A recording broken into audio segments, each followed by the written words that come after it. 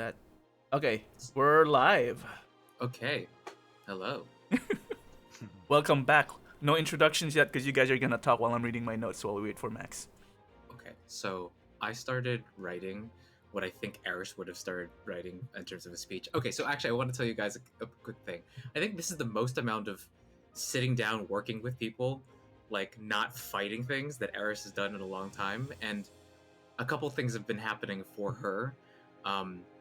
I think she's had a lot of time to review and like think about her experiences with you guys and not just like rush from thing to thing to thing.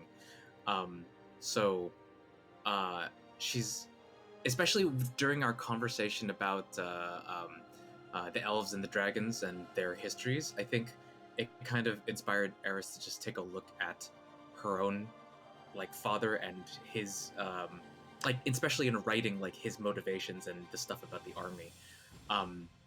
And so I think the thing that she's reaching is this idea, like just this realization for the first time in her life of, oh, this is a cycle. Like people just hate each other, they inflict pain on each other, and the cycle continues over and over again. So I think when she's going to speak and the place that she's going to start coming from is like, oh yeah, she's reaching a point where she doesn't think she can kill her father only because she wants to bring him to justice instead.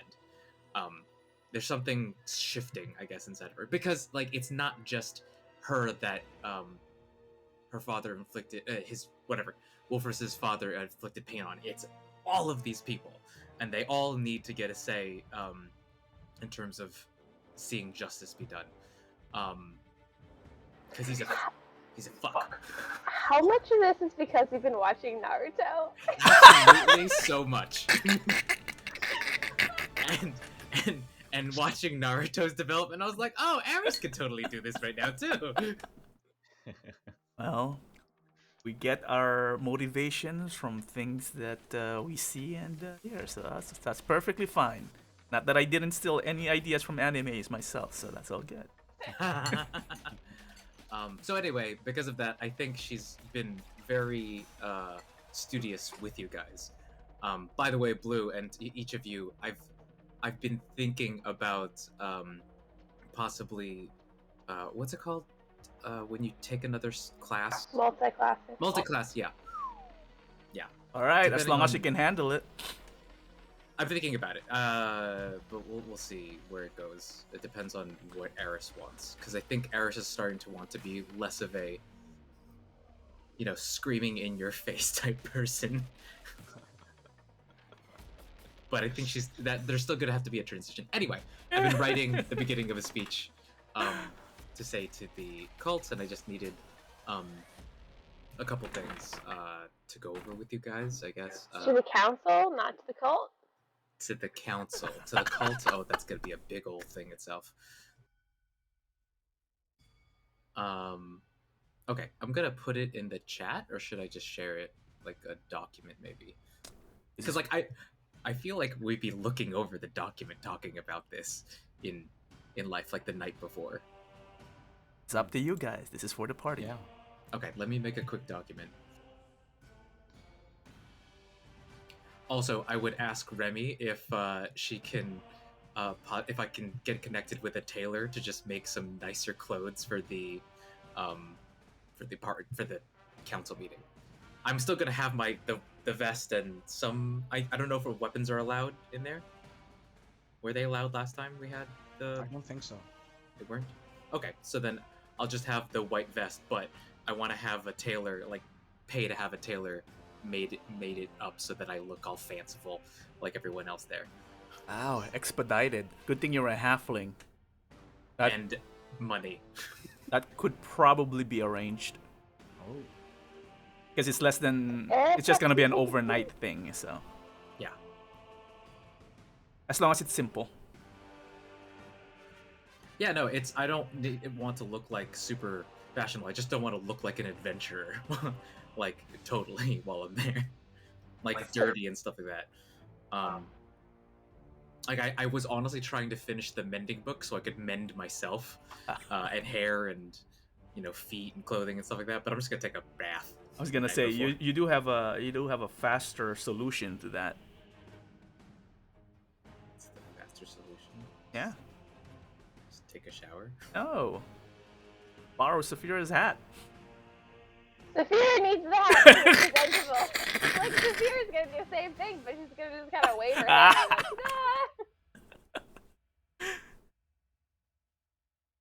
Also, I don't know if anyone else knows I'm a dragonborn, and I feel like they might be a little confused. Like the White Death shows up to the council, like having switched out one member. It's like, yeah, she's the same person. It's fine. Well, I'm pretty sure you guys have not just switched one member. Yeah, I know, but it's like we switched around enough things. Just try and not make them any more concerned. You're the White Death.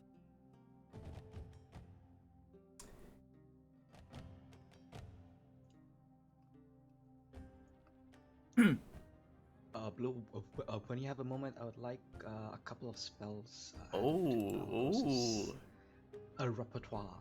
Looking at spells before a council meeting. Interesting. Hey. Alright, hit me up. Yeah, so Dispel Evil and Good. It's a 5th level spell. Dispel evil and you're just spelling good spells. Okay, cool. What else? So essentially, so these spells would be for narrative purposes, it's like everything he has learned and the party has learned via these books about the summoning rituals and how to dispel it, or sorry, how to interrupt and stop it. He is trying to go through his spell book and try and figure out which spells would be most beneficial for the fight to come. So, the Dispel Even Good, Yep. and Dawn. It's a 5th level spell.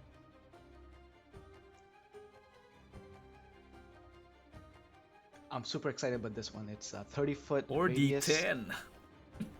a 40-foot high cylinder of bright, glimmering light, and 4d10 radiant damage to anyone within it, or to.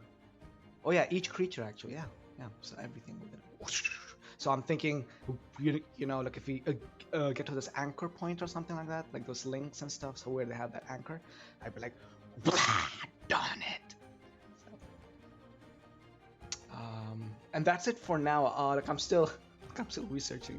Yeah? But yeah, those are 2. Thank you. I think I'm fine with both. Okay, cool. Alright, they should be in your spell book or spell page. Thank you. Yep, I see him. Appreciate it. Blue, can Aris have a conversation with Remi? By the time you guys finish, it would be late at night, right? I mean, you would have to have conversation with Remi the day before if you still are trying to secure a meeting with a couple of the council members beforehand, right? So, sure, why not? Well, yeah, I think I'd want to first confirm whether or not there's been a positive response from them, but I guess we could wait for Max. I mean, we can do that now if you guys want while we're waiting. Whose idea was this? It technically was a collective, but who wants to take responsibility for this? Or securing time with a council member. You get a chance for two council members. Responsibility? I feel like Basically, who wants to make the roll for me? It's not gonna be based on your skills. It's just, you know, instead of me rolling the d20, someone else can roll it. So it's our fault. Yeah. I'll take one. Someone else take the other. All right. Well, who I'll take the other one. Okay. Who are you guys trying to get time with? Solar Shield. Oh, that's an automatic pass. If it's Kira who's asking, you know your channels. You have that constant communication with Silver Shield anyway. So yeah, you can have that. Is it Silverhand, or I thought it was Brawnanvil and Neverember, or not Neverember, Melandrach. Are you sure it's not Rachnian you guys want to talk to? Actually, those two are on my speed send. So I'm gonna speed send them and ask them to come over. And we're just gonna go take on Tiamat ourselves. Oh my god. To the council. Okay, so who's doing what? But yeah, I just want to confirm it's Brawnanvil and Melandrach, because we have special thing that the dragons want from each of them. The metallics want from them. And confirm with me, is that separate or together? Separate. Absolutely separate. Okay. All right. Okay. Just making was- sure. Just making sure. Brawnanvil is what do you call it? Hokgreath. Hok is going to talk to Brawnanvil, and Kira, you were going to talk to Melandrach, and I could potentially be at either one. I think you should also join Melandrach. If dragons are going to come up at all, because Kira's obviously not happy about Right. this. Aris would join Melandrach, yeah. All right. So between you and Bob, who's rolling what? I'll roll for Max. All right. Oh, I didn't even say what the number was, but that's pretty high, so I'll allow that. Okay, Kira, that was Melandrach? Yep. All right. Got it. You got it. You got it. Brawnanvil, D20 also. D20. Let's do a. Get Hoax and a Ducks. Remi. He already tried convincing Melandrach. Sure, a 15. Can I use like Tides of Chaos? No, this is just a direct. The DM was supposed to be rolling this. I just don't want to roll it.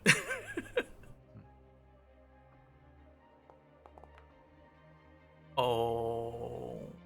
Brawnanvil does not want to meet with the party. You get the feeling from Remi that he might be thinking that he does not want to converse in the shadows. Whatever needs to be said should be said in front of the council. Oh. Well, this is going to be real fun. Assuming we're bringing up the apology in front of everybody. No. We're not asking for an apology. That's definitely not happening. Again, it needs to be a conversation. That's where Aris is coming Right, from. is the conversation coming up in front of everybody? I want to try and weave it into the speech in such a way that I'm going to acknowledge that there has been pain on both sides, on all sides across history. There's good people on both sides. No, not going to say good people on both sides. I'm just going to say people with, feelings that are justified. But So Bob will play the role of Melandrach. Sarah will play the role of Neverember, and Sho will play the role of Brawnanvil. How about that? can we just do roles? And then Neverember's gonna say, "Oh yeah, whatever they say. Yeah, totally agree. Yeah, I'm on board." I pledge everything. Even my townspeople will help in the fight. Word has come in. Neverember has been relieved of duty. He can pledge all he wants. And Melandrach will join the Harpers. Melandrach left town, man. He's been relieved of duty as well for the failures of his sons. Talk about the sins of your fathers, but this is the opposite. Sins of your sons. Exactly. Too embarrassed. All right. Apparently, Bob's been checking my notes here. Thinking like an elf. I'm talking about I am an elf. All right. Well, so we'll do a vote. Should we just start and have Max catch up, or do we wanna? Oh, deal! Devil. It always happens with Miguel. We like, oh, let's start, and he's like, comes in with his Taco Bell. We summoned him. That's what we're doing. Yeah, we did. Hello. Hey. Hey. Hello. I like that lamp in the background. I don't know what it is, but it looks really cool. Oh, yeah, I've had that one for a long time. It's like a foldable thing. Like it comes in a flat package and you do it origami style. So it's a paper lamp thing. It's not paper, it's like plastic. All right. So we'll just let's see, Bob, Show, everyone. So just Max is the only one not on Oh yeah. Foundry. I have not opened Foundry yet here. And while you're opening Foundry, just to get you caught up, Max, Bob and Jeff rolled for the the chance to meet. Just to be Yeah. like exact, I rolled for Max, so that was really Max's roll. Remi failed to secure a meeting time with Brawnanvil because he did not appreciate talking outside the council.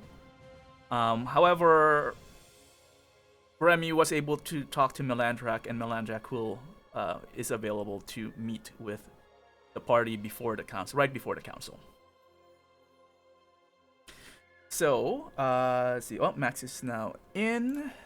Just double check here, make sure everything's loaded. It has not loaded for me. Yeah, it will. Oh, here it's coming in now. Yeah, and I'm preloading the other scenes, so doesn't do that for the other scenes if we need to use them. I've learned that I can actually do this, so probably not. Anyone have a hard stop? Just so I can keep track of time. If it gets past 6, I'm probably gonna be like, I might need to go soon.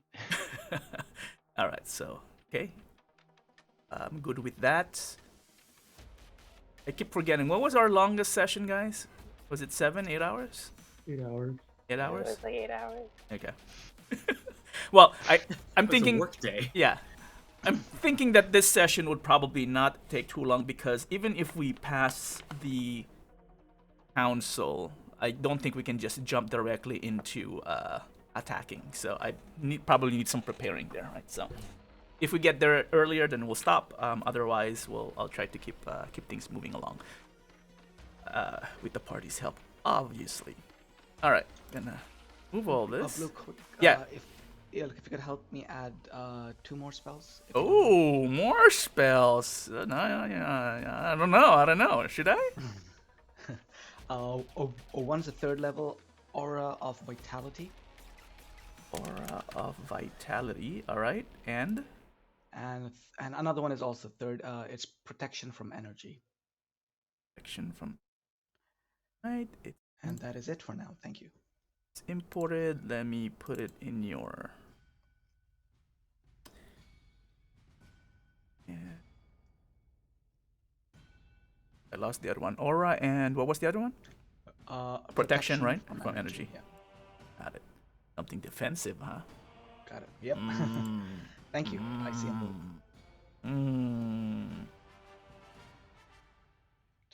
All right, then. Are we ready to begin today's session? I'm using the official art now for the Rise of Tiamat as our landing page. Yeah, no, it's gotta be the fall of Tiamat, yo. Well, Oh yeah, you said it. there even is a chance that there will be no Rise at all, right? So potentially you guys can even disrupt it. The staying on the ground of Tiamat, yes. Yeah. Or maybe someone can just tame Tiamat and then you guys have your own mount, you know? Yo, each of us takes a head. Yeah. What? Exactly. Talk about making an entrance. All right then. So, we pick up from where we last left off. Let me actually bring us back to... Actually, before we begin, to recap what happened last time. Party did spend 2 days researching the book, The Avatar's Tools, getting as much information about the summoning, disrupting the summoning, and I think you guys actually found some additional stories that may have been interesting or maybe related, maybe not, from the book. But regardless, you did spend most of your time preparing for the upcoming meeting with the council. I hope you have you are all in agreement as far as what message you will try to convey, and be prepared with whatever information the council may ask the party, as they are looking towards the party as, again, a neutral body to kind of help guide what we need to do, what the world needs to do in preparation of facing the cult.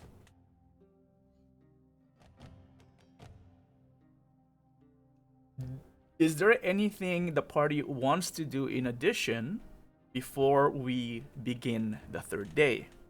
Oh, absolutely. Aris has sent a document to everyone and has pulled at night. We are working on what we're going to say now before we get up there, because we're not going to have our pants pulled down while talking to these people, especially because Valakos, Which is going to be my next question. Who Wants will to be stay. going to the meeting? Aris has convinced Valakos to join the council. Peer pressure. Yes. Let me pull you guys in then to Are Waterdeep. the brochures already made, or those can be made like tomorrow morning, overnight? I feel like, well, the first half with the dragon, the stuff that I know of the Dragon Council, would have commissioned throughout the second day, because I made it on the first day, right? And then gave Right. it. I was just wondering if you were also putting the stuff about the Avatar's tools in it. That's You what know, I about want to like do. the information with the summoning, and then all the ways to disrupt it. Yes. It's sort of like a 3-tier pamphlet. Yes.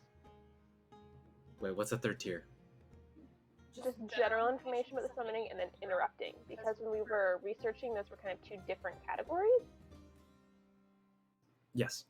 I think I mentioned it last time, like I wanted to hire scribes throughout the day to capture our information and help condense it for a pamphlet to be created. It's going to be a long pamphlet. Sure.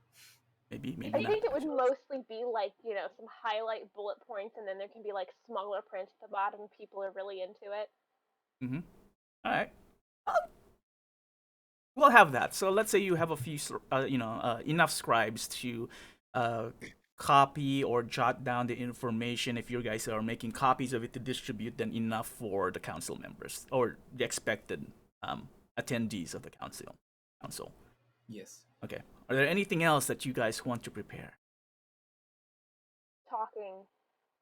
I first of all have a question of like, are we gonna try and go in with kind of like a battle game plan? Like, I know obviously there's a lot of things we can't account for, but like, a sort of like, here, are we just presenting all the weaknesses? Or are we saying, here are the weaknesses, here's where we think we should do things? Or are we just presenting everything and letting them kind of... I feel like it's presumptuous to come up with the battle plan first. That's why I wanted to present it. Here's all the information. Here are some, like you said, some recommendations. I'm just wondering if we should have something that if someone asks us, what would you do?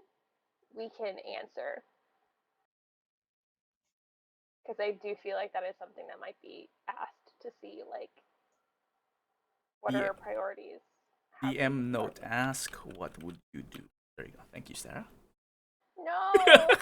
I'm kidding. Well, It no, was that's- already I on mean- the list. That's fine. Like, well, yeah, and it should be, because like it'd be easy. We just go down the list of the interruption. We can see put to page 34 of the pamphlet. Right, but I feel like we shouldn't just list them off, it'd be like, here are all of the interruptions, here's what we would focus on, because we wouldn't be able to do all of them. Yes. Aris would propose to help destroy the communication network, because I think that's actually pretty critical. Because there's a specific force within. I don't know if Blue's allowing this to be canon now, but in the document I put that the dragon cult, well, specifically Calicax works with a specific set of wizards who are they stay invisible on the battlefield, and they only communicate the happenings across the entire battlefield to everybody to help organize and distribute information. And that is how they're able to react so fast and so strongly. That would be part of Aris's thing, but That's as far as Aris knows. That's how her father part of their his standard operating procedures, as far as she can remember. So it's true based on what she knows.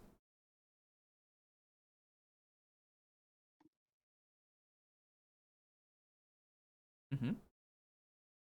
Anyone else wants to do anything? This is your chance to kind of like talk as a group. okay. Well, I sent a document if you guys want to open it up. Where did you send it? It's on the general chat. Okay. While they're opening it up, I wanted to ask. I had a couple questions for Remi. First, thanks for getting those. The meeting with.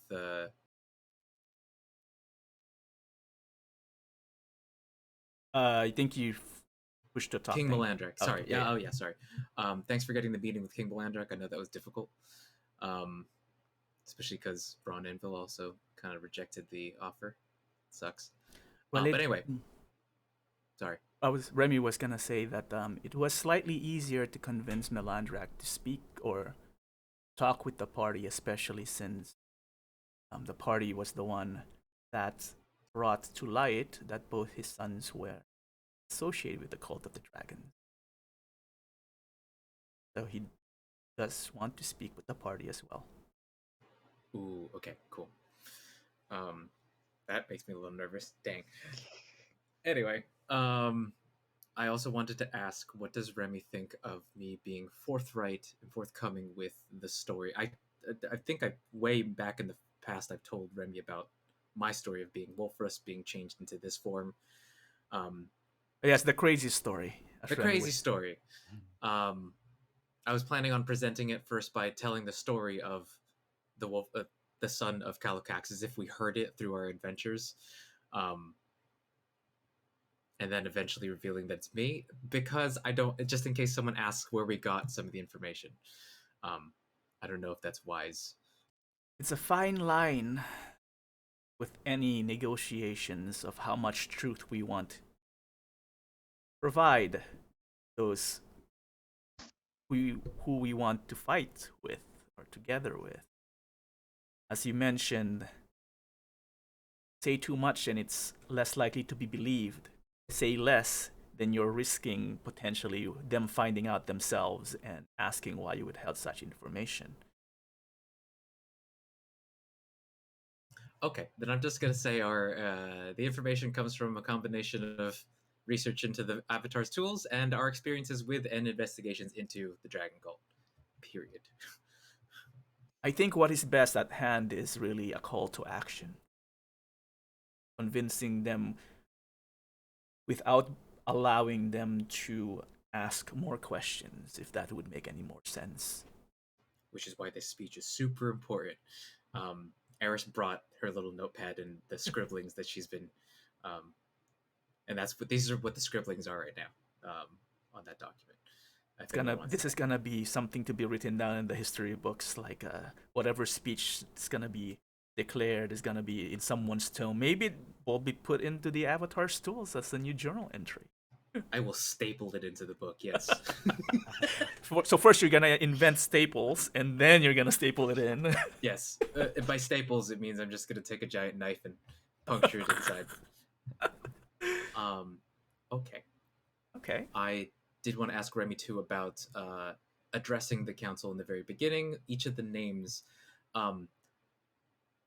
So the way I have it right now, it's Lady Silverhand, Lord Neverember, Ambassador Brawnanvil, Marshal Ravengard, King Melandrach, Taern, Hornblade, Sir Isteval, Ontharr Froome. I wanted to know if I was missing anybody or if I shouldn't include anybody in that initial. Because did you mention? You said Sir Isteval, right? Sir Isteval, yes. Did you mention Lady Elia? That's the one I did not. Lady Elia. Where should I put her in that? Beginning? No. Maybe then we shouldn't address them by name if we're putting them in an order. Just ladies and gentlemen of the council. End. The reason why I wanted to put the names was because of Neverember's ego. And then again, I don't know if it'd be worse to put him second after Lady Silverhand. Ugh. Let's put it this way, if you're attempting to win over one dude with this, but it could make multiple people angry. Alright. Ladies and gentlemen of the Waterdeep Council, there we go. Remi would smile over at Aris and says, also be careful of overthinking things. This is important. You said this could be in history books, Aris. Aris is very nervous right now. This tiny little halfling child who's just fucking. Oh, right now she's totally frazzled, and her hair is it's actually a little bit more messy than it's ever been, just because she keeps doing this. with her hair, while thinking and reading with you guys. This is the most her brain has ever had to work, so it's very stressful. Like Eris, instead of ladies and gentlemen, how about a lady? Wait, sorry, is this lady? Yeah, ladies and lords or something. Since that, Yes. because all of them are lords, kind of. Or masters and mistresses. Yeah. So we're gonna spend about 3 hours of Jeff just monologuing for Aris, Listen, and me writing as much notes as I can to react. you have built this up for months, if not a year. We're gonna spend time talking about this. I love it. Okay. I wanted to, at some point in the speech, talk about the force that we're facing, and that's why I was kind of waiting for Gelfin's what he would have shared in terms of what the force. Oh, Nilsson comprised never of. responded. No, he did not. Okay, let me see if I can just copy and paste what I originally sent him. Well, I guess I was waiting for him because I was curious what would Gelfin have actually shared. So we could pretend that he didn't share anything. Then I would be very suspicious of him, and I don't think I would have included. I think I would have had a confrontation with him on the second day. That's why. Okay, then I'll just send you the kind of like what he is, and you can use whatever you want, and then we can just what do you call this? Retcon it depending on what he says. Okay. But yeah, I think Aris was a little suspicious when she saw him try to leave on the second day. I'll put it in general so everyone can see it. I think this is the composition. I hope it's too long. It's set.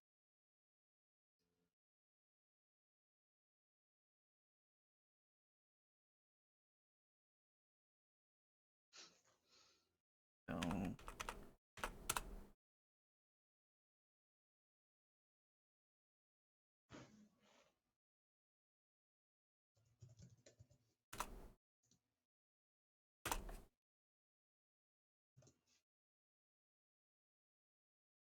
Yes, please. Whoever wants to type on it, this is big, so go for it. Oh, there we go. Holy moly, that's just fuck. Okay, hold on a second. Time out. Aris is gonna look like actual Jeff in real life because her hair is gonna be ripped out after all. it's not really that long. It just looks like a block of text because of how narrow it is. And again, I don't know which specific ones Nilsson wanted Gelfin to thing, but as a meta information, this is what you guys have.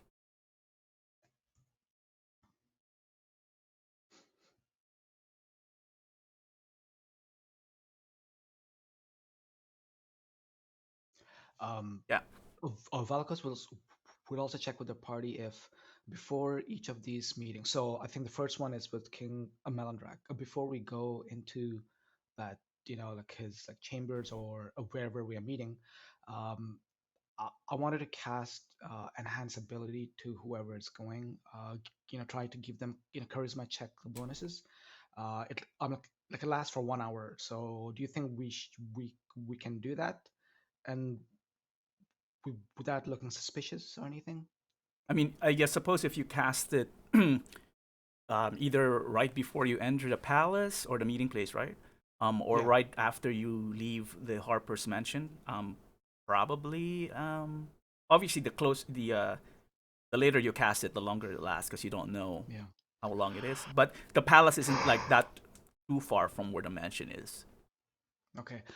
So I think I'm more worried about if it'll be suspicious or if someone can detect it and be like, "Ooh, what are they casting?" Or That's or always a what is it? possibility. You never know. Okay. Would I know that some spells like this, which are like it's not hostile. It's just to improve your capability. Would that be considered? Um, frowned upon if you entered into the council meeting or in front of a king with some enhanced spells on you? I think it would be understandable that you want to be protected, Okay. or Okay. abilities enhanced prior. Okay. Then in that case, I'll just check. So whoever's gonna go and have that chat with a king, a Melandrach, I would like to cast enhance ability. It specifically Eagle's Splendor. It'll give you advantage on charisma checks. Uh, You have to be so concentrating on that the whole time. It's a concentration spell. oh, sure, why not? Yeah, let's concentrate on it. I mean, I'm assuming I'm not going to King Melandrach's one, so I think it's two individuals who are going, right? Aris and Kira. Okay, so I can upcast it, so I can give both of them eel splendors We if you should try and choose. give that to Aris just for the general council meeting. How long does it last? So I can do multiple casts of it. So I can so like last for an hour. And so I'll be concentrating, so I can only have let's see, 3, 4, 5. I can actually at each casting I can give it to up to 2, 3, 4, up to 4 people. Wow. So before you cast Okay. anything, Valakos, just make sure everyone has recovered spell slots and whatnot. So it is the next day. Ah, So yes. just in case you guys just do a long rest just to make sure. Perfect. Bardic inspirations, things like that. But the reset. So Let me confirm this. So third level or higher, I can target one additional. So that's one, the third, uh, two, fourth, fifth. Yep. So each casting of enhance ability, I can do 4. So we can do 2 now, and then before we go into the council meeting, I can cast it on 4 of us.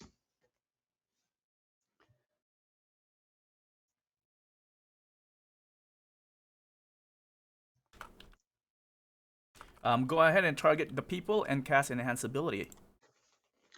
Is this just for the Melandrach meeting?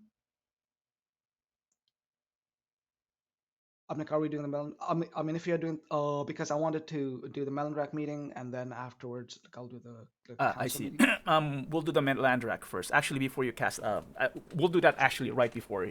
You tell me when you want to cast it, like outside the mansion or Yeah, before you enter yeah, the palace. yeah, like right outside The the mansion. mansion. Okay. So I'll Okay, cast then it then as then mentioned. remind me, and then because I Okay, also want to perfect, test the macro if it would work.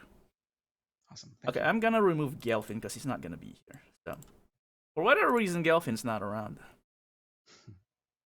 Hey, Blue, where does Bladed Protector track its number of charges?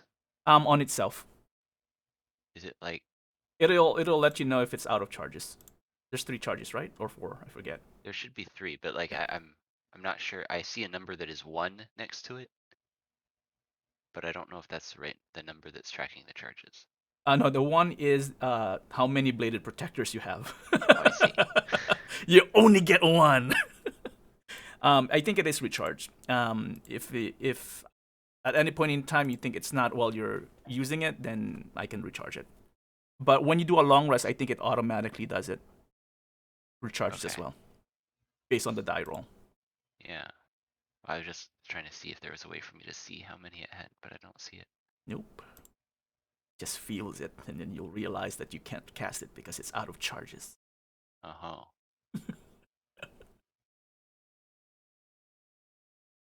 Let's hope you don't necessarily need to use Bladed Protector during the council meeting. Yes. Let's hope so, but you never know, right? He might, he might need some attention. Or protection, depending on how Aris, presents the speech, right? Duck under tomatoes and whatever. All right. How about Kira, Safira? Are you guys doing anything in preparation, or are you just you're good? I guess I'd be helping Aris with this. I'm looking over the notes again and trying to think of things. Who is this anonymous turtle? What are you about to say? Oh no, like I'm trying to come up with something like to help you, like in your. Okay. Thank you. Also, like just having read this, I feel like it's a balance between like we're facing all these forces and we need your help too. This is overwhelming and we shouldn't even try. Oh, so just maybe die? Like, like possibly 100 chromatic dragons. Maybe we shouldn't go that far. Just say dragons. I don't know. It's like reading this, it's like there's like why even try? Why even try? Why even try? see, but that's what okay. I was thinking. I want to present the idea that they are united. So it seems like Gelfin may have shared some information that, for example, the giants aren't happy. We know some information that Thorell the Cunning there's a separate faction. I don't think we should share that information. I think we should just share up to the point where they are united. They have a singular focus, and they're gonna fucking do it. And the only way to take them down is to also present a united force. I agree. Just don't make them seem completely unbeatable. 100 dragons might do that. Do we know when the metallic dragons offered to fight? Do they also have metallic dragons with them that are in the hundreds, dozens? Didn't ask. God damn it! They just said that assuming the concessions are met, they will join the fight. Did like Aris ask that out loud by chance? Yes, Okay. I'm talking right now, like amongst all of us talking Okay. around this document because Okay. I forced you here. Yeah. All right. So as excuse me.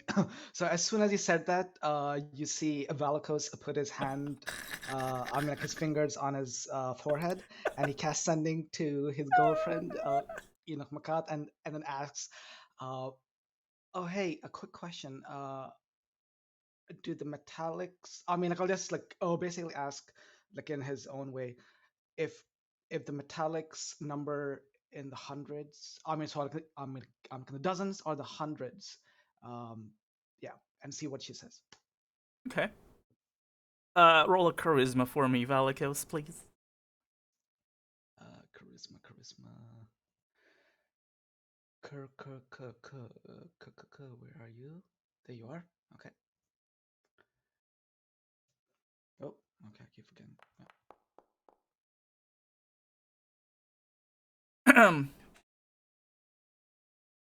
You would almost immediately get a response from Makath Valakos, and response should be too early in the morning. Wait, what'd you say? Oh, sorry, I missed it. What'd you say? Too early in the morning. However, numbers of metallic dragons unaccounted for. Most were deep asleep in the last few centuries.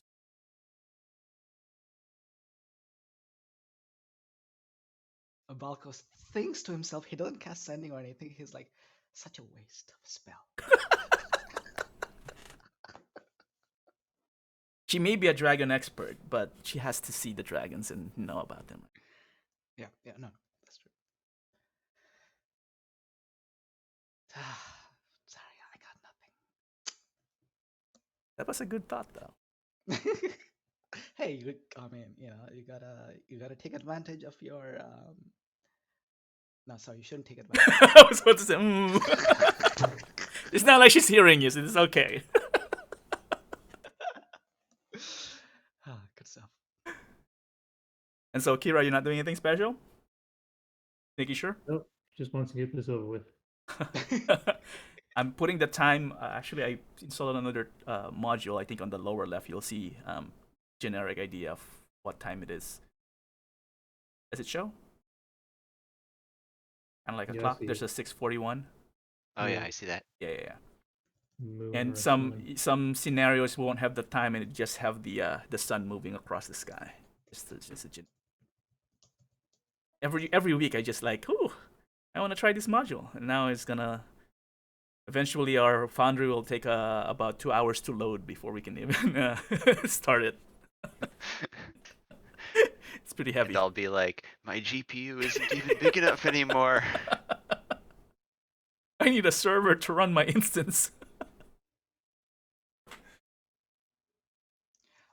Jeff, I put a two-liner, just to see if you can add that maybe somehow right before you start your second paragraph. Something to let them know that, hey, you are leaders, and they are under your charge. You want to protect them, but their future is also in your responsibility, and that's what's at risk. And by the way, I'm not reading the document because I want to hear it first time. So Yeah. yeah. Yeah, I'm wondering, should we put that at the very beginning? Ladies and lords of Waterdeep Council, respected leaders of your people, type thing. Yeah. Yeah, I like that. Yeah, let's do it. What type of monkey wrench can I throw in? There's already so many wrenches. We don't need any more.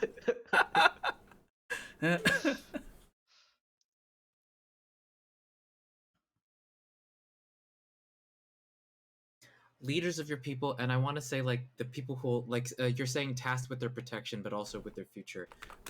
There's a word for like keepers of their future, maybe respected leaders of your people and keepers of their future. Yeah. Yeah. Is that the right word? Yeah. See, oh yeah, that's good. But I um, was thinking of like having that a punch, like to say, oh, you're tasked with their protection, but also with their future, you know. So, because if you say it in that same sentence, like it might get like lost, or not lost, like it might get diluted. I am wondering if we should have it maybe just a little bit later, like right before the second paragraph. Yeah, that's what that's where I what was said, originally thinking about, so Yeah. that It's we can follow that up with right, that. the direct address followed up with, yeah. Gotcha. Yeah.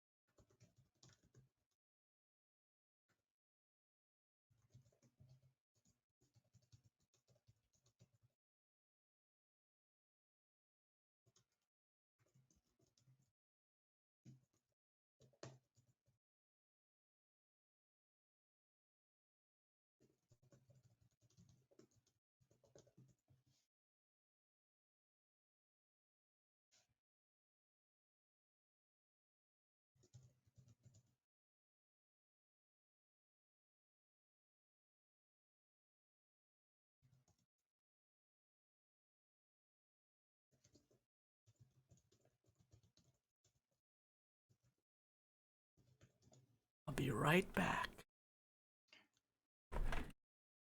I like that show is the one who's taking all these like, or I guess Valakos in this case is like all these big picture like punches. They're so good. Those are the Lord of the Rings moments. Yep, inspired by that, definitely. Yo, straight up Valakos, do you want to like do a 1-2 punch, like we both talk, and I'll say one thing, you say another, and Oh you'll my be god, like, no. yo, come on, No, no, you no, no, feel no. this. No, Valkos would not do that at all. No. All right. It would be cool actually if Aris. Oh wait, sorry, you were doing a thing. You were talking about what did you do earlier? You cast something on us that enhances ability. Yeah. It's like, yeah. So it's Fox's cunning. Like it Well, gives you advantage on charisma checks. yes, that is Aris's thing. All right, here we go.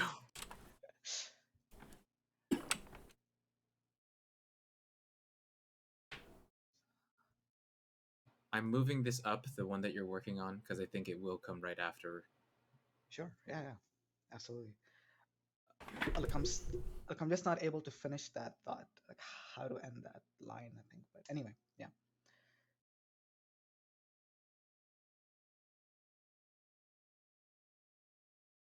I forgot to turn on the clock, so now moving.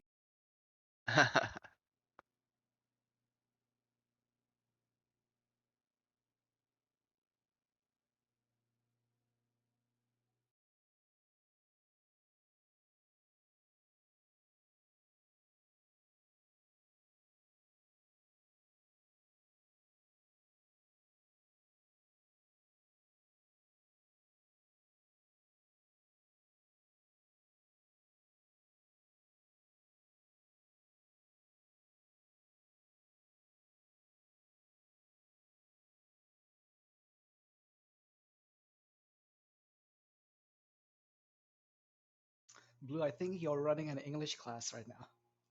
Like it's like essay time. A group project. This is the group project. This is literally what the past 3 days in game have been. This is a group project. This is our final test. Yeah. So we are gonna- Don't you wish like your high school or college life was like this, where it's just like I know, right? write an essay, fun, right? okay, Yeah. write an essay together. convincing the lords and ladies of It's Faerun. literally a group project.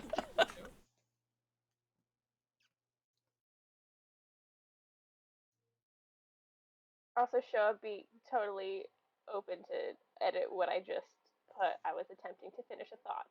Yeah, for sure. See if it fits.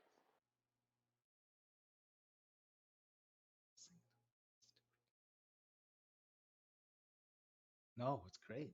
Love it. Have you considered delivering the speech in song, and then you could do it as a duet? Oh. Okay. I'm not. Maybe Aris will become a bard after this. Ladies and lords of the Waterdeep Council. Hokgreath, drop a beat. Can you imagine? Everyone be like, "What the?" Didn't Hoke have Anime a smash sensation in this world. It's Didn't called. Hoke have a musical instrument with him in the last game? I think so. I mean, just depends whether or not he brought something from his stash or from Neverwinter. You could if you want to. I don't remember what instrument it was though. Could be whatever. 10 years have passed. What's the name of this world again? The Toril. world. What is it? Toril. Toril. Toril. Okay. Before this, okay, I want to read the thing you just said. It was a lute. Oh, thank you. That's what I wanted to say. Well, okay, I actually want to address the whole idea that there were differences in past arguments first, and then go into this, and then end with what you said. So I want to somehow say like, of course there have been pains delivered to each other. Okay, I don't know how to say this actually. I'm just trying to convey the idea that it is not beyond. At some point, we have to move forward. So, how much more time do we want to spend on it? I want to get this one thing, man, and I think we're almost done. Okay. Almost done. This last. Okay, like Jeff and Aris. So Jeff and Aris. Wow, 2 people. Yeah, no, because I'm trying to communicate via Shoaib and also in Valakos. So Valakos would tell Aris this line, and it's inspired because Valakos is like all about family. He has about 12 siblings. So he'll say maybe in this line, like you could say the Sword Coast, since we're all like along the Sword Coast, right? And then all of these factions are like along that Sword Coast or that region. The all those living along the Sword Coast are like family, and like family have their. Sorry. Just feel like you said that and Blue started looking at his computer screen. Oh, he did. I didn't know whether or not I should correct Valakos, because technically Valakos hasn't actually left Baldur's Gate. This is his first time traveling, but that's fine. But I mean, Saphira if would know. yeah. Oh, true. I'm just gonna mention that that Saphira, you may want to correct Valakos that it's not just the Sword Coast, because Cormyr, for instance, Mithril Hall, for instance, they're not part of the coast. Okay. They are part of the Lord's Alliance, which Gotcha. does go all the way to the east, more into the continent. So, in case Thank you that's for reminding- important, Absolutely. Thank you for reminding me. This is technically called the Lord's Alliance, right? Not the Waterdeep Council. I mean, it is a Waterdeep's council because it's the council that is gathered. It's just majority of the members are the different leaders of the Lord's Alliance. The Lord's Alliance They're covers. not all in yeah, the Lord's Faerun. Alliance, for example, like Dragon Lady. There Sarah, are- I yeah. don't think she's in the Lord Alliance. So. The Lord's Alliance are basically, it's kind of like a union of kingdoms, right, within the continent. But there are people that there are factions that are outside the Lord's Alliance, kind of like the Harpers and the Order of the Gauntlet, other teams like that. Cool. So would Saphira say that this would be called Faerun instead of the Sword Coast? Like people of Faerun. Yeah, Faerun would be more of like the general Okay. area, I guess that. Yeah, Faerun would probably be more generic enough. Okay. Saphira, geography expert. Hey, she's a ranger. More Yeah, worldly yeah. person, Traveled a well lot, traveled. you know. Yeah, Kira would as Okay. well, for the most part, more on the northern areas, I suppose. As opposed to Sarah, who has no grasp on geography, be it real or made up. That's okay. I'm just pretending that I do as well. That's why I glanced to my right side, just checking the map, because I was forget watching you where the with heck is Valakos. Cormyr. Oh, okay. So what I was trying to say was this. Was something to this effect. I mean, it's just coming to my mind. So feel free to like embellish on it. So, Valkos would say something like, "Let's show them that so all of the peoples of this region, all of your different kingdoms and your principalities or whatever are all like family, and like family are like one big family, and like family they have the disagreements, they have the ups and downs, uh, but when a crisis comes to a head, a family comes together. This is that time, something like that, to show them that in a way that yeah, things happen, uh, people fight, families fight, or brothers sisters fight, and that's what happened in the past, and we don't we're acknowledging that, and those are grievances which need to be addressed, of course, but now is not that time. It's a time to come together. So I was thinking if somehow we could hit that in to make them realize that. Yeah, so I agree with the sentiment. I don't think I agree with using the word family, because I have a feeling Sure. that, especially Brawnanvil is gonna be like, "Oh fuck that! Do not use the word family with a dragon in the room." Um, so, but I do like the idea of like there needs to be space for that. And I want to point to the idea that this can be maybe a first step to healing the wounds that have been caused across the centuries. This so that no one has to, that pain doesn't have to continue. The grievances need to be communicated and respected, but perhaps this can be a first step, in addition to this being a very important thing on its own. Yeah, that sounds good.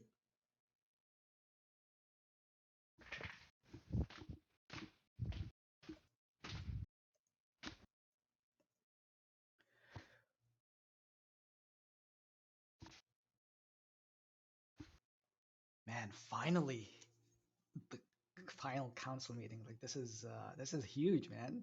Like for our campaign. Like I said, it's just gonna be at the end, just gonna be a roll of the die. That was it. I don't know why you guys are writing so much. It's just like, Dude, this is literally how many? 3 years? This is like the climax of 3 years. Blue's like, all right, now roll a d20 for persuasion. yeah, Oh, looks like the council didn't join you. yeah, you need to roll a 30 on a d20. If you give me triple advantage, maybe. Oh yeah.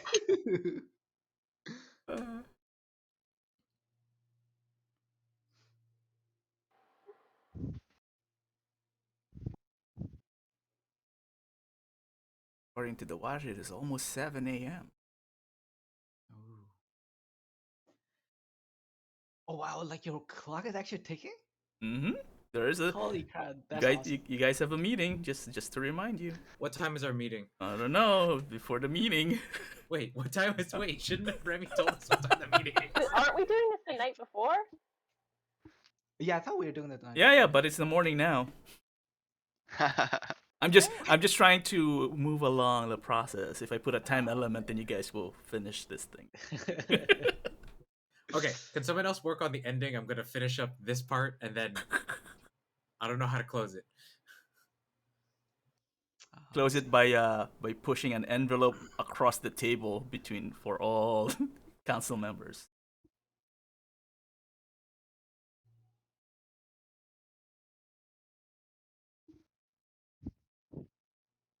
And let me know if you want if there's a certain background music you wanna play while you're doing the speech, Jeff. Yeah. Or you can start it. I guess I don't know how you broadcast it though. But is there a way we can broadcast it via Foundry?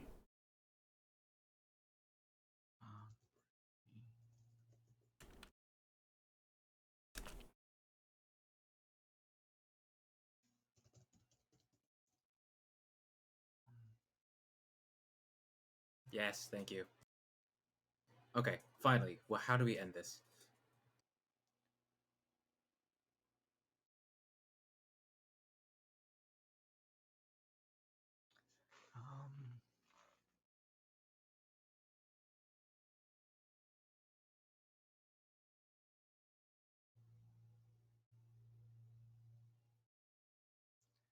Ooh, I love the history books part because that will totally reach Neverember, and his ego. This is like the Declaration of Independence. Hey, like I mean, like if it all works out, it might as well be, like he'll go into Candlekeep, like as like one of those like region altering, like documents.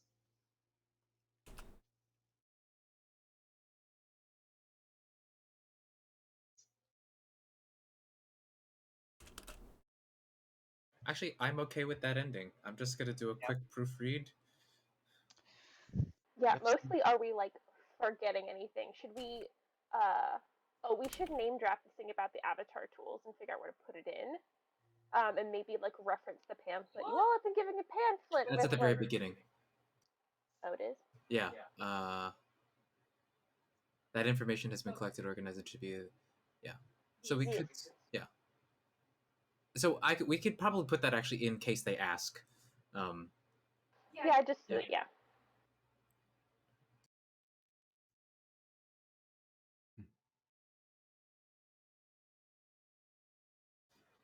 I'm going to.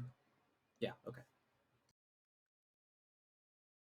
Can you guys help me proofread just two, and then we'll be ready to go in like a minute. I'm gonna have to pee. Proofread it when you deliver the speech, Jeff. No. Are you gonna include something like we will not go quietly into the night. We will not vanish without a fight. You really want to? We can make this a song. If you want me to make this a song, I'm gonna need. No, it's not a song. It's literally from Independence Day. There you go. Sarah knows. She's in the industry. Dude, I watch that movie like every year for 4th of July. It's a classic. We're going to live on. We're going to survive.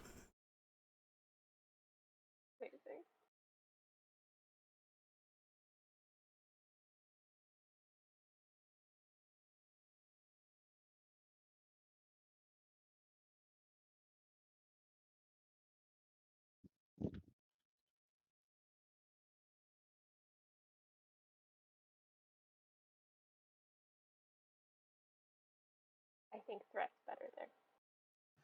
There's the word threatening is right in the next line. Fix one of them. This Fix isn't one an of them. English class. Fix one of them. Aris has totally ripped out something. I'm gonna need someone to mend my hair after this.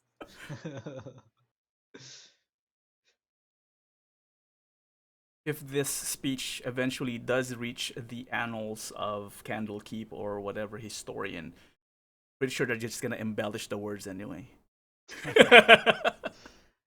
In actuality, Aris was sleep deprived and bumbling over the words. Aris actually just put in like 5 words in there, but the whatever was in the books turns out to be like a 3-pager.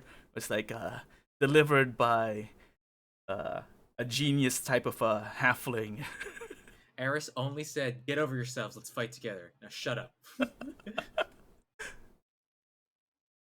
And each council member interpreted that in a very deep way.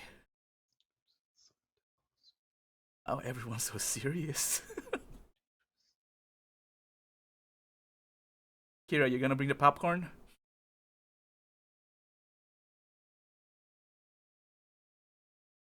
I'm gonna keep it short and simple. Not much of a That's Kira speech for you. here. Straight to the point. And if they're not gonna join, then let's not waste time and just go do what we have to do. Oh, Kira's ready to face Tiamat on her own. Or join forces with the cult. If this goes south, maybe I will. Who knows? join the winning side. Yeah, just go to the winning side. Who cares? I mean, Hulk, you can Okay, I'm gonna. you can start a new family, right? You don't need the current family.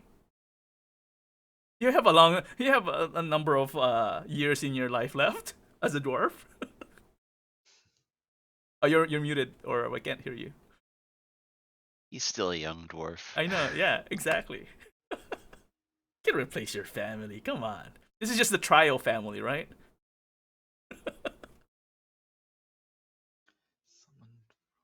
Actually, do you have a name for your family members? You want to send to me eventually? Yes, eventually. Yeah, eventually.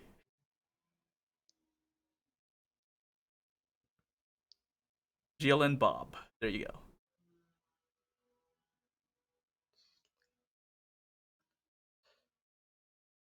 Aris is ready.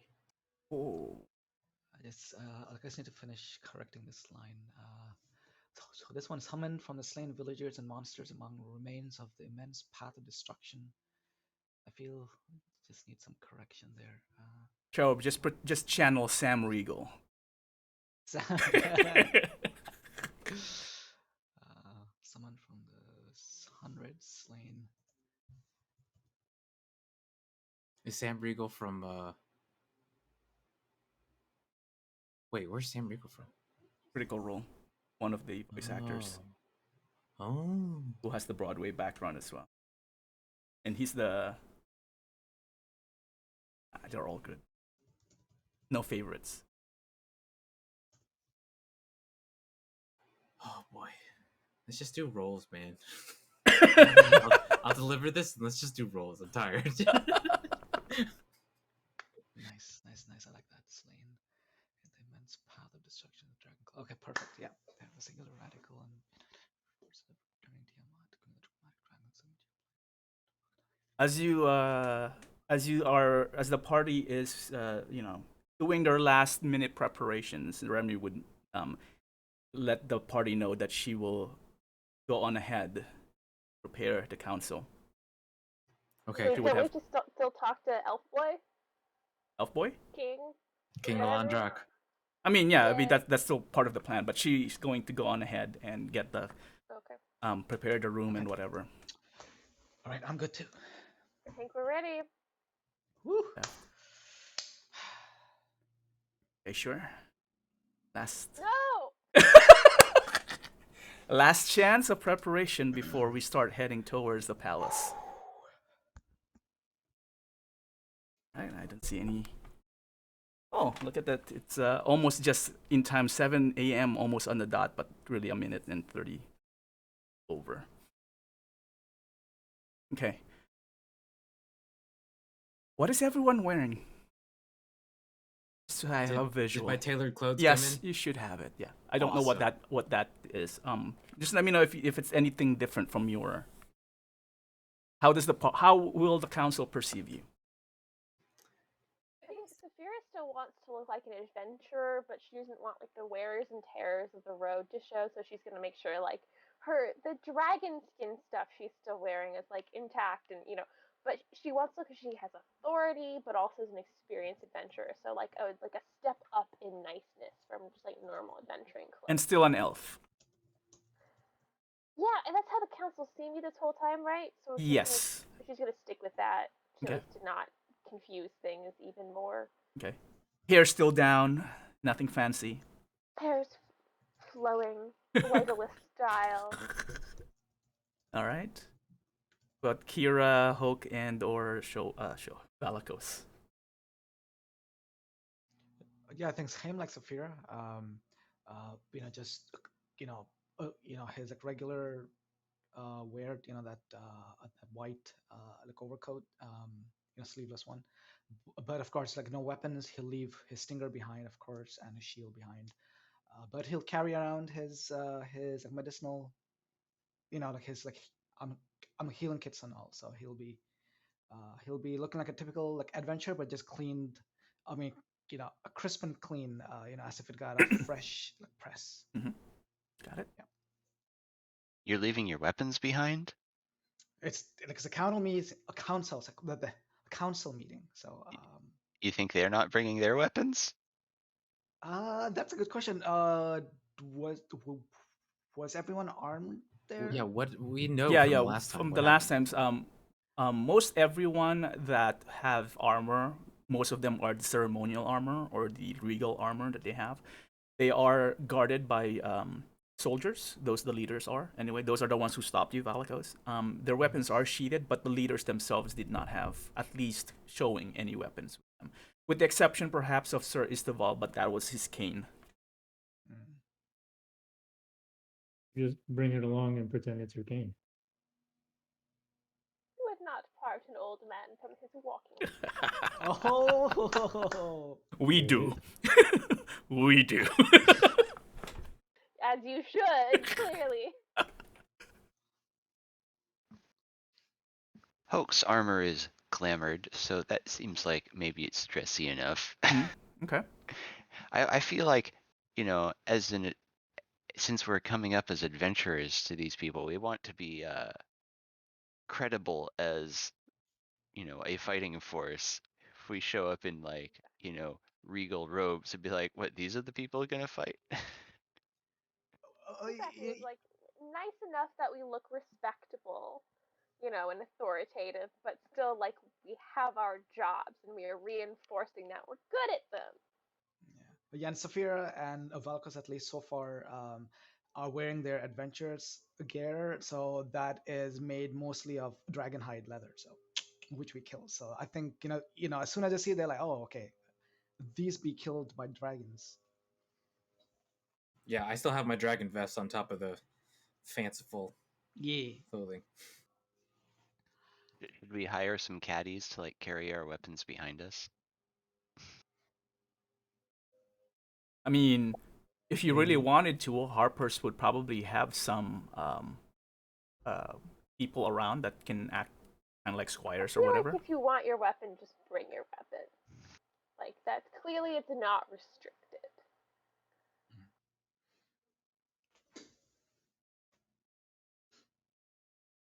I think Saphira would only bring her scimitars, but like would make them look a little fancier. Some nice Yes. silver work with some like sapphire inlay just to go with the color combo. I also think Aris would have brushed her hair for the very first time this entire adventure. Wouldn't be the first time. Didn't Really? you When do was that the other time I've brushed my hair? Okay. at the banquet? I was about to You say. lost all your hair. Oh yeah, sure. Saphir is gonna do some like nice braids and like weave in some really cute like hair things. She's very Okay, excited. so you're making Aris look pretty and sparkly. Not sparkly, but just respectable. Oh, respectable. Okay. With just like a couple, clean. Because just, otherwise, like, a Aris is a couple, dirty little. Like I was picturing like frizzy, usually frizzy curly hair, which is everywhere and asymmetric, but now it is symmetric and clean. Yeah. All right. And Kira? Nothing special. Okay. So here's girl. Oh, can I braid your hair too? Like, no. Okay. Like Saphir doesn't have any hair to braid, so. Like, Valakos has long hair, remember that. that's true. Braid Yeah. Valakos' hair. Saphir would totally braid Valakos' hair. Let's all have the same braid. Hokgreath has a lot of hair too. Brady Saphir will party. volunteer Yeah, her yeah. Maybe hair Hoke services will for braid up the beard and the hair. I don't. Maybe Hoke's always doing that. I don't but, know. Like, You tell me. It looks like a braided beard with like some beads on it. Very snazzy. All right. So the Think, party like, has Hobbit prepared. style. Everyone prepared to look as nice as they want to. They have their papers with them, any documentation being carried by Aris or whoever wants to carry them. And from what I've heard last time, everyone is going. Is that correct? Except Gelfin. Except Gelfin, who who for whatever reason is on his own. Even if Gelfin was here, I think Aris would have had a conversation to try and have Gelfin not be there, because I don't think I would have been comfortable with him there. I don't think anyone would have been comfortable with him there. Yeah, like I second that. He's gonna be there as a cockroach. For all we know, he is with you guys, just watching. Well, we can blend that in. All right. So then, yeah, I feel like Hoke is probably not carrying his weapons. Maybe he's just carrying a dagger, like ceremonial, decorated dagger or something in the belt. All right. You are in the city of Waterdeep, and the palace is not that far off. All right. So the party then, one by one, exit the mansion, the Harper's mansion, heading towards Palace of Waterdeep. Your hair. Sorry, what? Aris was due. Oh. How mess up your hair? Feels weird. Just used to it. And I will just want to remind Valakos, if he still wants to do so, to cast a spell now or wait later. So we're going to King Melandrach right now, right? You're meeting Melandrach at the palace as well, but before entering the council room. Oh, okay. So somewhere in the palace before actually starting the meeting with the council. Okay, and in that case, yeah, I'll cast it on 4 people. Okay, select your 4 and cast it. Okay, so we know Aris is talking for sure. We know Hoke is talking for sure, right? Who else? We're not talking to no, Brawnanvil. no? We're not talking Brawnanvil, but it Okay. might be useful to have Brawnanvil, like have it on Hoke just in case. Okay, so if you guys can tell me who is talking, and then because I can cast it on 4, meaning that we are 5, so only one person won't be getting it. Kira, are you okay with speaking to Lord Melandrach? Yeah, she'll talk to Melandrach. There you Okay. go. So him. Okay. Yeah. Okay, and Saphira, right? No? Only if you'd rather me talk than you, I guess. Yeah, Valakos would probably not at this point, so... Yeah, Oh, so I'll boy. cast it on all 4 except for Valakos. Lou, quick question. I unequipped my gauntlets of ogre power, and my strength still says 19. That's fine. At this point, it's just gonna be superficial, I guess. We can keep it as 19. It's easier. Because I don't know actually what. Yeah, I forgot what Hoke's actual number was without the I gauntlet. think it's 13. 13. Yeah. All right. Well, I guess I can. All right. Fine. I will manually change it to 13. There you go. There you go, just cast it. And that one is Fox's Cunning. Advantage. Oh no, sorry. Eagle Sorry, Splendor. Eagle Splendor. I was about Eagle to say. Splendor. Advantage on Charisma. So you casted it? Yes. Then I selected 4 and hit. oh, it's interesting. Okay, so that failed the test then. I was just testing because it's supposed to put an effect, but it didn't. Oh, okay. But that's fine. Okay, so good to know. The buildings in this alley are built like there was a building code. The road had to be X wide, but then they were like, but we can go one story up and make our building overhang the road. Who's ahead? Aris. Who's behind? Who's the last in the party? Oh, Valakos. All right, Aris and Valakos, roll perception for me, please. Fine say. Hold on, I didn't bring up my character sheet. Yeah, you can just click on your token, and you can also do your checks there. Okay.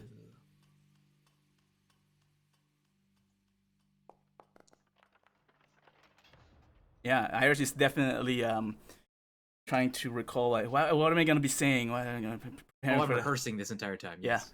Valakos, however, being at the back, you notice Aris is in front, talking to herself, apparently. Saphira making sure she doesn't absent-mindedly touch her hair, or, Aris touching her hair, so slapping her hand. Hokgreath trying to be a little away from the party, but walking a little bit regally beside the party, and Kira also trailing ahead, but you kind of like slow down behind so you can see the whole party walking through. And while doing so, you notice that in one of the pillars of the buildings that you pass by, there seems to be a figure just like idly watching the party. And as you pass by, you hear the footsteps somewhat going in sync with your walking. Like you slow down, it slows down, stops. You glance by. Apparently, they're not. The person or the figure isn't trying to hide. He would just like you stop. The figure would just also stop and then just look around. And then you start walking, and then they would also start walking, keeping in pace with the party. I see. So who's directly near me from the party? I would say Hokgreath and Kiro would probably be in the middle. Okay, like I would tell them, I think we are being followed. What? How far away are they? Not too far. Hoke is going to use his innate spellcasting to use detect thoughts. Okay. Let's double check how does that work.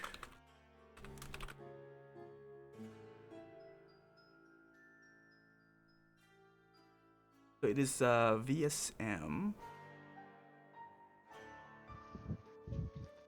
Sorry, I walked away from the computer. Do I need to click anything to do this? No, they have to do a wisdom save. So what is your DC?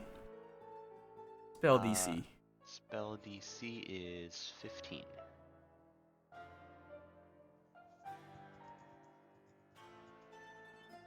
Well, so, let's see. I'm not doing the focus on the creature.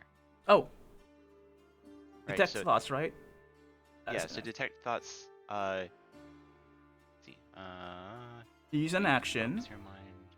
Mm-hmm. Oh, because there are 2 levels of it. There's one that there's like, you can use it and then you can probe deeper, and I'm not probing deeper. Okay, so you're not doing, okay, so they don't need to do okay, got it. So surface thoughts is just like, okay, your impression. Got it. Okay, Hokgreath. You turn your attention towards the figure that Valakos, trying not to be discreet, kind of like point out. And you definitely see a figure in a gray cloak, with a hood, by the way, to the side of the party. And you just glance at that person, and you hear in your mind something like, should I approach them now? Maybe I should wait a little bit. White Death, too close to the palace. Maybe later, maybe now. Kind of like repeating itself. Hoke looks back and says, "Keep your eye on them. I don't think they're a threat for now." All right. Okay. Did you just tell Hoke that, or no? You mentioned that to both Kira and Hoke, right? Valakos? Yeah. Yeah. Okay. Yep. So you continue on for another 5 minutes or so. And as you then cross the street, getting a bit closer to the palace itself, where the streets now change from kind of like what we're showing here, where all the inn structures and some of the buildings into a little bit more regal area, because you're getting closer to the palace. A figure actually then calls out to you, Valakos.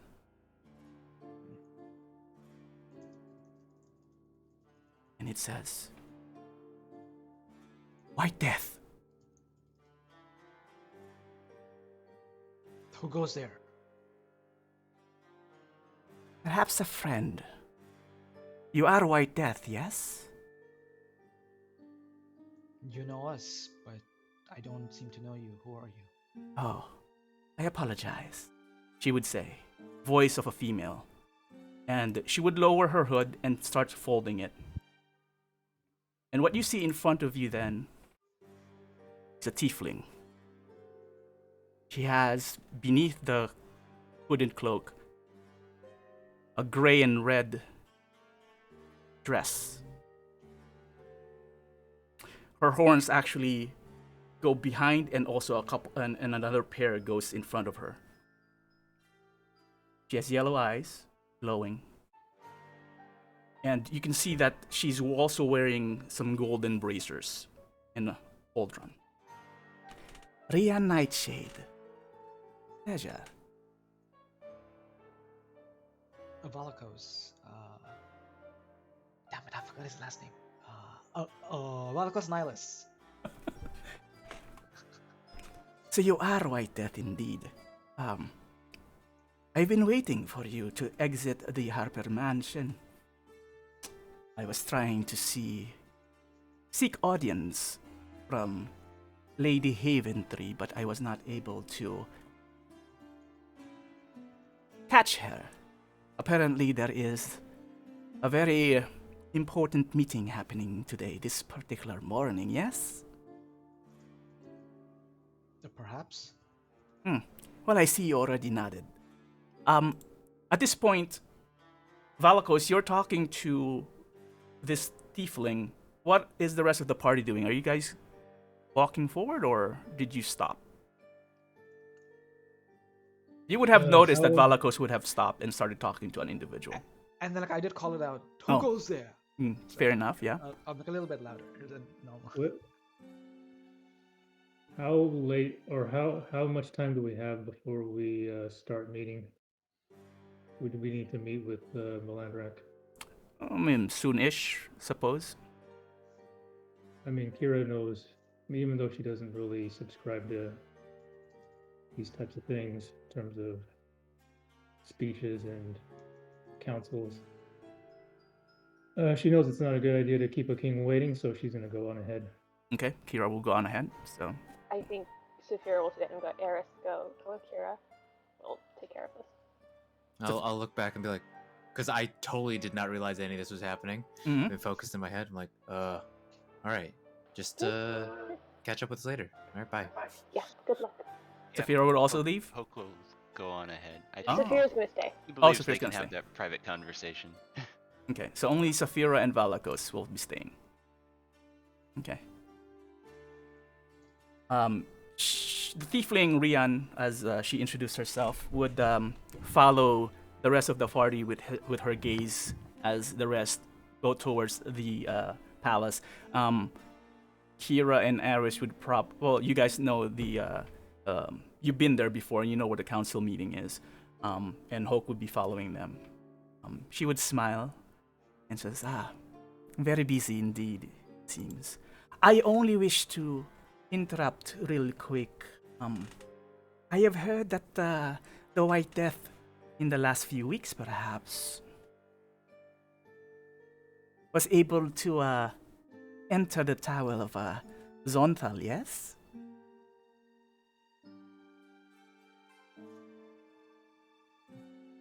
Where do you get your information? Oh, it has been declared. Stories have been already told from the Harpers themselves.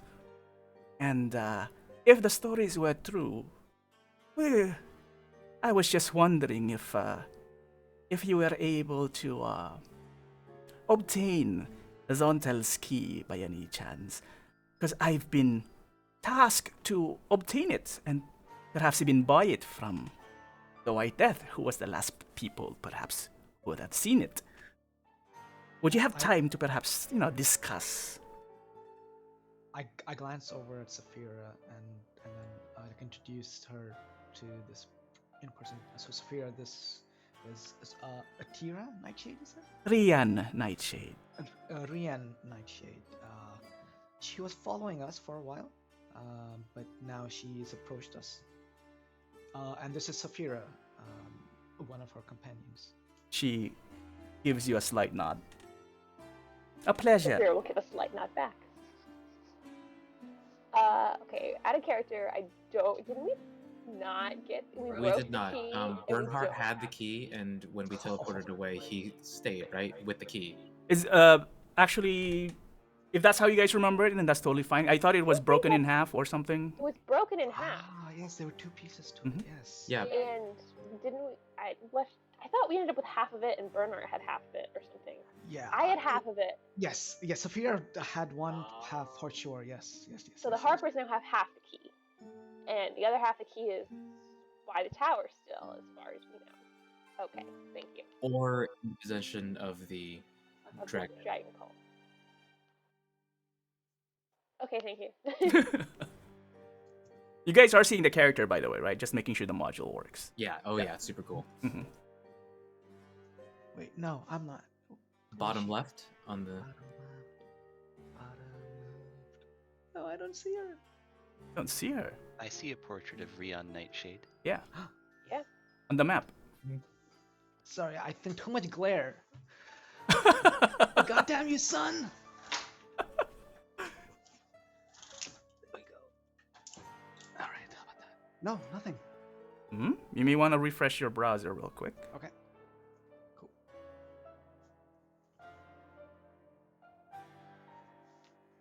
Are you using the most updated version of the browser, Shoab?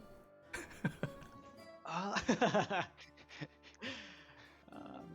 like I don't want Have to you been work. ignoring Chrome telling you to update? I know exactly. You're ignoring Chrome? I keep doing that. Yeah. Okay, well, regardless. Yeah. No, but please do carry Yeah. on. Yeah. So, you have that information, Saphira. So, do you guys want to reply? Saphira's gonna leave to Valakos, he's in the one talking, so in case she's needed, she's just there for like backup. With the absence of a reply, Rian would say, I would pay quite handsomely for the key for Zontal's tower. Would 50,000 gold be enough? Fucking Valakos. Valakos literally his eyes like go. But then he glances at Saphira to make that call for it because Saphira's gonna say, unfortunately, we are not in possession of the key at this time. Oh, that is quite unfortunate. But you do have it, yes? Or does the Harpers? We do not have it. Nor do the Harpers. Which is not technically a lie. But I was told that at least one of you will have it. And this is why I am approaching either Lady Remelia or the White Death. Who told you we would have it? I'm curious about this. I don't believe that was widely known. Perhaps I was mistaken then. Well, in that case, perhaps we can talk some other time. I know that you are quite busy today. So a quick thing. So when she said something about how lady, Romalia told her, right? Mhm. Is that what she said? Yeah. So I want to check if she's lying. Well, she didn't say that Remi told her. She said that she was told that either the Harpers, Remi, or Dwight Death would have it. Oh, not someone told her. Okay, gotcha. Saphira's gonna ask, what did you want this for again? Well, you've been to the tower, yes? So many secrets in there, and a lot of people are very interested in secrets. Myself and my comrades are simply just one of them. And I who are the understand you comrades? look quite perplexed and perhaps suspicious, and you have more right to be so, which is why I am offering quite a lump sum in case perhaps you are no longer in need of the key. Who are your patrons again? I apologize for not introducing so. I am part of the Zentharim. Would Valakos know them? Valakos would not, but Saphira, I think you may have access to that in your journal under the council. I have access to what? The Zentharim. It's not showing up for me under the council. Not under the council, huh? Wait, where would it? Still learning how to use this. Nope, double checking. It might just be again. I've always had this issue recently. How is this? Oh, now it's there. Yeah, It's so not there apparently before. didn't show up before. I see the Zentarium. Yeah. Oh, Hok would have it too, but Hok's not here, and neither is Kira. I think Kira's the other one who would probably know about the Zentrum. Yep. Okay, so they basically like hired, mercenaries, also thieves. My old kind of folk. Before I got into this adventuring business. Before you took an arrow in the finger.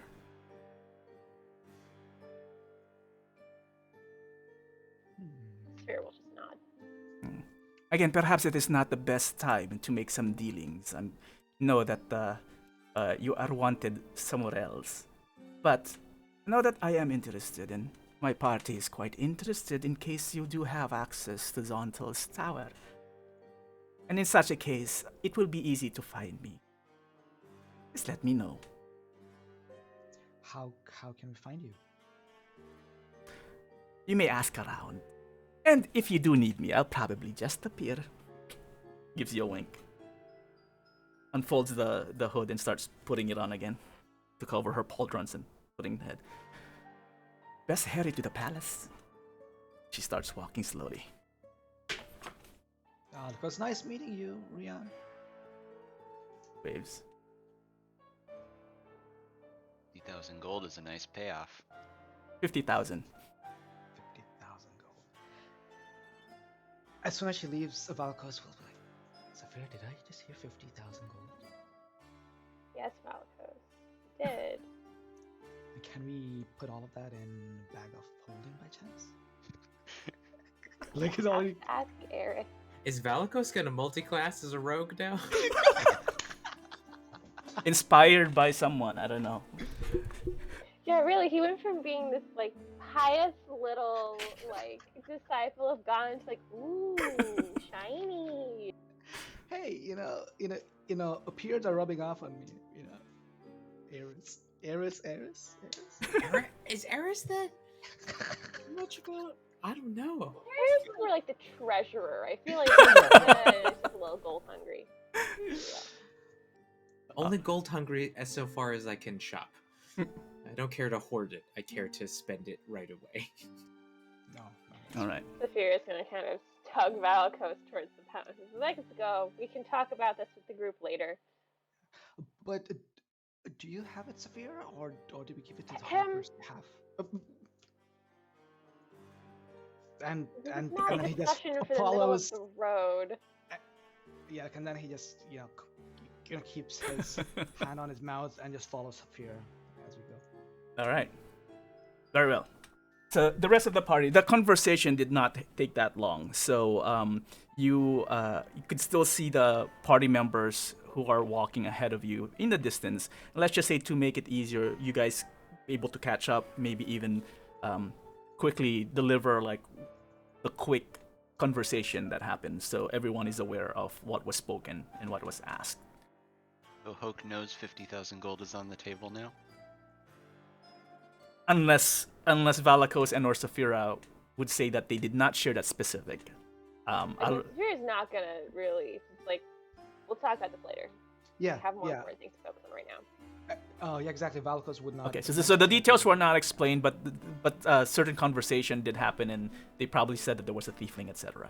You guys can decide exactly what was spoken, or what you want to share with the party. Okay? Unless the rest of the party have questions for Saphira and Valakos. No, it doesn't sound like it. All right then. So the party is back together. And at this point, when you do catch up, the party would probably be by the entryway of the palace at this point. The guards recognizing most of them, with the exception of Hokgreath, but realizing that Hokgreath is being accompanied by Aris and Kira, they just solemnly nod towards them, and and the party and the rest just keeps on going. And you enter the entry of the palace and slowly make your way towards where the council meeting would be.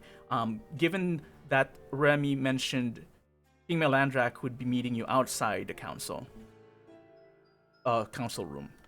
So the palace is a large place, so you make your way through. At least this part of the palace you are quite familiar with. And right before getting to the council room, you have to climb, you have to go through like one side of the palace and then climb the stairway. And that is where you see basically Melandrach waiting for the party. We'll just call it the entryway. Ooh, beautiful.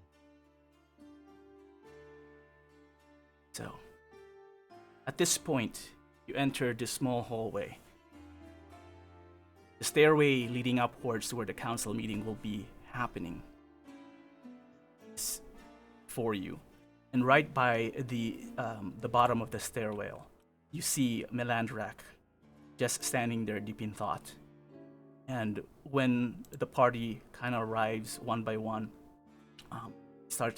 he realizes that the party is now there. And so he goes over and looks, gives you a nod, and invites you to approach him. White Death, I bid you a good morning.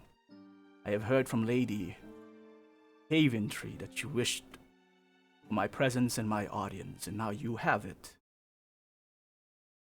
What is so important that it cannot wait and it cannot be discussed in front of the council? Speak. Does Kira want to go first, or you're muted, Bob? There is no Bob. Kira can look around. Who's this Bob? Starts bobbing.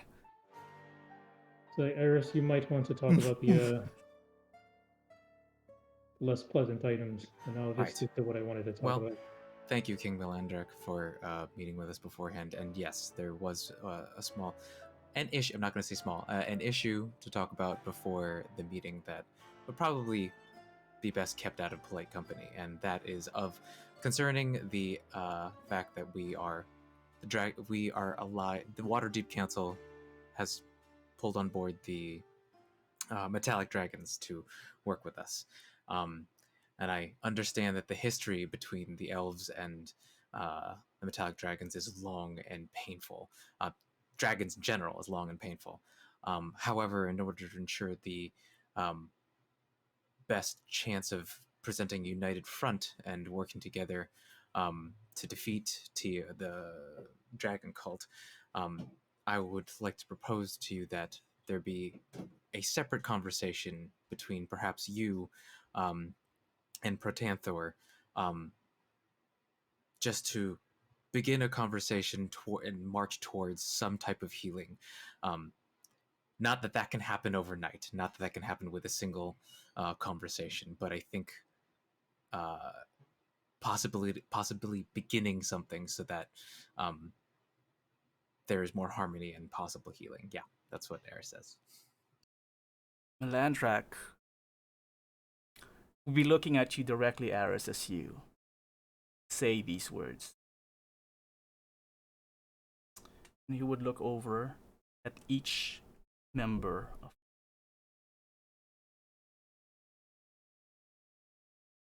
say. Perhaps it has been an error for me. Represent the elves here in the Council of Waterdeep. For the moment I have stepped place in this old city, once owned by elves themselves. My luck has not been standing quite still. By death you have shown, you have revealed the rest of the council.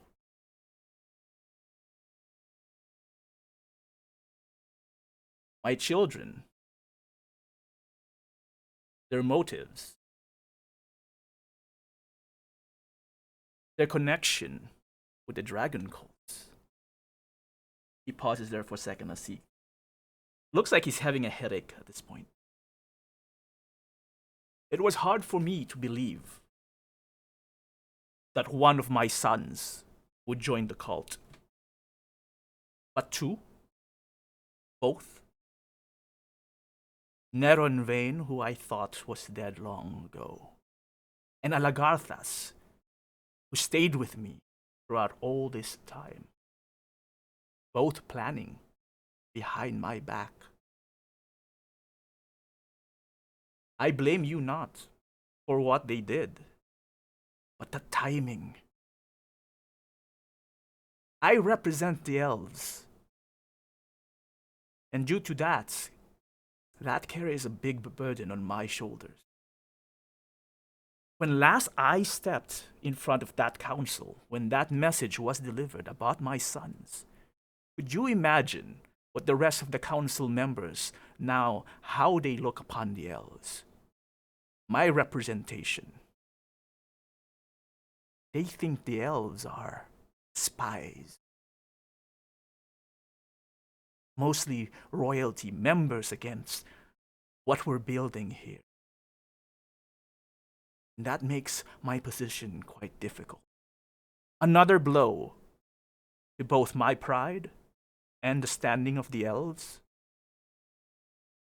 Perhaps it is even best that I return to our homeland and just defend our place and relieve the council of this pressure. As he says that, I look to Kira and nudge her to be like, okay, now it's time to talk about that instead. You're gonna tuck tail and run back home. Is that what I'm hearing? Watch your mouth, young one. I am still king. You're not acting like one. Roll an intimidation check, Kira. The words have been spoken. Roll an intimidation check. With advantage, right? No. What about the Eagle Splendor? Does it cancel out? That's a charisma roll, though, right? Doesn't Yeah, include charisma includes all the. I think it's like it's all. a charisma checks. All right. So hold on. Let me. I'm gonna know if it's ability or skill or both. Okay, let me double check here. One and the same, to my understanding. Oh, charisma checks very well. And I think intimidation is charisma, right? Yeah. Not wisdom. Okay, yeah. Go ahead and roll with advantage. Yes. Oh shit!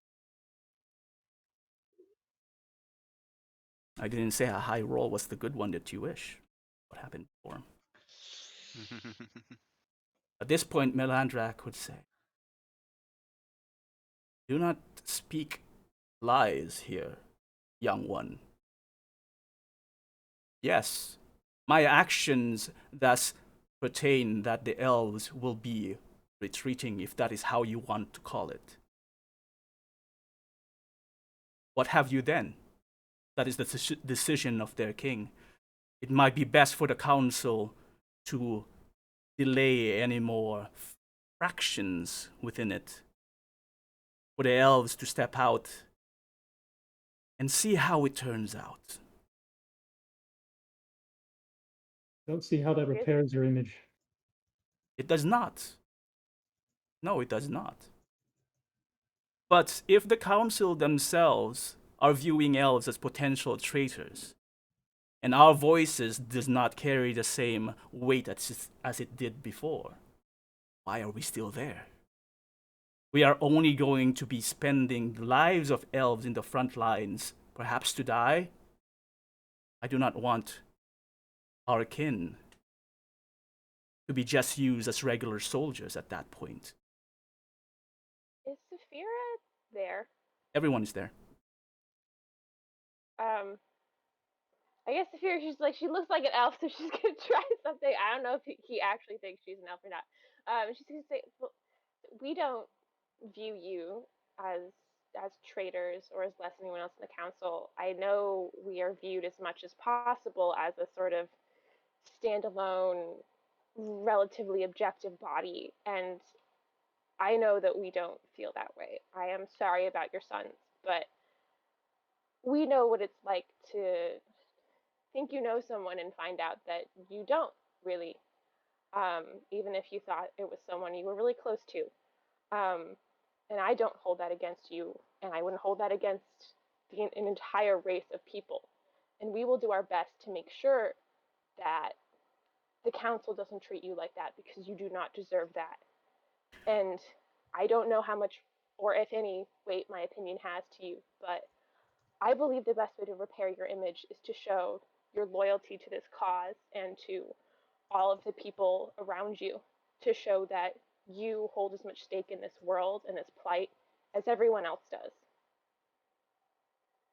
Aris will also add. Oh, go ahead if you're gonna have a roll. Yep, roll persuasion. With advantage? If you are also casted with the enhance. Yep. Yeah.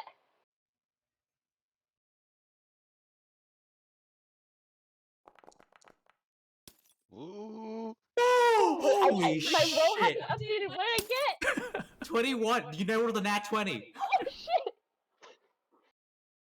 Melandrach. And yet,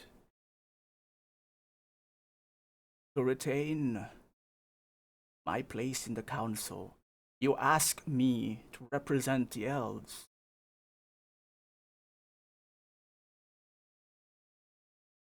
In acknowledging the mistake, he pauses at that word.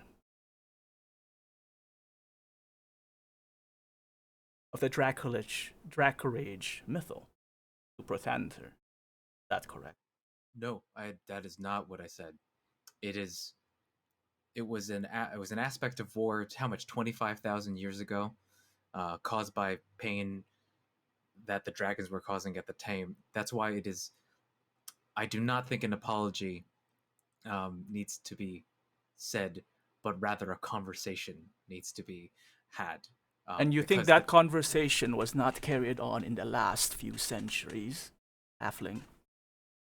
And you think that any other conversation, that this would be a new conversation, that it would change? I believe what the king's justice is asking for is an absolution from the elves.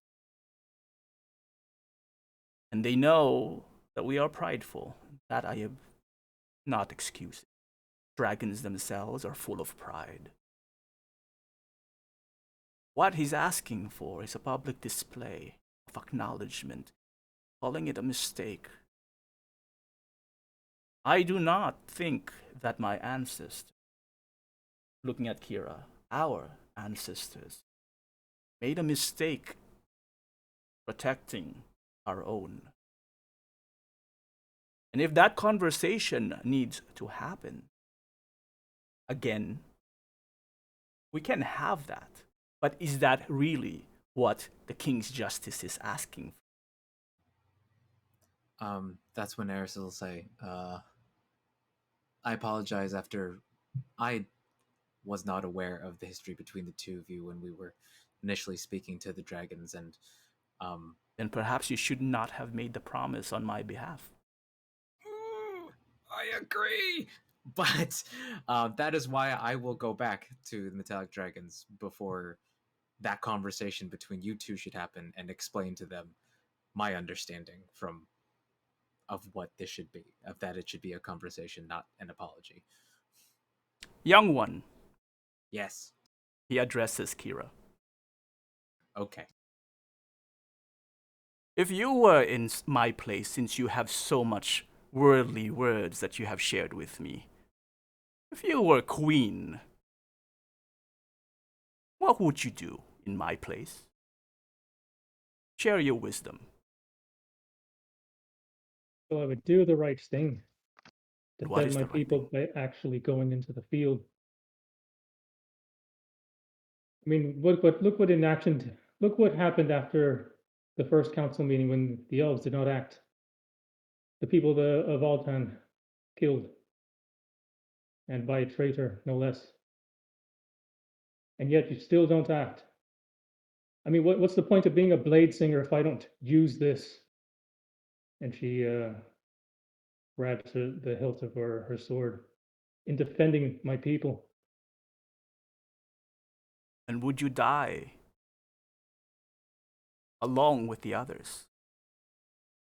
The humans, the halfling, the dwarf, the tiefling. Are you ready to sacrifice your life for them? I made that decision when I joined the White Death. Oh, But at my that, mother- Aris is my gonna start mother- tearing up and looking at Kira, be like, "Oh." My mother almost died because of inaction. And I won't have any more elven blood spill because our people are not willing to fight and do what's right. And just so that we are clear, elven blood will be spilled, regardless if we act or not. There will be many deaths. Sophia's going to say, if Tiamat is summoned, elven blood will also be spilled. Indeed, I I'd acknowledge rather that. elven blood be spilled on the field in an offensive than at home. And you would have that weight on your shoulder should you lead them, knowing that the responsibility of their lives hang only by the words that you speak. Well, yes, I'll be right in front of them, leading the charge. Kira, roll me another. This will also be a persuasion with advantage still. Yeah.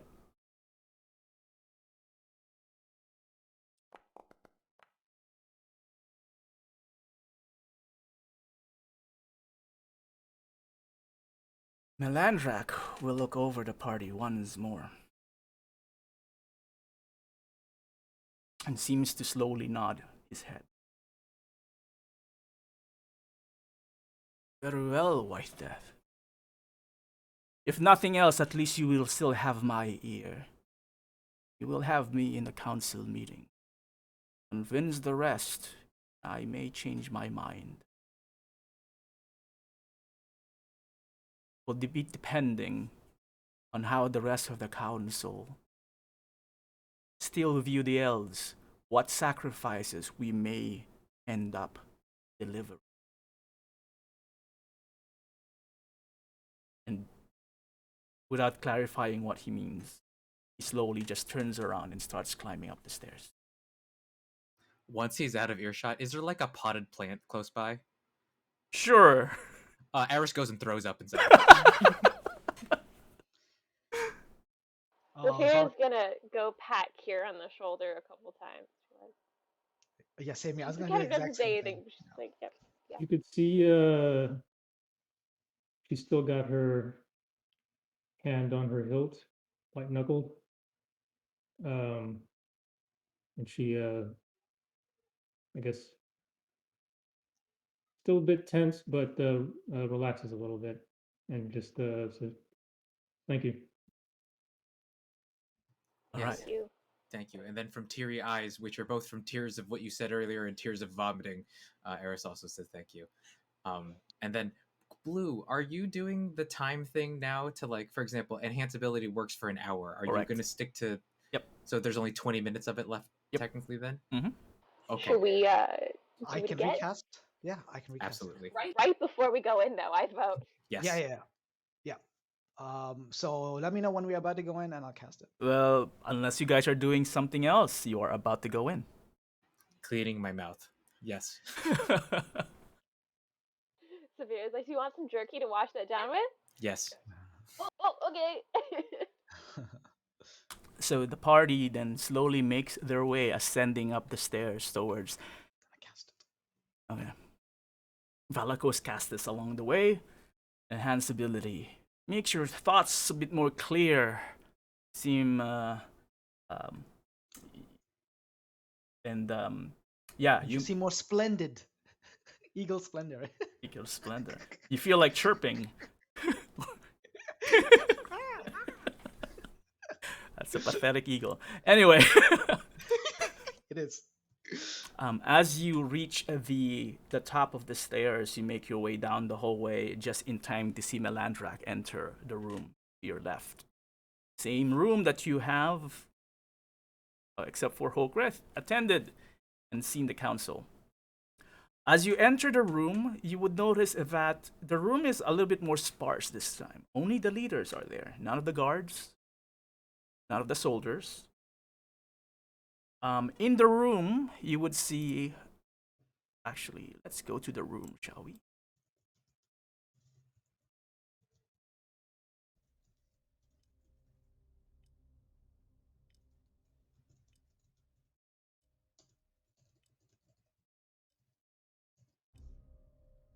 In the room, you would see Conrad Brawnanvil. You would also see Dagult, Never Ember, sitting.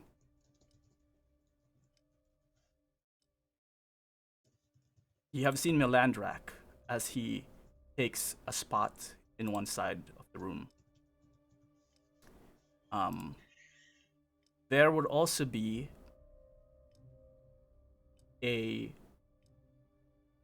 gentleman. You recognize him as Sir Isteval, standing in one corner of the room with his cane, waiting, talking to Remi.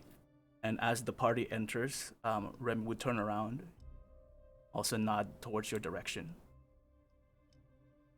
On the head of the table, you would see...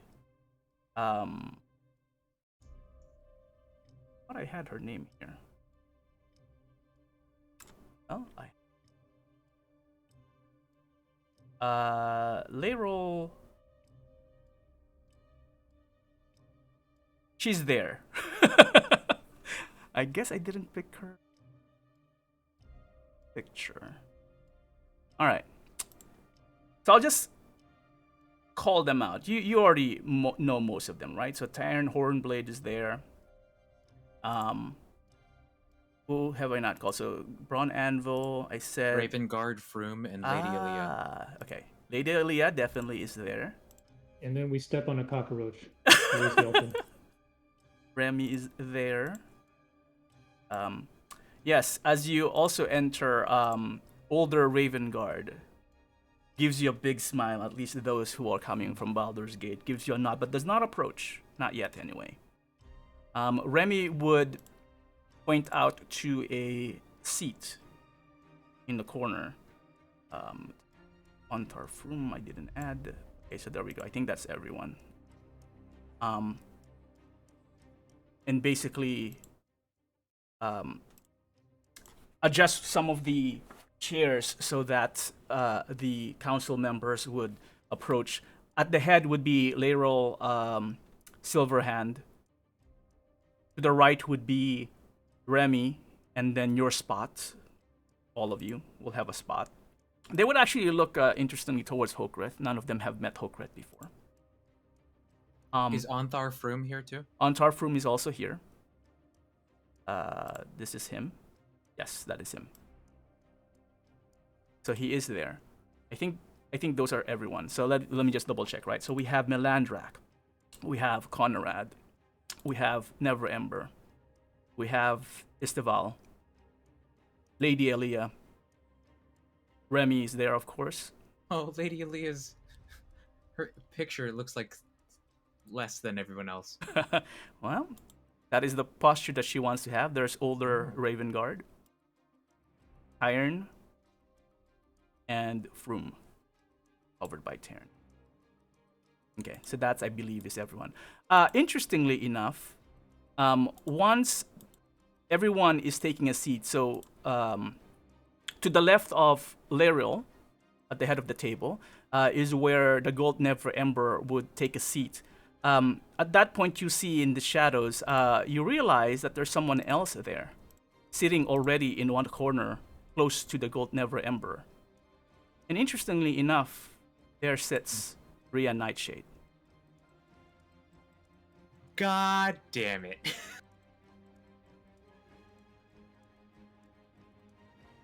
I didn't lie to her. We don't actually have the key. And at that point, Laryl stands up one more time, puts her hands on the desk, looks at Remi, says, Remi, this is everyone for this final council meeting. Remi would look towards the party as if waiting for how she should respond. Aris gives a nod. Lady Silverhand, indeed. We are ready to begin final council meeting of Waterdeep. And in your presence, she announces, loud and clear, may I represent once more White Death with the noble Lord Hokgreath Beastfall from Neverwinter. The gold, you would see Hokgreath, the Gold Never Ember's eyebrow kind of like raises and looks over at Hokgreath and gives you an acknowledgement. Lady Silverhand would then speak once more and say, very well then. The 4th Council of Waterdeep is now in session, and I believe Lady Haventree, White Death, has something to present that would then let everyone know here what actions, when and where, and what we need to do, lest other members of the council decide to act on their own. Present what you have, White Death, and the council may ask you some questions. Out of character, does everyone have their pamphlets out? Can we see if people have the pamphlets? They appear to be holding some papers, and interestingly enough, it appears that is what Isteval and Rian, and Remalia were holding when they were talking, but none of them are reading it. Okay. Okay. All right. So is it?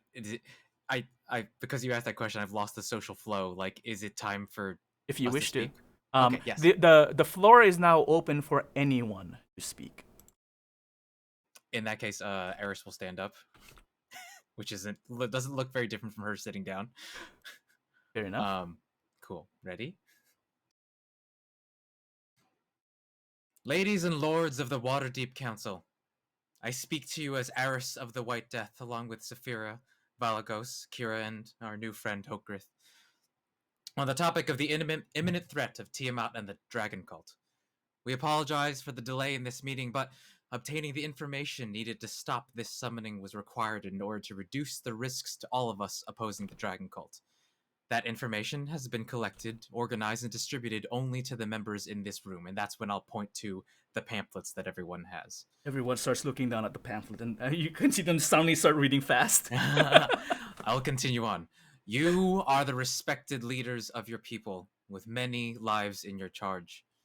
You are tasked with their protection, but also with their future, which is now in grave danger. The summoning of Tiamat threatens to irreparably alter the balance of our world. We stand against a large, fanatical force consisting of chromatic dragons, red wizards and their summoned devils, giants, veteran mercenaries, dragonborn warriors led by Calicox the Red Worm Speaker, and a horde of undead creatures, summoned from hundreds of innocents slain in the immense path of destruction that the dragon cult has left behind. They have the singular, radical, and united focus of returning Tiamat, queen of the chromatic dragons, to the material plane. They are informed and organized. They believe unflinchingly in their cause. The only way to defeat them is with an equally informed and united response. Of course, there are long and complicated histories between the races represented here. At this point, this is when I'll look at a pointed look, I guess, at Melandrach and Brawnanvil. There are long and complicated histories between the races represented here at the council, and then I'll look at everyone else just to even it out. There have been conflicts, hurts that run deep over centuries, over millennia. Those grievances need to be addressed, but today is not that day. Today, you all made a decision, the decision to take part in this council, to join your fellow leaders in deciding the fate of our world. This is a plight that is larger than any one of us, and perhaps in coming together today, this will be a first step in healing these past grievances and moving forward stronger into a more peaceful and more united world. The decisions made in this council room this very day will echo through the centuries. And here I'll look at, was it Neverember was the guy who's got ego? Mm-hmm. Yes, Neverember. Through the centuries. History books will speak of the brave decisions made today. Let them remember us for that the choice to momentarily set aside our differences and past grievances and become united under a singular cause to protect the future of the world in which we all live. Thank you. And then I'll sit down. You see Neverember actually starts doing. Before he can actually speak, Brawnanvil slams on the table. I am not here to make friends with the rest of us. Everyone here is a leader. I don't care what happens after we deal with the cults. I'm not here to make amends. I'm here to make sure my people survive. Why should the dwarves still march down south when we can just hide in our caverns, protect our gold, and live in the Underdark? It seems that the council is requiring the dwarves to shed our blood. Perhaps our wares, our armor, our men, the lives of my people. To defeat what? What do we gain back? It almost feels that we are in the short end of things. I'm gonna look at Hokgreath, yeah. Hoke's gonna step forward and be like, or Brawnanvil, dwarven blood has already been spilled by these red. What are they called? These cultists, A dragon cultist. cultist scum. My own family has been taken by them, taken on the road.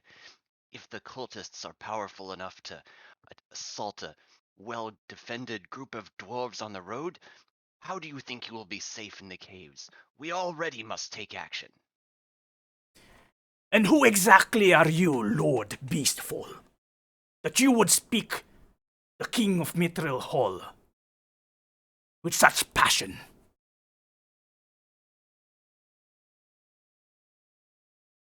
Well, I am but another dwarf, and if it was not for these cultists, I would be engaging in profitable business. Neverember would actually interrupt you right there, Hokgreath, and says, Ambassador Conrad, this is Lord Beastful of Neverwinter. I'm accustomed to his business. He is a noble within my city. His endeavors spread throughout the years, being a collector of sorts, but intelligent nonetheless. He has my respect. Conrad would look at Neverember and would say, I didn't ask you, Dagult. Let the man speak for himself.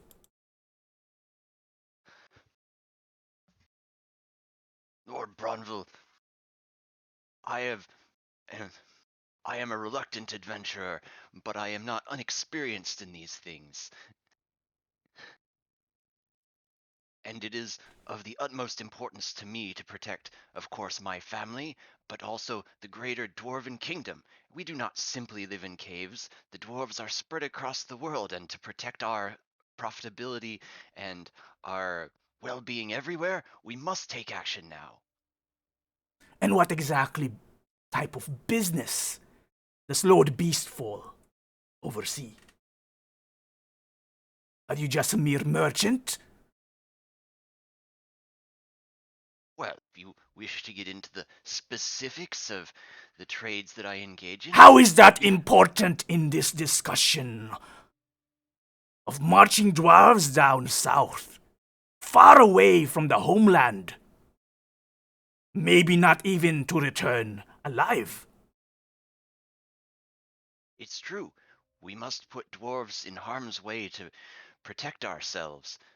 But dwarves are already in harm's way.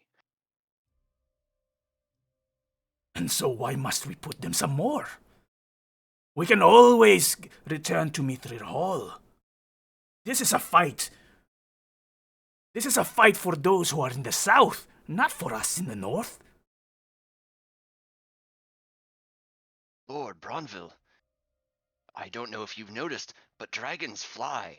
They'll go far and wide across the land. If we allow this Tiamat to be summoned, the danger will not stop at our borders.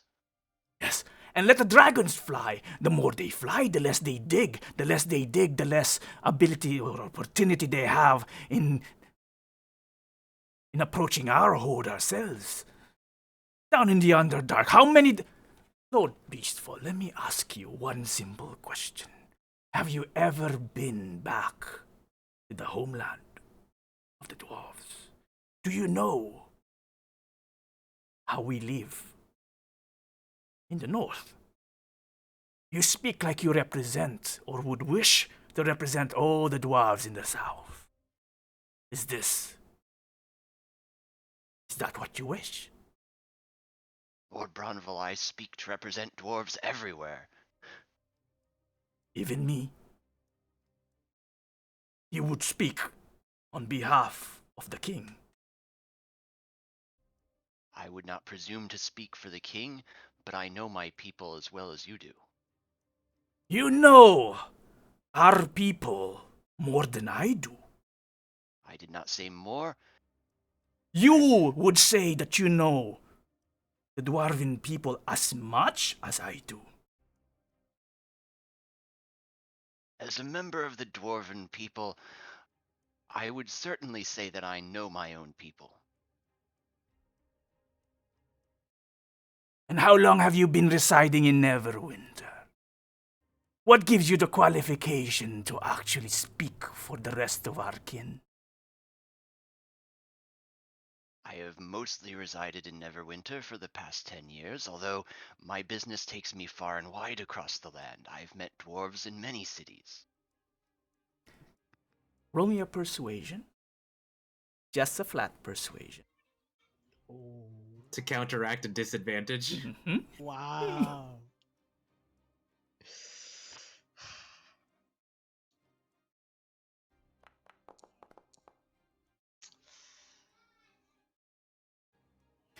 You presume a lot, Hokgreath Beastfall. I do not think you have witnessed that many winters as much as me and my army. Of those who preceded you, I believe, coming from a dwarf, calling you arrogant is quite an understatement.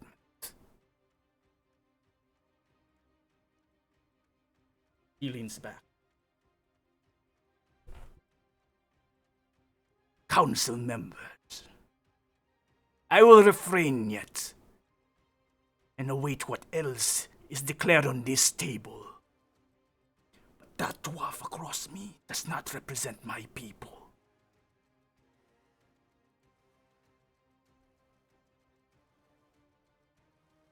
At that Should Hokgreath leave? Isteval would stand up and say, Ambassador Conrad, perhaps that dwarf is indeed young in his years, but I believe his heart is in the right place. He wishes to call only to action what is needed to face, well, what is yet to be faced. White Death. In this pamphlet that you have distributed, you call upon a large number of army composition. How exactly do you suggest we face the dragon's cult? You're asking us perhaps perform heroic deeds. And that gets close to my heart, yes. But idealism only goes so far. We must be very realistic here as well. There would be sacrifices amongst those who would remain in the council. I do not see blame for anyone looking at Conrad if they wish to hide beneath the ground. It is the lives of their people that they are trying to save. And in some sense, that is still heroic in one way or another. Understandable, perhaps, is the better word. Perhaps not the smartest. He would smile towards us, Conrad, and Conrad would just like grunt back at him. But, given this information that you're sharing, this is indeed a sizable army. Even with all the council members, do you really believe that we have enough? This is more an opinion, so you don't have to have the specifics if you know. Actually, I do have a specific that I want to point out. Okay. Yeah. And because I rereading now in the interruption phase. Actually, I'm just saying it. The information we provided you is for us to all have a discussion about what we can each bring to the table in terms of interrupting the ritual. However, if you look at the interruption section, and I'll point to the page so everyone can switch over there, stopping the flow of sacrifices or interrupting the sacrifices is something that will affect the ritual in many ways. It is, regardless of how much we're able to, whether we're able to stop the flow entirely, leading to an automatic failure of the ritual, or stop the flow for an amount of time, we will be able to stop it, or weaken Tiamat greatly. I believe that with this information, we can produce a pinpoint and efficient plan of action in order to stop the dragon cult.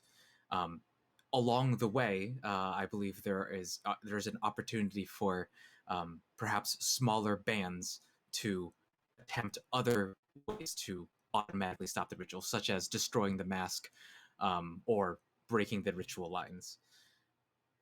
What is this mask? Did you not already collect the masks? We did. We were able to collect 2 of what we know there to be 5 of the. Right, we collected 2. Just making sure. Yeah. Yes. Of the dragon mask, but the mask of the dragon queen herself is comprised of minimum 3 of the dragon masks. That's what we found out from the Avatar's tools. That's where I'll name drop the Avatar's tools. It's very glad we were able to keep the mask of the Dragon Queen ultimately from becoming more powerful.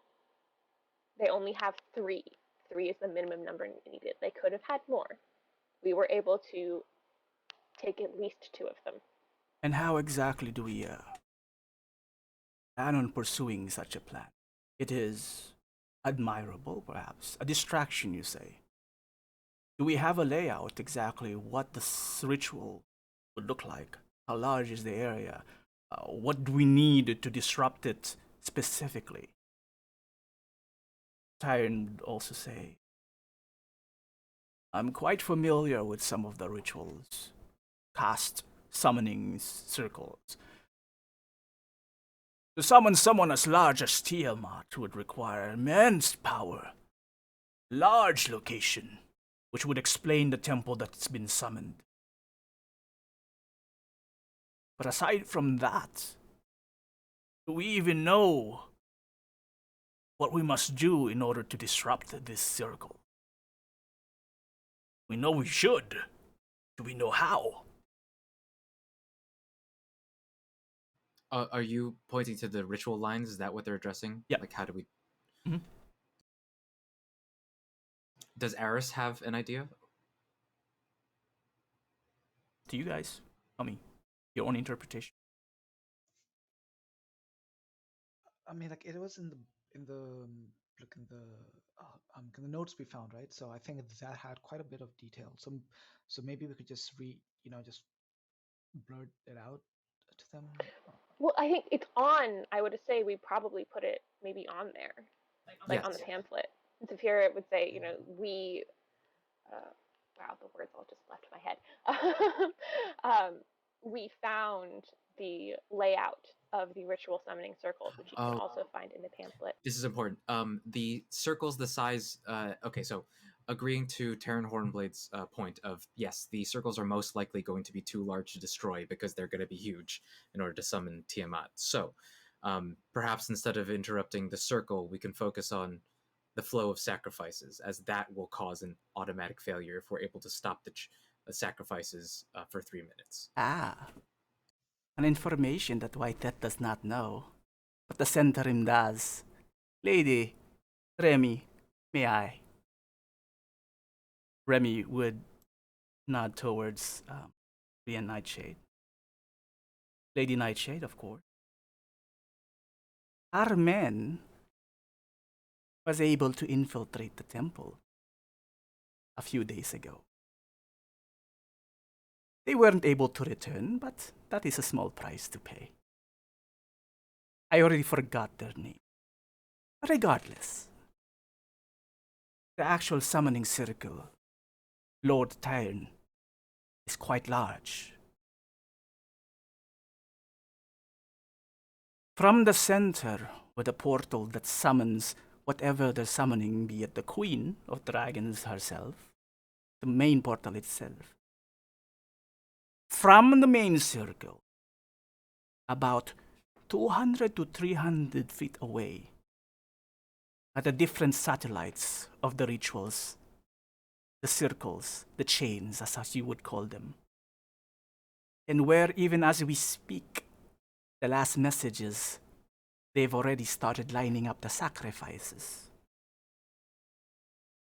If the plan is to send a small group to infiltrate and disrupt the ritual based on the lines, well, you probably need at least 3. There are 5 different circles, yes, according to this paper, and collaborates what we have seen. If we wish to disrupt it, we need to disrupt them all at the same time. But judging from the distance, and if you need a small army, well, you need 5 small armies. I don't think we'll have a chance to bunny hop.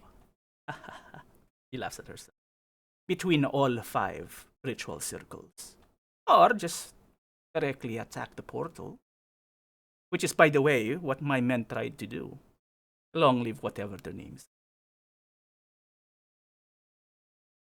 She sits down.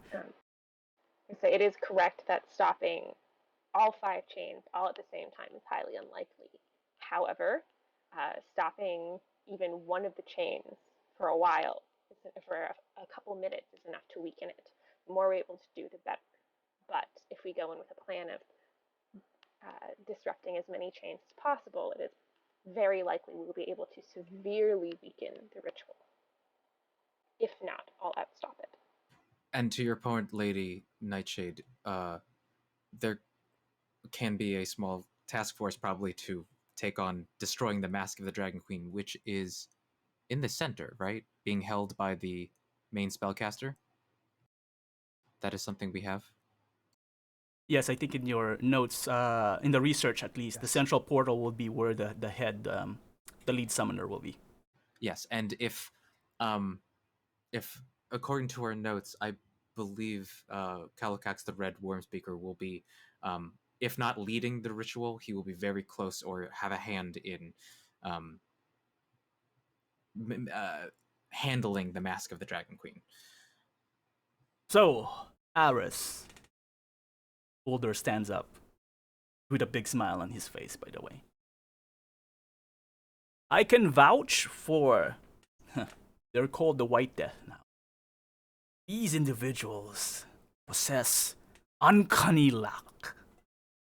But even at the fall of Baldur's Gate, they were able to assist in reclaiming the city and helping the Flaming Fist.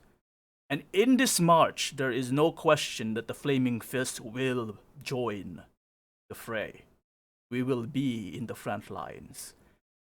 I would be most happy to join the distraction, not destruction, the distraction that would allow the White Death to infiltrate the temple, who would spare no men, who would shed as much blood as we need, and all my men will be ready to die by my command.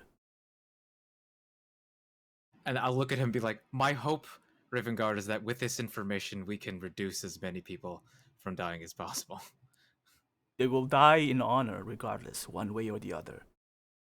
If we approach this battle with fear of dying, then we will die even before the battle starts.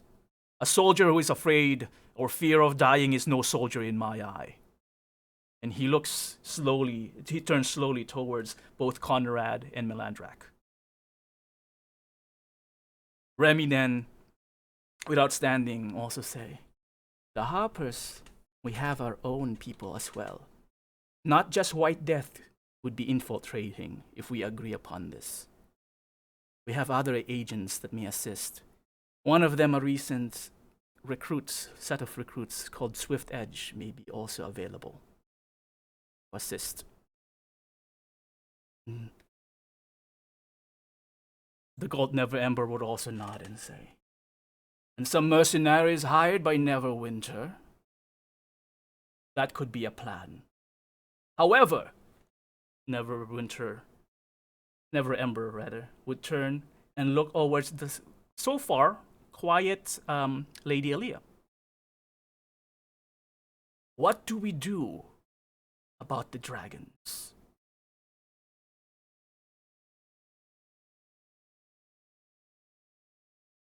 Lady Elia says, well, the dragons have already mentioned where they stand. There are concessions to be made.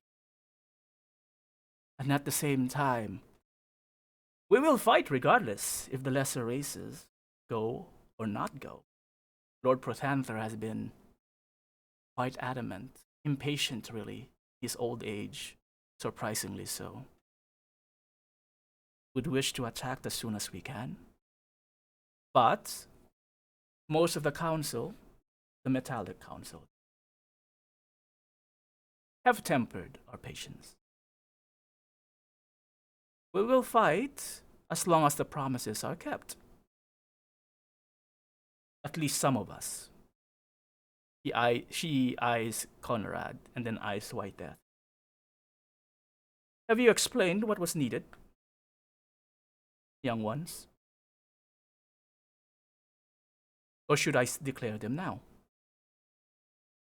We tried, we tried to explain it. Actually, that is a conversation I wanted to have with Lady Elia. After reading and understanding just a little bit of the histories, I'm not sure if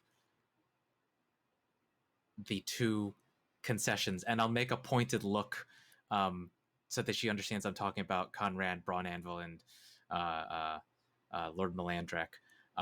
There should be a conversation about this instead of an outright apology, perhaps. There's a war brewing and you want us to have a conversation? With a dragon? Oh boy, yes. um, What did yes. she mean by this? Okay. Well, one of the concessions was to return the armor. I forgot the name of the armor right now because Aris and me are both panicking. And uh, offer an apology for having taken the armor. An apology? We're having a war, dragon. I'm sorry, Lady Elia, and you want an apology from the dwarves, just so you can join us, spill some blood. Is this entertaining to you? Lady Elia doesn't react, doesn't show concern, doesn't even twitch. Just looking straight at White Death. Promises have been asked. Promises have been made. That is something we acknowledge. However, we also acknowledge that we were not in possession of the full information and the full implication when they were made, which, yes, is on us, and we apologize for that. But we spoke for those that we had no right speaking to, and I apologize for that as well. We are hoping to find some sort of compromise, perhaps, so we can make this work for both sides, which is why the idea of a conversation was added.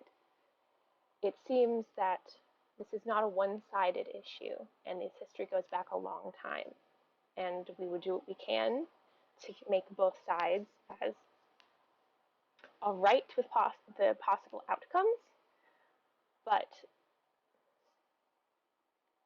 we're not. I do not believe that we can deliver just a direct apology as we had said we would, and I'm sorry. But I think there are larger issues at work than we had realized. Well, I agree with some of that, Conrad would respond. Promises have been made, and you dare speak on behalf of the King of Mithril Hill, Mithril Hall, thinking that I would say yes, bowing down to Lady Elia. No offense, lady, but perhaps the dragon we killed was naughty, and that's why we had to kill her. Still unflinching, Lady Elia still does not make eye contact with Conrad. And she would still address the White Death. Perhaps we've asked too much, and perhaps we did ask you to promise on behalf of some people unfairly. We speak of compromises. I was one of those in the Metallic Conclave asked for a concession. Lord Protanther would probably not like the message that I'm hearing here. But what compromise do you have in mind? And let this not be another convenience that you would promise that would also change after the dragons have long memories. And I liked you, White Death. I still do. But words carry weight. Careful how you speak. Especially in so. I think precisely because of how words have weight, we need to separately have a conversation. We do not have time for conversations. Did you not hear what the Zentrim agent have said? They're lining up the sacrifices as we speak. We will need to act soon. And some will act sooner. The more we spend time talking to each other with pointless jabber, the more people will die. And I wish not that my children, the lesser races, die on behalf of the dragons. We will act before you if you do not act soon. This is why we had said perhaps the conversations, although they need to happen, will have to wait. And I know that that is not the outcome that you or we had been hoping for, but since issues are not quite as cut and dry as we had believed, I think that is the only option we can have. As you mentioned, time is of the essence. Well, I'm still not convinced.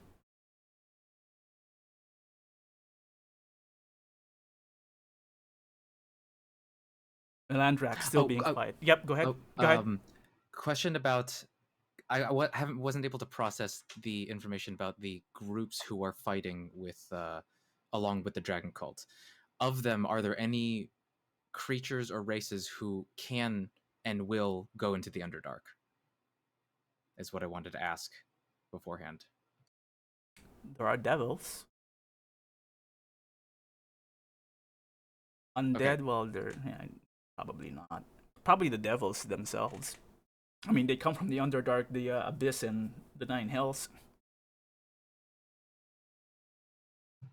Okay, so then to what Brawnanvil said, and the only thing I can say is, as Sir Isteval mentioned before, perhaps turning around and keeping your people safe is also heroic. But I will say that there are devils and undead who are among the army of Tiamat and will probably only continue to grow in power, so I do not believe that even the Underdark will be safe after Tiamat, if Tiamat should be summoned. So let them come. We control the way to Mithrhall. Let them come, let them die. As many before them had. The might of the dwarves are greater down there, along with our cousins, the Dark Dwarves. And if you're fighting alone, a force that has one control over the world, do you believe you will be able to? A dwarf can handle 100-fold of what you elves can do. Wait, how much does Hoke know about this sort of situation between the dwarves and the dragons that's going on? Which part? That's a very vague general question. Well, so they're having this conversation about, oh, we need to discuss some, long simmering animosities between these groups, and they're trying to say how they're going to put off this discussion. But okay, so how much historically, context? right? Yeah, historically, Hulk would know dwarves, for the most part, stereotypical, right? Dig, dig, dig, dig, greedy, magic, and wealth and whatever, and their great craftsmanship. But historically, dwarves and dragons don't really get along because they both are greedy. They both hoard treasure. And in age old past, dwarves actually had a traditional dragon hunting sessions called dragon moots, where they specifically go out and hunt dragon lairs and steal their treasure. That's where the Lady Elias's kin died in one of those dragon moots. They don't. The dwarves don't care if it's chromatic or metallic dragons. It's, as long as it's a dragon with a hoard, they would take it upon themselves to get it and then take the treasure. So that's traditional back then. Dragon moots don't really happen as often nowadays, but it used to. I forgot to mention, I wanted to ask if Hokgreath can possibly approach an economic angle instead of old. I'm kind of thinking of yeah, instead of old treasure ways. If can you do some type of capitalism thing to entice, to appeal to the greediness? All right. Well, Hoke's gonna try to address these. Lord Brawnanvil, the dwarves may be able to defend themselves in their halls effectively, but what wealth and prosperity, what glory lies in that? The greater world is we mine such fine treasures, we craft such fine pieces in our halls, but how can we get credit? How can we become a prosperous nation if we do not have access to the rest of the world? If we allow the rest of the world to be overrun by a giant evil dragon, then we'll have no one to sing the praises of our wonderful craftsmanship. I'll let you decide: persuasion or performance, Hokgreath. I think persuasion. With advantage. Yeah.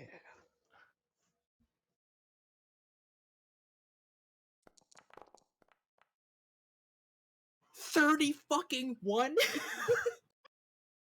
Conrad actually looks at Hokgreath.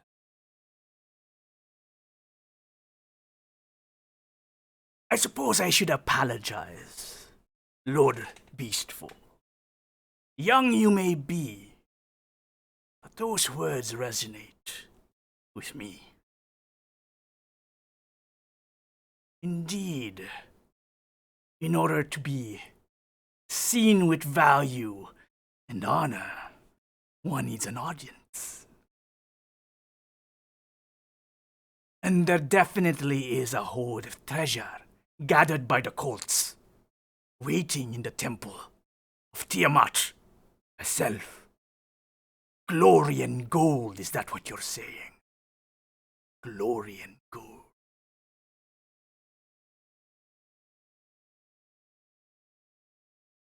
I address the council. The dwarves demand 2 extra shares from the treasure gathered. And if agreed, the dwarves will march. In this, I just want to make sure. Is it understood? Does a White Death get a share? Is that what the idea is? I don't know, you guys haven't spoken about any shares at this point.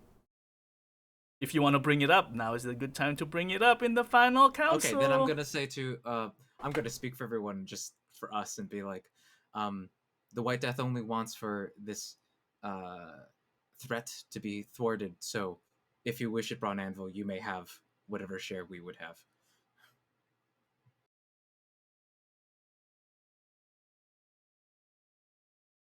Lady Laeral would actually hold a hand up. White Death, be careful again what promises you provide. However, like was said before, people's heart seems to be in the right place. Unless any members of the council deem otherwise, I would say that Lord Conrad's demands match what they are sacrificing. The Lords of Waterdeep, as I represent the Masked Lords of Water, don't need much of the of the treasure that's been gathered, as Waterdeep was not hit as hard as the rest. Therefore, if White Death indeed is getting their share and willing to divide that, compensate for Lord Conrad's army, then so will Waterdeep. Well, that was easier. Why didn't you just say so before? Then on behalf of Mithril Hall, the dwarves will march with you. But, looking over at Elia, the conversation won't be happening anytime soon.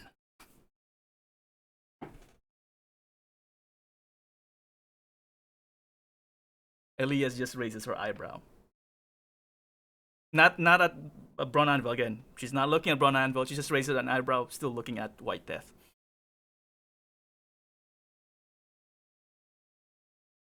Laeral would then, once again, speak and say, "What of the rest of the council? Who else here remains undecided? A united front against the cult?" Never Ember says, "Well, my men's at the ready. As much support as we can. Perhaps if Lord Ravengard will be marching the front lines, my mercenaries can support the rest. And we can send our own scouts ahead of time. Perhaps to give more intelligence before you arrive. More nameless. Never mind." He would sit back again. Ontharwood said, "The Order of the Gauntlet has already made their decision long before the Council. The remaining paladins of the Order of the Gauntlet will support the army. Our men, I'm not still quite sure, Lady Laeral. I wish to withhold my decision depending on the decision from Lord Melandrach. Simply because defending Silvery Moon, we only quite have a handful.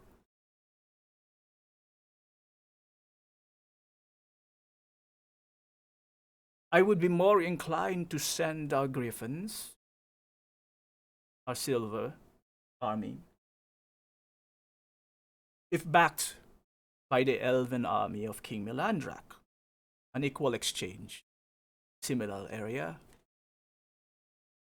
shared blood. Melandrach would look over at Taern Hornblade.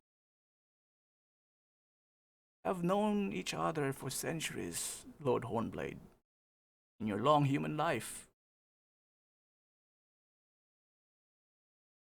The rest of the council, from last when we spoke, with the news of my sons, he again holds his head like as if he has a headache. I don't really know how much more my people can look up to me and be willing to shed the blood even if I decide to tell them to march down south. Looks over at Kira. Your words, young one, have been bouncing in my head since you spoke of them a few minutes ago. And I believe we are in agreement. I do believe the elves should march. I just don't know if they will follow my words anymore. He looks over at Lady Laeral. What can we do about this, Lady Silverhand? Laeral would say, my sister in Silvery Moon can speak on your behalf as well, Lord Melandrach. But we still need your words, for your words regardless of what you think. As people have said, weigh and have value. Regardless of how you think people see you now, there will be people who would follow you regardless.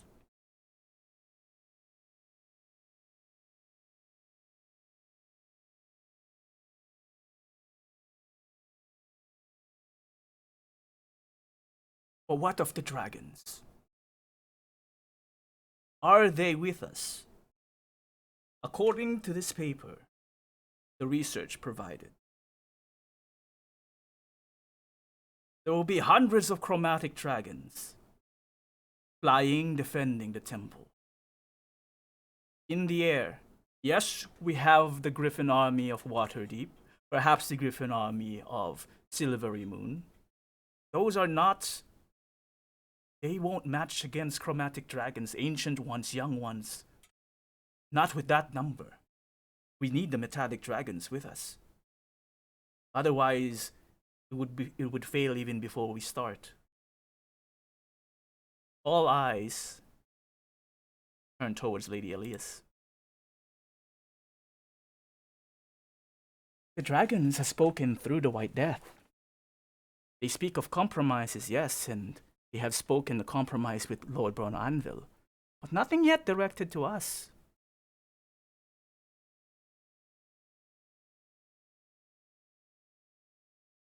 Wait, I'm confused what she's asking or saying.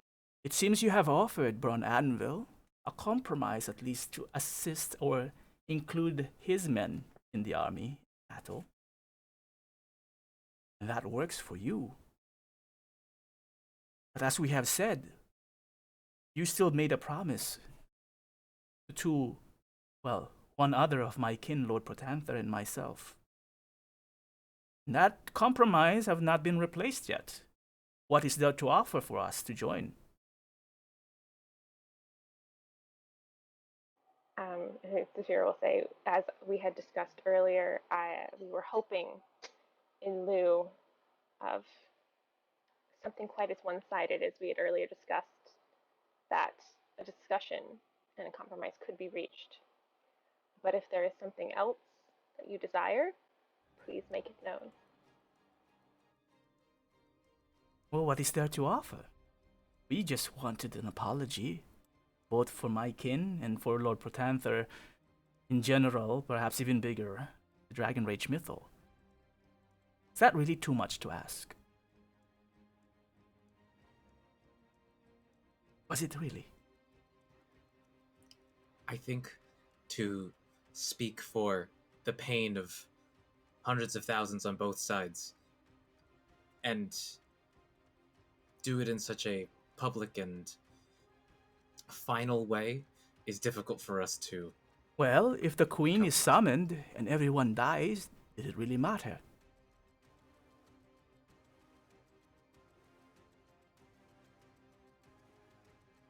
I guess we'd like to plan for a brighter future as well after, if we can survive.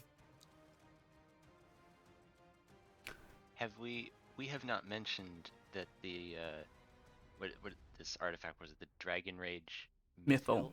Mhm. We heard these rumors that that the cultists may have gotten it. We haven't talked about that yet, right? And where did you hear this rumor from? So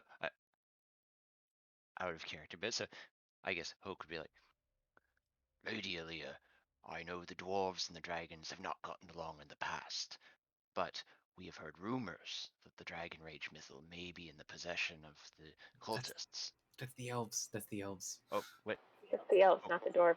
Yeah. Wait, she's the elves? I thought she was representing the No, dragons. Lady Elia represents the dragons, but the elves were the ones who created and activated the Dracarage Mythal. The issue with the dwarves is something about armor and apology for the armor. Yeah. The armor was made from the scales and skin of Lady Elia's skin. The gold dragon was requesting that the elves apologize for creating the Drag Courage Mythal. That's what they're telling you, Hokgreath. Correcting you, rather. So basically, continue. But I understand what you're trying to say. So just recalibrate. Yeah. Okay, so I think what Hoke's getting at is like, there's a lot of bad blood here, and it will take more than one apology to mend these issues. But the problem facing us before today is greater than this, and if we don't address it properly, we risk creating more bad blood that persists for more generations. More generations, perhaps the lesser races.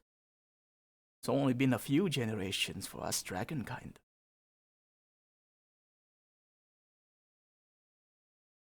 And I do apologize. I don't believe that is something that we are capable of understanding. Indeed. Given our Children sometimes need time to understand their parents.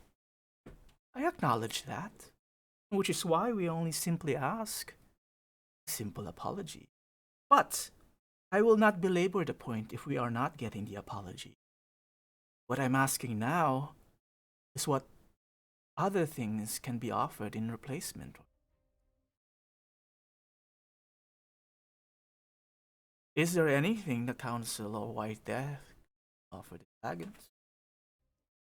You may still have the might of Eleuthera and my other kin, but between Protanther and myself, less so perhaps. Well, then I'll look to Melandrach and ask, would you at least agree to a conversation with Protanther as a compromise in the request to begin towards the process of airing grievances and so that we can move forward. Yeah, is very. And I'll look at Brawnanvil. It's very clear. Advisor Brawnanvil will not agree to something, so we may have to think of something else for that. But Persuasion. to advantage, right? Yeah. So Blue, is this like for years the dwarves were like making armor out of dragons No, or something? this one was specific to it was this was personal to Lady Elia because it was her cousin that died. It was one particular Yeah, it like was one dragon particular that got dragon, killed and and it then was a turned yeah, into. it was a silver dragon. Um, and again, you know, metallic is supposed to be good, even though again they're still dragons. They still hoard things, and the dwarves still kill them. She wasn't there. No one was there in this room who was present on what exactly happened, but she died, and they made armor out of her remains. Could are the dwarves in possession of that armor Yes, still? she wants the return and the apology. The return of the armor and an apology from on Brawnanvil because it was Brawnanvil's uh it was related to him basically. It's part of the royal lineage.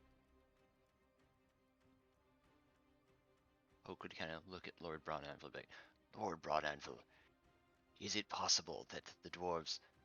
I can't speak for you in terms of an apology, but at least the artifact itself, could it be returned to the dragons? We could definitely return it to the dragon. But we killed it fair and square. Valakos would jump in, and at this point, a quick out of character question: knowledge of the ages is an ability, not a spell, right? Yeah, it sounds like it's not a spell. Yeah. So I'll cast that on myself to give me advantage on charisma. Oh, sorry, not advantage. I think it's a proficiency. Is it? I think proficiency in any other skills, right? Yeah. So proficiency in persuasion, Ah, or like if I can charisma, if not persuasion. Like if I have to be specific.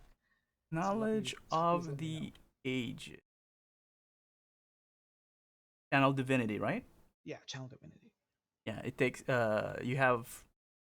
I think you track it separately as far as channel Yes. divinity is concerned. What So I'll cast there. So 10 minutes I'll have proficiency with the chosen skill. Okay, so in that case Yeah, it has to be a skill. it'll be persuasion is what I'll go for then. Okay. Right. So I'll just like jump in as soon as Hope completed that thought, or that his words. I'll jump in, and now Shuaib forgot what he was gonna say, but Valakos of course remembers. But look, I would say, or rather, Valakos would say, uh, so, oh, sorry, his name is Conrad Brawnanvil, right? Brawnanvil, yes, Conrad. And he's a king. He's a king. Uh, a king, a Brawnanvil of the Mithril Halls, Mhm. right? Yeah. So yeah. So look, I'll address him as that. The king, Brawnanvil of, of, of the Mithril Halls. If someone were to kill a kin of mine and take their skin and make an armor out of it, I would, at a moment such as this, would ask for something of an apology. And I would imagine if someone were to uh, do something similar to your sibling, would you not, if you were to imagine yourself in Lady Elia's shoes, would you not want their armor, their, like a token or like a reminder of their, of, uh, you know, of, of the physical remnant back and an apology? Would you not want that in a moment where you have come face to face with someone who had done that to your kin? Lord I believe Valakos, if if I were to interrupt, yes, would you give away the dragon leather you're wearing? You're asking me to return something you and White Death I take it practiced out. yourself. I take it out and I put it on the table gladly.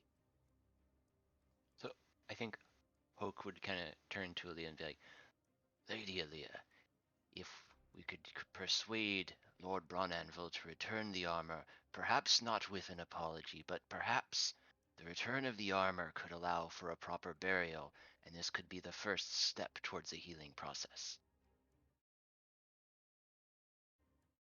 Lady Elia, not looking at Lord Brawnanvil. Because Brawnanvil's looking at Valakos removing his vest, whatever, coat, yeah, and putting it on the table. Quite convenient. And you rest of the fellows, you kill the dragon, you takes its spoils. How is that different from what I did? My ancestors did, not me. It was a hard battle, and we appreciate what Dragonkin can do for us. It wasn't protecting her, it was protecting my ancestors now. As it protected you before you removed it at this point. There is value there, yes. Weren't we going after the white dragon because it was tied to dragon cult and had the dragon mask? Does anyone remember? Yeah, it was a Rathathor. It was White Death. That's where you stole the name. The council tasked us with that. Not necessarily killing the dragon, but basically look for Makath. Freeing Makath, yeah. Yep. Yeah, collateral damage. Collateral damage. He was escaping, and you guys still killed him. Valakos did the lightning bolt. I mean, Kira wasn't there, so. I know. Was he connected to the dragon cult, or do we not Yeah, know that? a Rathathor. He was. He met with a gold dragon, right? Yes, that's true. They took the Drakhorn from Rathathor. So did he directly ask us, like, why did we kill this dragon? No, he's asking how is White Death killing the white dragon and then making its skin to your, whatever personalized item you have, how is that different from what his ancestors did? You both killed a dragon, and then you both, made a trophy out of it and additional defenses for yourselves. How's that different from what they did? Without knowing exactly what happened, what transpired, what caused the fighting. The hero will say, perhaps it's not that different. I mean, in our case, he was associated with the dragon cult, and we are tasked with retrieving some valuable information and items from him. However, that is beside the point, and I'm not here to make excuses for that. If I believed that giving these items back would help our cause to be for the greater good, I would do so if I was asked. I understand why you do not want to, but I'm also wondering if Lady Elia's attachment to this is perhaps greater. You see it as an item that can protect your kin. You have others of those, if I may be so bold. Then I tell you what, one set of lass. armor that belongs to her cousin. I'll tell you what. White Death took more than just the name of White Death, the Great White Death. You took from him his skin, his scales. I would gladly return the ancestral armor to Otarli Leakarnos if you would offer me the remains of a Rathathor. Aris will start taking off the vest and the scales and start putting them on the desk, same as Valakos. Saphira will agree, but she won't take her shoes off in the middle of the meeting. Wait, are you guys like all wearing the skin of this one dragon you killed? Yep. Oh no. Kira I remains think she probably has a couple, scales, or so she'll put those on the table. Is this why Blue was asking what you're all wearing? Yes. Exactly. Sorry, Kira, what you were saying? Yeah, she doesn't join, obviously, because she doesn't wearing any of that stuff. How is she reacting, though, with the rest of the party seeming undressing? Well, not undressing, removing their... I mean, she's I guess she's growing impatient, I guess. A lot of chit chat here, and she just wants to go out there and do what needs to be done. But she does know that these things need to happen. And so she's just sitting there patiently right now, trying to bite her tongue. So the party members would be placing the items on the table, right, of Rathathor. As I'm doing it, I'm going to say, like, we're going to have to find a new name. Brawnanvil actually looks slightly impressed. Like, perhaps you are bigger men than this king of a dwarf. However, I would acquiesce. The death of Arathathor would bless Mithril Hall. I would accept this compromise, Lady Elias, if you would as well. For the first time, Lady Elia would actually turn towards Conrad. Will I be allowed to bury my kin then? I will send a message to my men, and they will send the armor and what remains of your kin wherever you wish it be sent. Goosebumps. I know, me too. Oh my god. Then that leaves only one item left. The promise to Lord Protanther. Okay. Okay, go ahead for that first. So at that, Saphira's kind of going to turn to Aris and go, Draghorn? Or what the heck is the thing called? Dragonrage Not Mythal. Is it the Mythal? The Mythal, and also we kind of sped away from me looking at Lord Melandrach. So I'd already rolled for it, but can I ask Blue if I can use I Tides saw of you Chaos? you had 17, right? You rolled Yeah. 17. I have it on Can my I notes. use Tides of Chaos also? You wish to use Tides of Chaos for this Yes. check. And I know what's gonna happen. Okay, I'm just putting a note so that I remember to remind you later. You remembered to spring it on me at the most unfortunate moment. Yes. I am exchanging that. So hopefully this gets a little bit better. Okay. God damn it!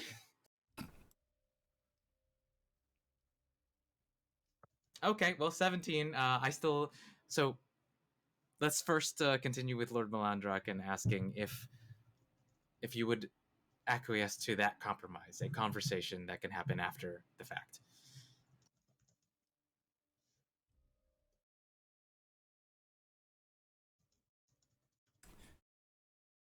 Melandrach is slightly, you can tell, surprised that you were able to talk Conrad in both marching down south as well as agreeing with a compromise with Lady Elia. So as you remind him of the conversation, he actually like almost looks distracted and look over at Aris and considers once more.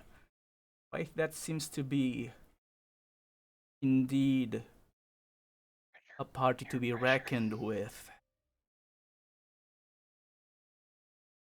If your adventures tell any other tale, it definitely shows that you are both, all of you, are skilled in not just surviving, but in your own words, they inspire me.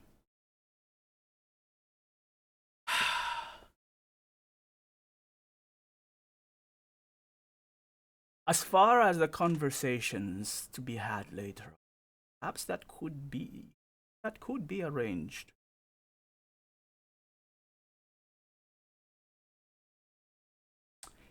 Seems a little hesitant. Persuasion there.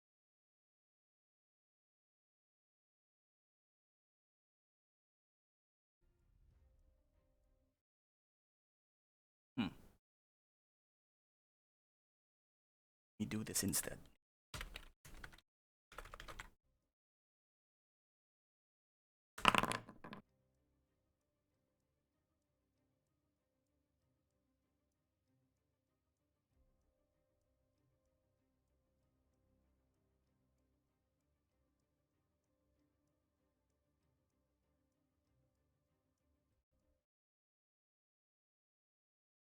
One of you, or maybe a couple, have mentioned that perhaps that there is a rumor the mythal may be in the hands of the cult.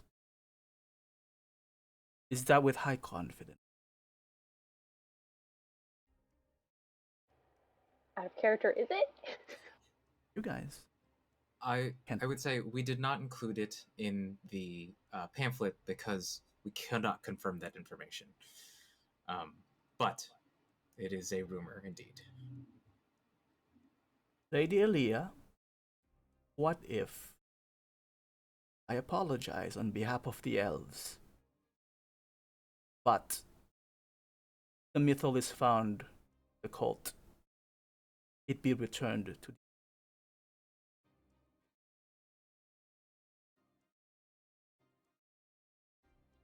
Elia sits there quiet,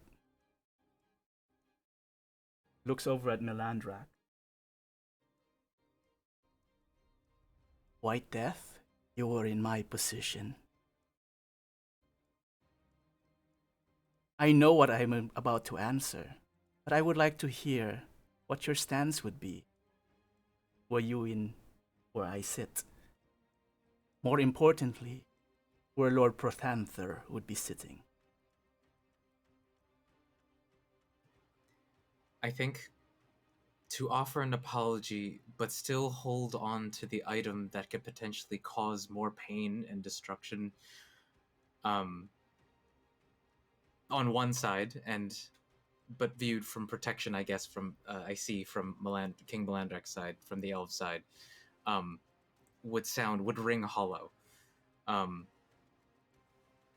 is to assume, Melandrach would say, or interrupt, that you think, or Lord Protanther would think, that the elves cannot be trusted.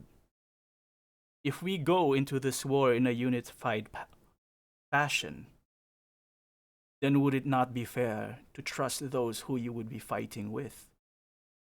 And as me, personally, asking for the return of the mythal, if it would be judged as if the elves would reactivate it, does that reflect what I am planning, or simply what you wish or think that the elves are capable of doing? This is exactly what I have been mentioning with the results of my sons reveal that they are part of the cult. Are we not to be trusted anymore? Saphir will say, I'm just curious, why do you want it back? If you are saying that you are to be trusted and you will be part of this fighting force. I do believe you, but I am curious as to why you would want this weapon to be returned to you.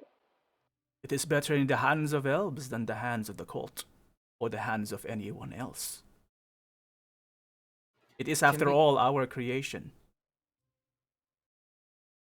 So it is our creation, and therefore we are responsible for guarding it. Yes, we have failed, and it has fallen perhaps in the hands of evil. More pertinent that we absolve in that mistake. In the absolution of that mistake, would you be opposed to the destruction of the mythal? If it can be destroyed, it is a mythal. I do not know how much you know of arcane mythals. Mythals cannot be destroyed, only they lose power. If you have a way, Lady Aris, do share. Saphir would kind of look at Lady Leah and be like, would the dragons have a way? This is beyond our knowledge, I believe. Lady Elia would say, if we had a way to destroy the Dragon Age mythal, we would have destroyed it eons ago.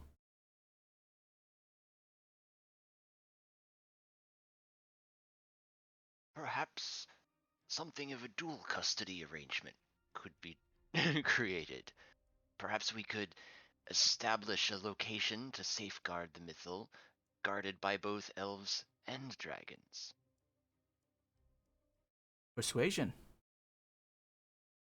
With advantage. Twice. So roll 4 times? No, Against. you're persuading both parties. So one set for one set for the other. All right.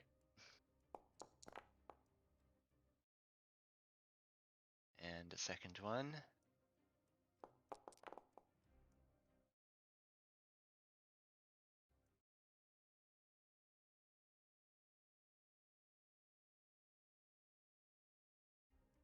Lady Elia,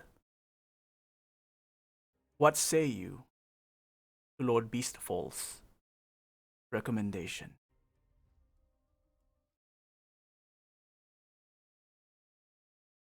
I will speak to Lord Protanther, for unlike others, I do not make promises I cannot keep. However, if I were Lord Protanther,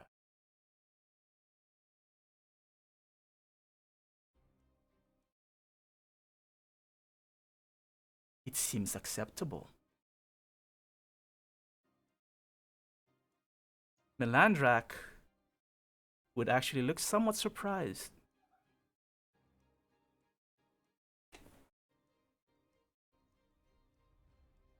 Then, White Death, if the dragon mythal is found in the possession of the dragon cult, and it be returned to the elves, so long as Lord Protanther agrees with what has been discussed here, and the elves would also agree.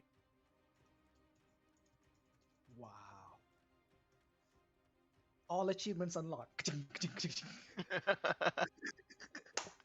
The council will have Lord Protanther's response by the end of the day. But at this point, only his word stands from the metallic dragons completely joining the war. Lady Lariel then stands. Oops, wrong.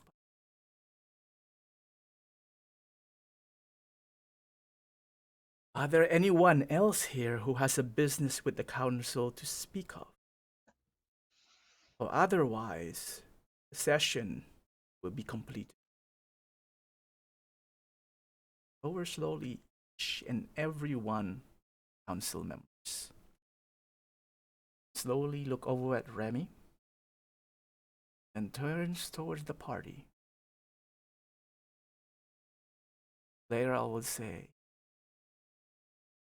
"Your words are weighed with wisdom, White Death. Also some lessons learned perhaps in the past.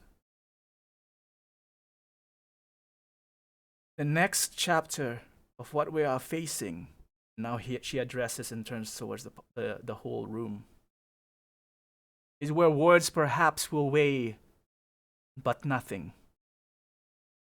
The next stage of where we will go will be dealt with action and quick thinking.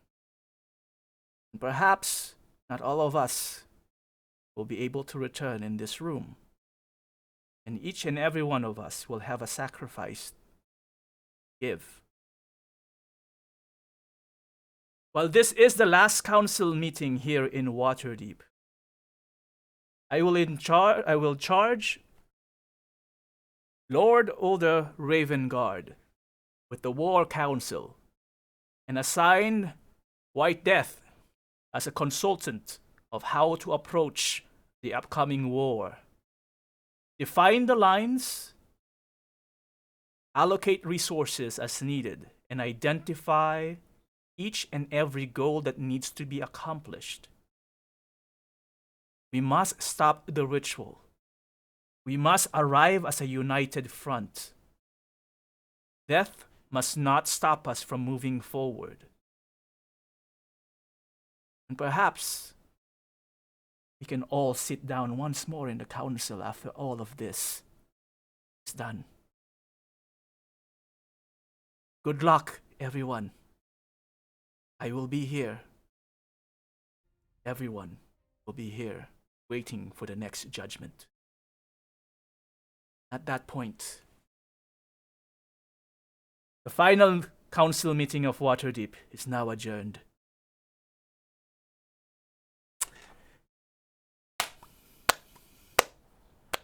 Oh my god. Sweet Jesus. Wow.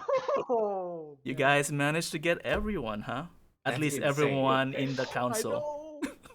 Cannot believe that. Was not expecting. I was fully willing to let go of Brawnanvil. So thank you guys for swooping in. Hulk, man, nice one. Poke is very Yeah, persuasive and oh just my god. Oak has a Also, big that was a persuasion great idea. modifier. What did you do with the anklet of the Fey Moon, Aris? Why I was did you trying to put figure out how to remove stuff. Oh, That's why. I'll just remove it from your inventories. Yeah, Yeah, don't worry yeah. about it.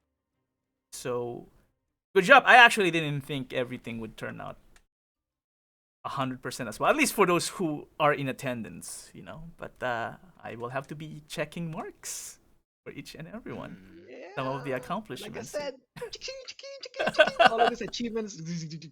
Actually, wow. Okay. So, with that said,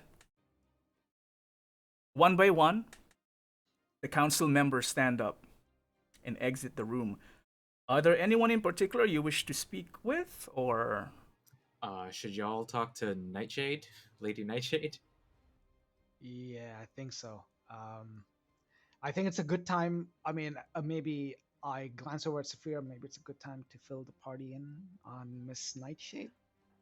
Oh yeah, so All right. I'll tell you what happened. Oh, and that she's a member of the Zentarim. the Zentrum, which is basically, shady people. If you need something done, you pay them, they'll get it done. The mercenaries, thieves, like they don't particularly have any sort of moral bent either way. So it's interesting here. I'm assuming they are being paid. But Actually, I'd want to pull. If we are going to talk to her again, I'd want to pull Remi to be with us also. Actually, that's not a bad idea. I'm just kind of curious why she's here because we received no sort of briefing on, and we didn't know this was happening. So she had people infiltrating us. This information we did not have, which I'm kind of curious about. Well, I imagine it's because we're understaffed that we outsource some of this. We being the council members. because there are a lot of people from the northern side are being asked to relocate south. You know. Yeah, I know, right? Exactly. So is that inter-party conversation, or are you guys actually taking action right now? Aris, okay, after hearing this from Saphira, I would be like, okay, Valakos, go talk to, pull in Nightshade, I'll go get Remi. All right, I go over to Miss Nightshade. Oh, okay. Rian Nightshade appears to be discussing something, with Never Ember. And as Valakos, as you approach, they stop talking. They look over, and the goat would say, if you would excuse me, Lady Nightshade. Of course, Lord Never Ember. And the goat would look over at Valakos, and I nod at him. and he would step away. Yes, Lord Valakos. What can I help you with? Lady Nightshade, it seems Oh yes, and that little conversation we had. oh, yes, at that moment we did not know you were part of the council. Indeed. Let us not repeat that to anyone else in the council, shall we? We were actually wondering if you would like to elaborate more on that discussion. What is there to elaborate? I'm interested in the key. I'm willing to pay for the key. Do you have it? I pay for it. A very simple transaction. I'm pretty sure Lord Hokgreath would understand as a businessman.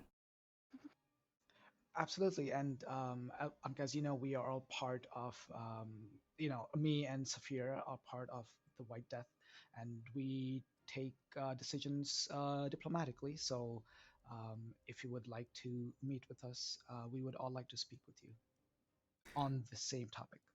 Ah, I don't really deal with groups per se, lad. I panic in a large room like this with all the council members, which is why I often just sit in a corner and be quiet. I like to listen. But I think So if you could send a couple of people if you wanted to discuss this transaction, I'll be more than happy to do so.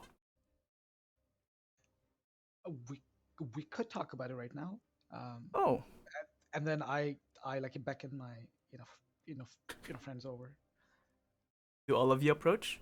Well, If while this is happening, I assume I'm talking to Remi in Okay. parallel. Okay, Yeah. so while that's happening, okay, what are you talking to Remi about? So you approach Remi. Well, first I'll be like, Good "Remi, job there, Aris. that was awesome." I'll say. I did not doubt White Death for a second. I did, but thank you for your confidence. You have made Uh, it this far, and if words were to stop you, I would be quite disappointed.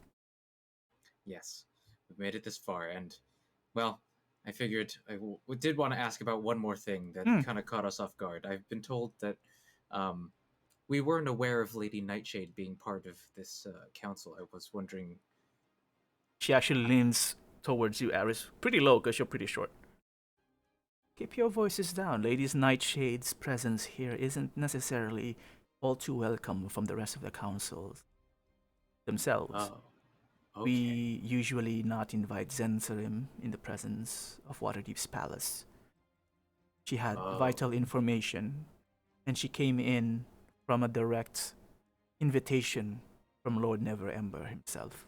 And then I'm gonna whisper also to her and be like, she seemed to be asking for the key to Zontal's tower, and was willing to purchase it from us. It seems a little shady, and that's why I wanted to ask you about it and possibly talk to her about it.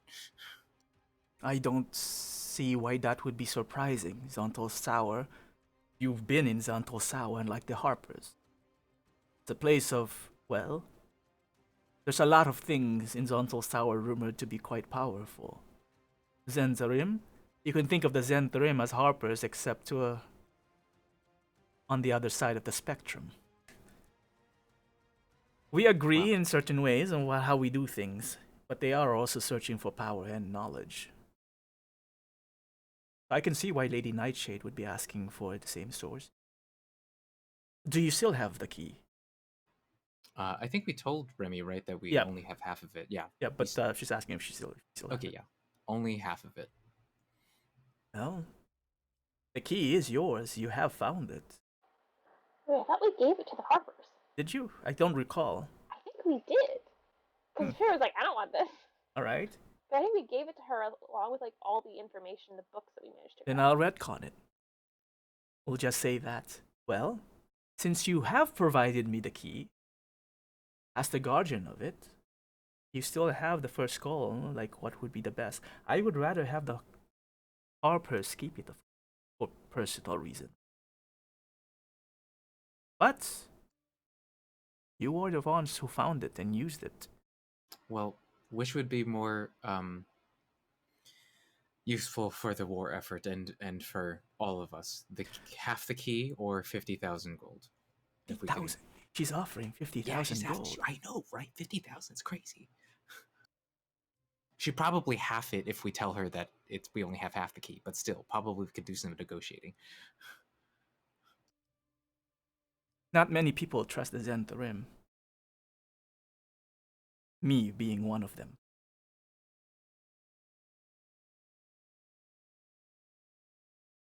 The key would probably be useless for the war. It would be too late to research what is left there, even if we can use just but half of it without the other half. 50,000 gold could help the war to pay our garrisons and men and supplies, but at the cost of Zontal's potential access to Zontal's tower on the hands of a Zentharim. I don't mean to judge, but I will. I don't trust her. Remi, you have been our support and backbone for such a long time. I think we trust your. Speak not too loud with that. Remember, you are a neutral party. Oh, right, we're neutral. Yeah, I don't know what you're talking Not a member of the Harpers. Be careful, especially when you speak here in the council room. Right. But regardless, I do appreciate the sentiment. You have been worth it. That's Thank you for your advice and counsel. And I think that was about the same amount of and time. then you saw Valakos start to call in the party towards Lady Nightshade. Okay. And then I'll bow or something to Remi and then walk off. Okay. Who will be approaching Nightshade? Or who will not be approaching Nightshade? Okay, so we can't have both. Saphira kind of wants to go talk to. Was it Ravengard? He's the dude Ravengard. from From Baldur's Gate, yes. Alright. The Flaming Fist dude, right? Yes. Okay, we can do that after. Okay, alright. She's just going to. Who's going to who else is going to Nightshade? Aris? Yeah, you called over. Kira? Yeah, I guess she'll listen in. You listen in? Hokgreath? No, Hoke will hang back. I think if it's, I assume the council's kind of milling about. Maybe they're making their way out. Yeah. Now. Yeah, you can talk to anyone. Just let me know who. I think maybe Hoke would take a moment to go say hi to Lord Neverember right now. Neverember. All right, because he did leave Nightshade. That's fine. We'll finish this with Nightshade then for a sec. All right. So Aris and Valakos and Kira, who is in listening distance, would be in approach Rian, and Rian says, "Well then, seems to be expecting something. Since you just called your peeps." Ah, yes. Why? What? Yeah. I think we're trying to. Yeah. Okay. So the Because we're key, trying to do the transaction. Yeah. Sorry. Let's see. So yes. Well, we still don't have everyone here. Saphira is not here. However, Well, then yes, perhaps Aris? you would. Oh, yes. I was about to Yeah, suggest no, that perhaps if you don't have the information of what you need, then perhaps you can just, again, find me when you're ready. Yeah, if we can't get everyone here, and then I'll look at Valakos pointedly to be like, we should have a conversation later then. I do take it then that if there is a certain consideration still being discussed, you do have the key. Very well. I thank you, at least for that information. Lady Remalia Haven 3 will know how to contact me if you are so interested in obtaining coin. Now, if coin is not enough, we could also talk about some magical items. But who knows? Aris's goddamn eyes light up for a second. Valkos would lean into her a little bit and ask. Oh, not too close, Valakos. Lord Valakos. No, not like that. Just just a little bit, and possibly allocating some certain individuals, like a possible. Are you asking for the Zentarim to make a deal? Would you consider that as We well? always consider deals, of course. It just depends on how much it is importance. How much it is for you, and who are we seeking? Or would you wish this to be discussed away from your friends? Yes, this particular discussion would be separate from the keys. Very well. Do you wish to discuss it now or later? Yes, I do not mind discussing it with, I do not mind discussing this in front of my comrades here. From what I hear, the Zentherm are quite capable, especially in infiltration and gathering intelligence. I was wondering if you could locate the whereabouts and information on certain individuals Get and to then the how point, much Lord Valakos. Get to the point. Who are we searching? we're searching for the former head of the Temple of Gond. Lord Silvershield. Perhaps we already know where he is. Perhaps I'm jesting. And now the payment. How much are you willing to offer? Now, much of our men are obviously being paid for to assist with the upcoming war with the Dragon's Cult. To diverge our skilled men to trace Silvershield. By the way, you're not the first to ask. I could tell you that.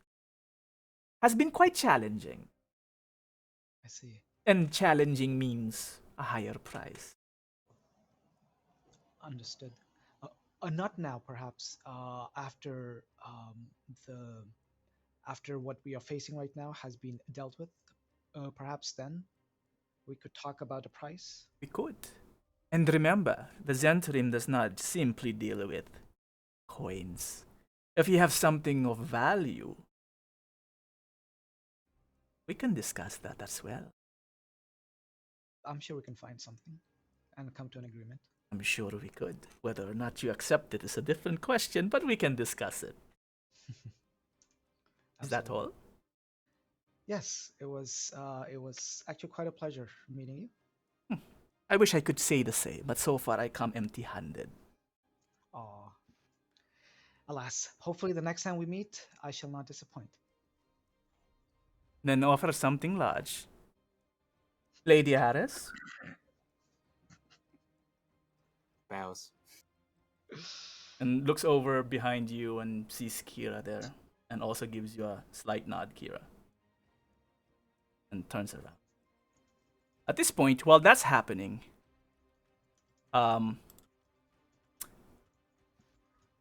Hokgreath, you approach Lord Neverember. Just in time as he's about to step away into the entryway, you catch up. How do you get his attention? Hoke and Neverember have met before, right?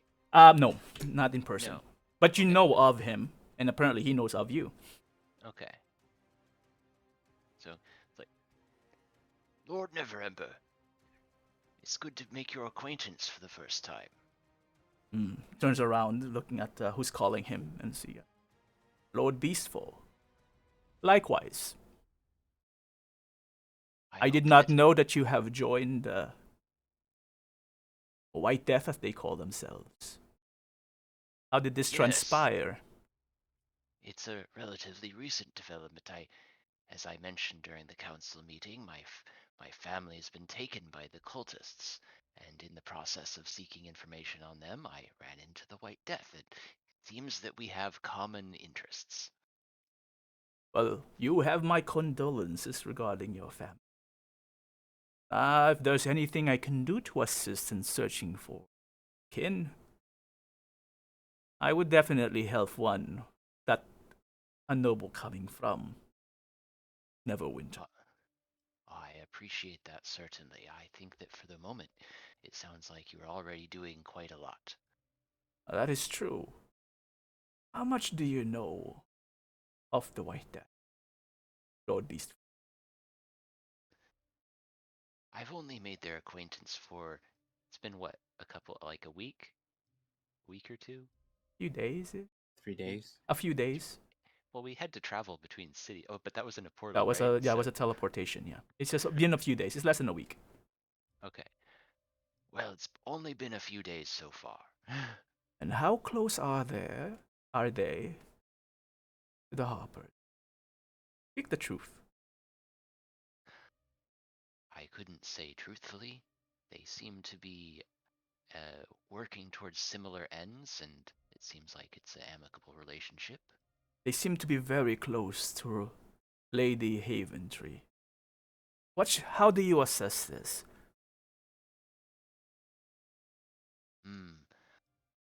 What does Hoke know of Lady Haventree? Well, you know basically what you know right now, Max, because you've just been, this is Hoke's interaction with the party. I mean, you did stay in her mansion, the Harper's mansion. Okay. She's been a good host and gave you access to the library to research everything about the Avatar's tool. And at this point, you would know that it was that they were looking about for the Avatar's tools as well and things like that. You've been treated well. Hmm. Well, I have nothing ill to say about her, but I would certainly reserve judgment on these matters until I get to know someone better. Mm. And the members of White Death themselves, they keep changing members, it appears, to me at least. From what I recall, they had a tall, handsome human with them before. Lord Bernhardt, I believe his name was. Has Hoke met Bernhardt? If you are questioning it, you probably have not. Okay. I don't think I've met this Bernhardt. I understand. My question was more of the members themselves. Lady Aris, surprisingly verbose, surprisingly eloquent. Lady Saphira, not quite acting as elvish as I would expect. Lord Valakos, bringing up arguments that seems circular. And the quiet Kira, Lady Kira, though she came from Silvery. I only wonder, really, what is driving each of them together. And you said that in just quite a few days, you have come to trust them with your life, your family's life as well. Well, they did rescue me from a rather embarrassing situation, and so I have had decent reason to trust them so far. Indeed. Well, as someone who comes and hails from Neverwinter himself, I think it would just be best to inform me of anything that perhaps would be of interest that the White Death end up doing, or in a similar fashion that they work closely with Lady Daventry. Call me jealous. I would like you to work on my behalf.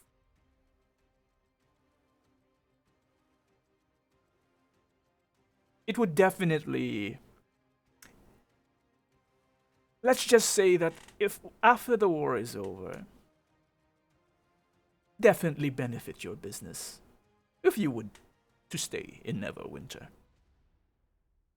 Well, Lord Neverember, I do look forward to my return to Neverwinter, and I look forward to being a prosperous return. Hopefully a prosperous return with many friends. Indeed. So, if you were open to that, just let me know the dealings that happen. I'm quite interested. All right, Lord Neverember, I'll take it under consideration, but I'll also let you know that I've, just as I have only known these White Death folks for a couple of days, I've also only known you for one day, and I take my time getting to trust people on both sides. You see his face change demeanor slowly and a little bit more formal now. I understand. Perhaps you don't trust the authority of Neverwinter himself. Very well then, I bid you good morning, Lord Isteval. And he starts walking outside without waiting for a response.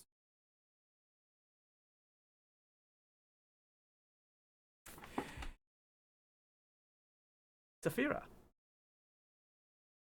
you tried to catch up with Lord Ulder Ravengard, Marshal Ulder. Right before you approach him, he actually turns around and sees you and gives you a big smile. Lady Saphira, it has been quite a while, and I can see that most of good omen bad luck still lives. May I inquire what Yes. happened to Lord Bernhardt, though? I see him not, and Ren. Ren has decided that He no longer wants to be part of an adventuring party, so he has opted for a more quiet life. Um, we unfortunately lost Bernhardt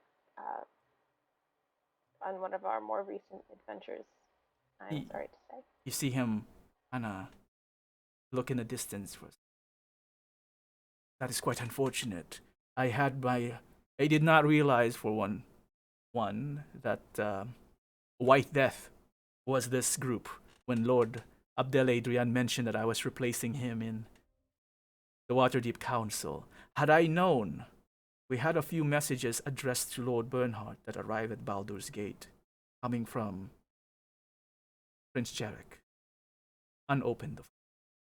I asked them to be sent over here now that I know that White Death is good omen, bad luck. But unfortunately, it looks like Lord Bernhardt won't be here to receive the letters.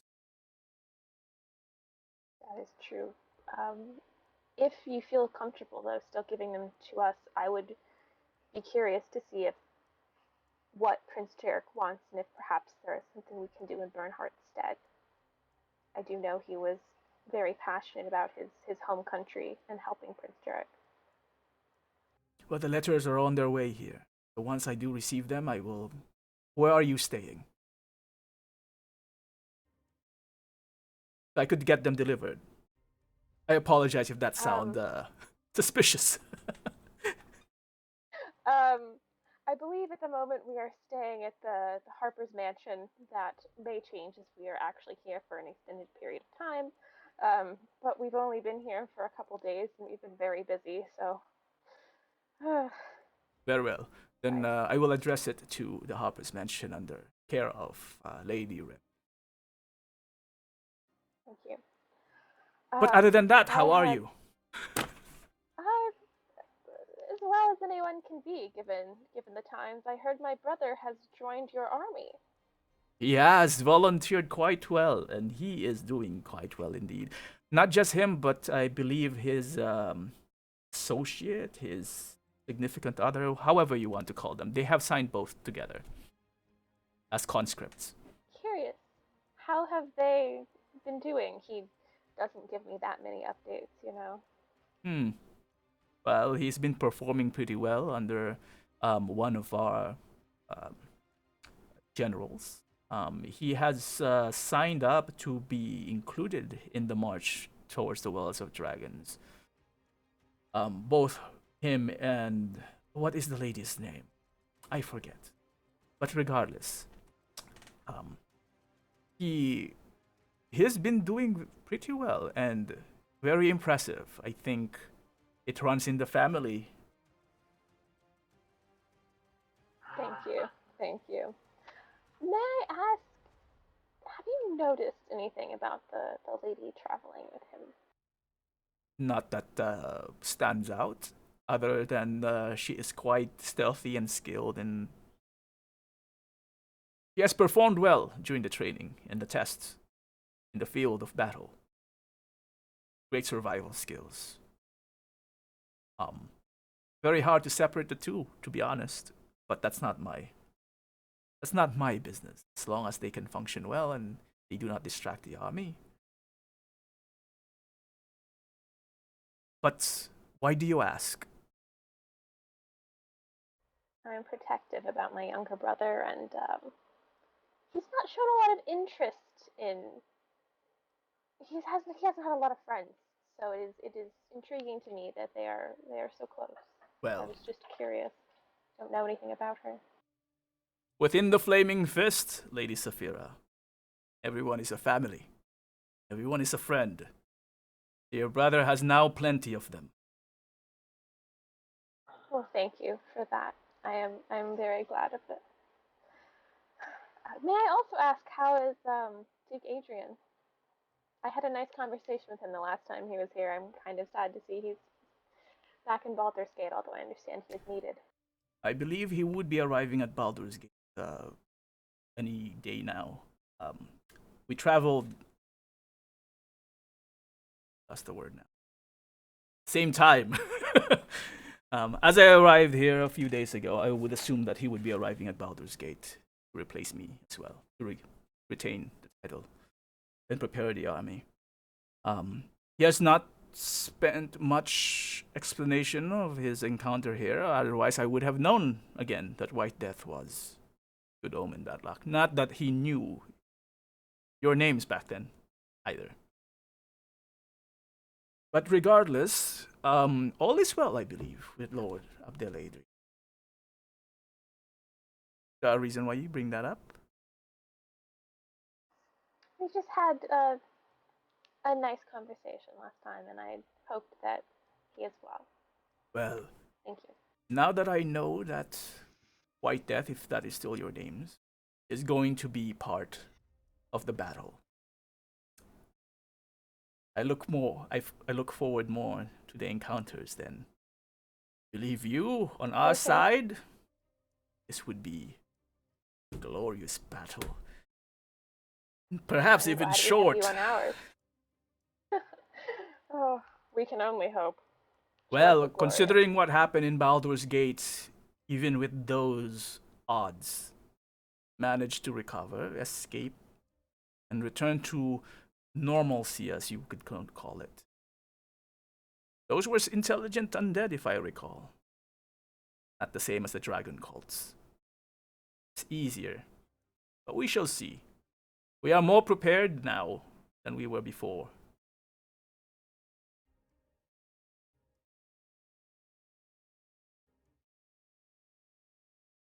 But, that said, I will be conducting or scheduling in the War Council in the next few days.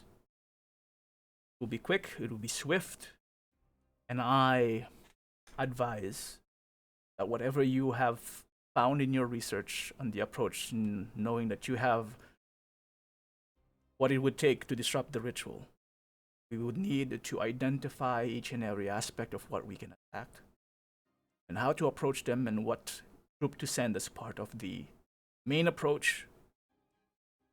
And if you consider the tactical approach, and which teams would lead each of those approaches, and the different goals.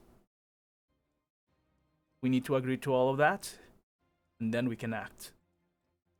I have heard that Lord Taern, before he left the room, going to prepare all the teleportation circles close, teleport armies close to the Wells of Dragon.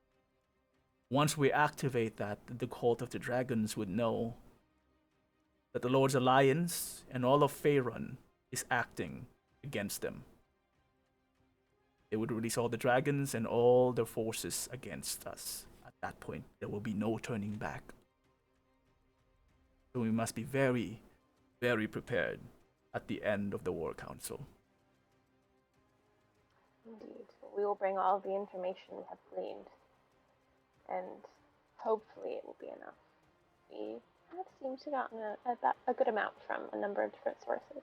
So Oh, very well then. I'm hoping it's enough. Excellent. I look forward to what you can bring. And I look forward to hearing your wisdom on this. Thank you. Very well. He nods. About to say something. Scratches his changes. I will see you in the War Council. Good day, Lady Saphira. Good day. Very good. Right. Anyone else? You look tense there, Saphira. She's just been so much talking. Oh my goodness. All right. So everyone vacates the room. No one left behind. You guys want to talk? Otherwise, Remi will also be exiting. All right. Then that definitely completes Council of Waterdeep. We can take a break. If you guys want to continue, or we can end it here. Either way is fine with me. Sure. I think we should. Oh, you want to keep going? Well, I mean, what would be next? Okay, well, the next thing, if you guys just want to consolidate it, would be the War Council. I need to now plan for what your attempts are, what your goals are, what you're going to suggest the army to undertake. What time of day is it now? Now that it's over, It's I'm just letting it run, so it's 10. 10 a.m. Yeah. Okay, I would just admit of like, okay, I know we're tired, but if the war council isn't happening right away, we should actually look at the book again. That's exactly what I was gonna Yeah. do. Yes. All right. Okay. So how about let's take a quick break then, 5-10 minutes, and then we could either continue what you guys want to do for the rest of the day. The war council would probably be the because Raven Guard probably won't spend too much dilly dallying, so it'd probably the day after. Okay, you'll get the summons then. Okay, so we can go on a few more, hour or whatever, however you guys want to finish this session. So once we get back, or as soon, up to you. You just let me know when. Sounds good. Are we headed back to our piles of stuff, so re-equip all my weapons? Yes, if you do not plan on going anywhere else, then I assume you guys are heading back to the mansion. Without our cold resistance anymore. But in exchange for an entire army of dwarves.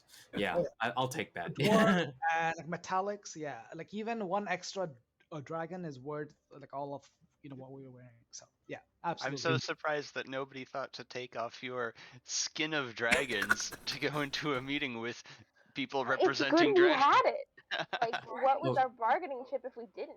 Well, also to Max, there are two different types of dragon: chromatic and metallic, and the metallics are against chromatics. So it doesn't. Our armor does not offend the metallics. Oh, dragons, I see. yeah. I see. Yeah, true.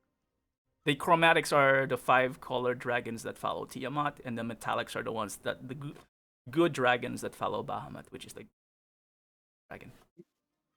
Folks just glad he didn't have to give up any of his treasure.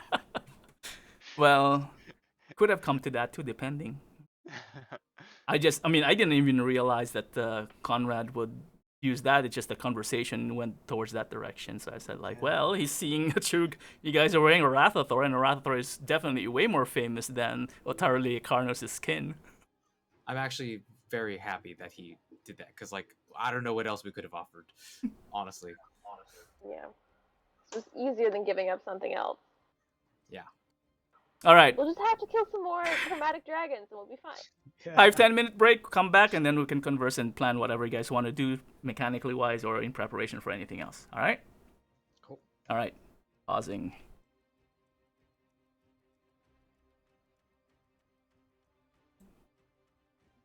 And the music is still a bit dramatic.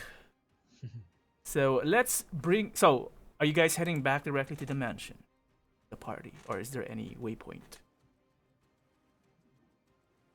All right, then. Let's bring these you guys.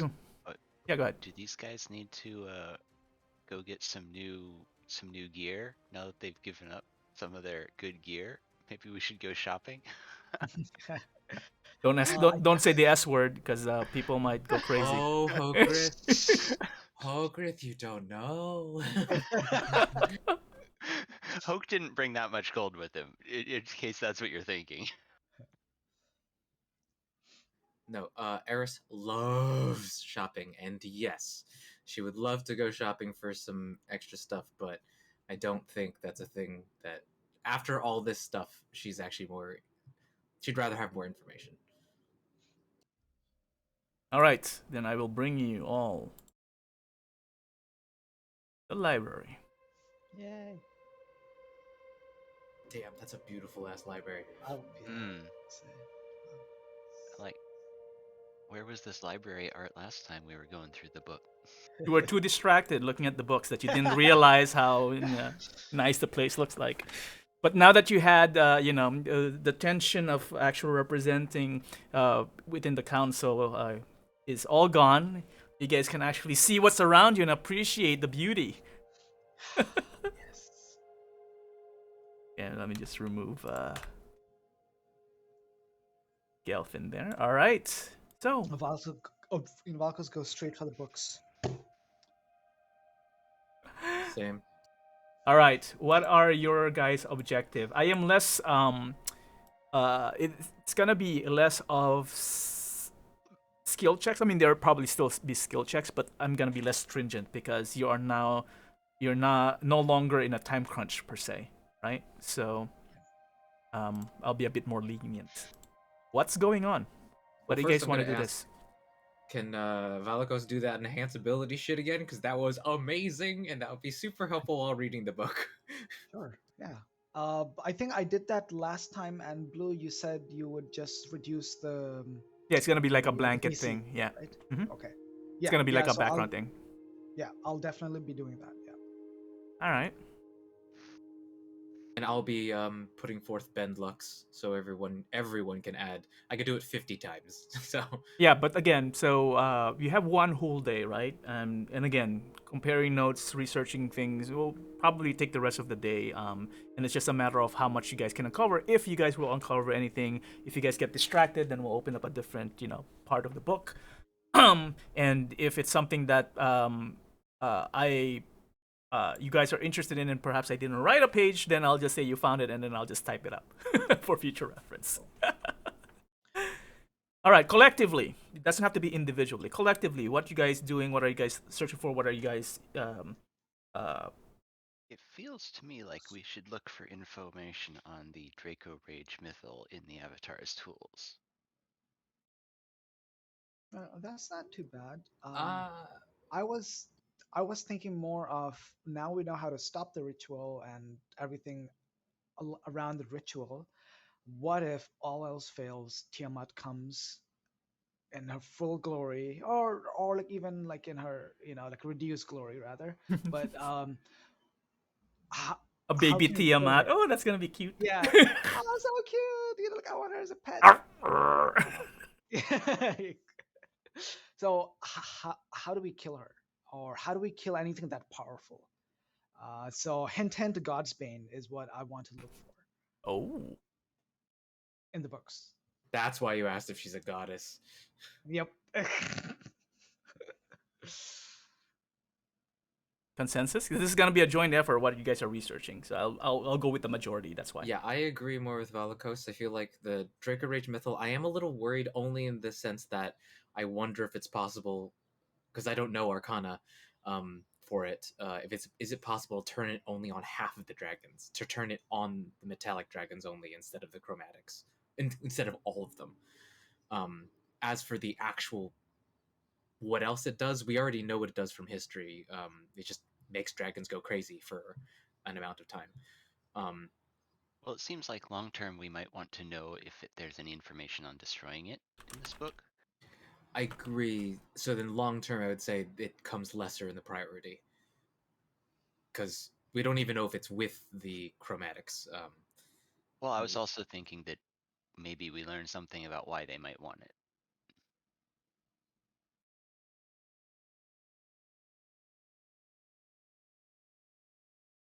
That would be interesting. Well, I feel like just from intuition, they might want it to make sure that it doesn't get used while they're summoning or after the summoning of Tiamat, because presumably it would also make her go crazy as well.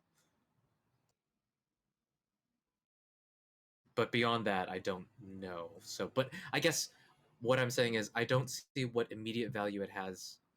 I couldn't possibly know what immediate value it has for the tactical preparation.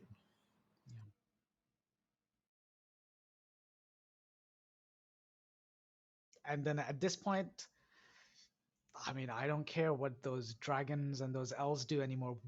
We like got them on board. We like bent over backwards and everything. Now let them do whatever they want with that, with the mithril. Is like what the Valakos is thinking right now in his head, or he'll actually say it out loud to everyone. Kira, Saphira. By the way, where the hell's Gelfin? No one knows. No one knows. God damn it. Wait, is like Remi around? Right now? Depending. Do you guys need her? No. Look, I just wanted to ask her if she was able to find any background information. Like if you remember my text, Yeah. um, if she found any background information on this Gelfin fella. I mean, it's only been 3 days technically. Oh, it has. Oh, yeah, Yeah. yeah. Never mind. Oh, but I'll still check up on her just to see if she found anything which we should be worried about. Um, No information there. Okay, cool. And she doesn't know where he is right now either. I don't know, but it depends on Got it. Nosen. Yeah, I don't want to presume if he wanted to do something else. So let's leave that open-ended. I won't restrict his options yet. All right. No. Anything else? Saphira, Kira, did you wanna? I feel like Saphira kind of want to look for stuff about Godsbane. Okay, I see 2 Godsbane, 1 potential dragon rage mythal or something related to that. Where does Kira and Hokgreath stand on research?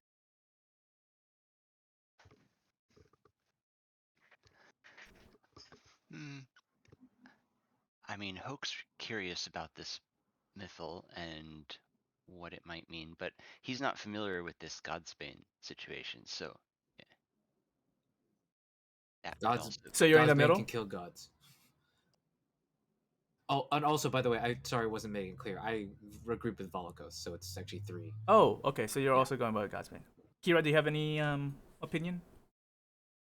We're doing the No, majority because it's the rest of the day. she doesn't really have any preference. All right. Sounds like something Godsbane related to dragons type of thing, right? Mhm.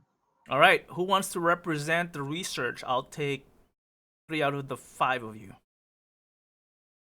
Okay. Valakos first. What are you gonna do? You're looking for specific about Godsbane, Mhm. right? Um, What are you gonna research about Godsbane? What do you know about Godsbane? How are you gonna target that research? yeah, so the information we have thus far on the Godsbane is that it was used to kill Baal, right? On the bridge, on the Borisker Bridge or some bridge. So I would be, like in my head, the Google search thing has like Baal, weapon is what I'll be searching for, or even like a Godsbane in there, because we were told about that very particular name of that weapon. So I'll be also searching for like references, like anywhere where I'll just skim through like all the books like I did in the past, and just anywhere where there's a ball reference or like a Godsbane reference. And what do you Uh, want to use to? I think Arcana is what I'm thinking, since it is some sort of magical weapon, which could kill a god, right? So So you assume it's a magical weapon you're using a game, so you're gonna use your Arcana background. Go ahead and roll. actually, since it's killing, yeah, okay, yeah, yeah.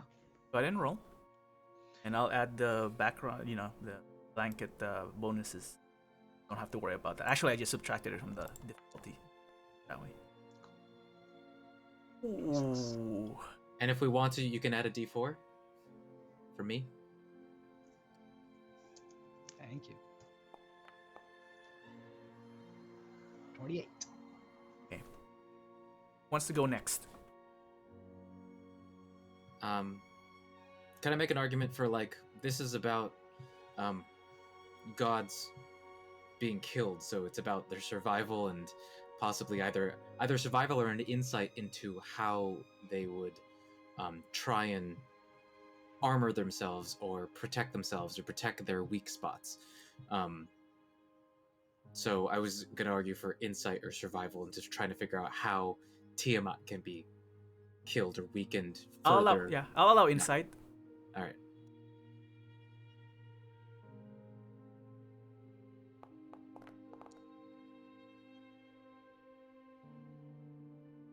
And I don't think I can add. It's another creature, so I can't bend luck for myself. Okay. All right. And then the third person would be would like to. And I said I wanted to research it, so I think Saphira is just like, she has all the information she's amassed thus far, and I think she's looking at it less of like a Tiamat bet and more of a just straight, like, she wants information about Godsbane. She's trying to look for any of the key words that stand out to her, anything that she recognizes from the research she's already done. I would say she'd be using investigation because she is trying to investigate all, like, Godsbane in general and all of the, like, anything that could be remotely related. All right, go ahead. Investigation. I'll allow it.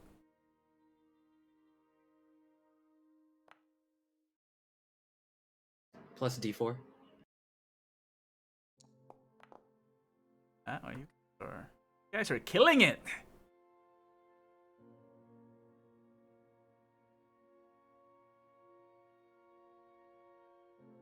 Between the 5 of you, collectively, you share some information between all of you. What you're looking for, what stands out, what you think would guide this research forward. Valakos claiming this. Saphira saying, no, personal information here. I want to look at this in this way.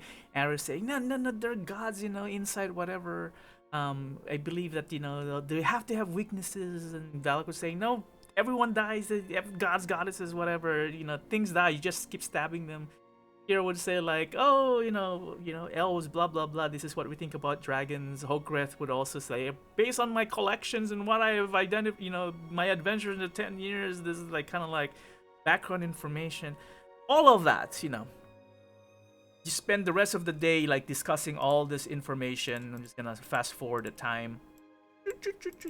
Montage, kind of like it's about kind of evening time when this happens, and in between, you take breaks, you have some lunch. Some of Harper's, bring some food into the library. You have some jokes. You get distracted. Hey to Ren. Yeah. Hi to Ren. There's like a whole montage of things happening throughout the day, and then you guys go back to the tomes. And let's say I'm just gonna unlock directly some of references that I think that you will guys have. I need one representative to roll. Or how many of you? Actually, you know what? Yeah. Someone roll me a d4. I'll take the first d4 I see that rolls. No one wants to. Oh. Hokgreath.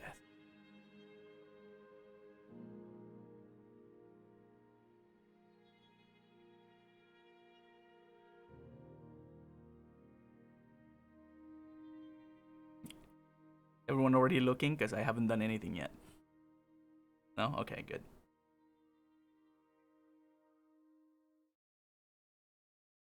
Let's do it this way. I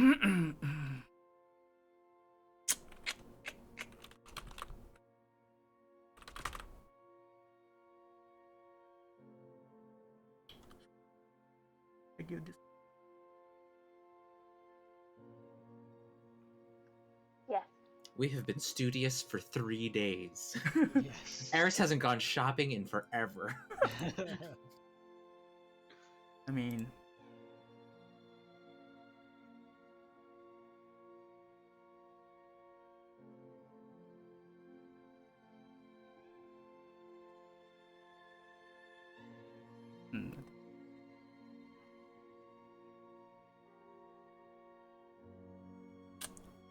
and it was a 3, right? Yeah.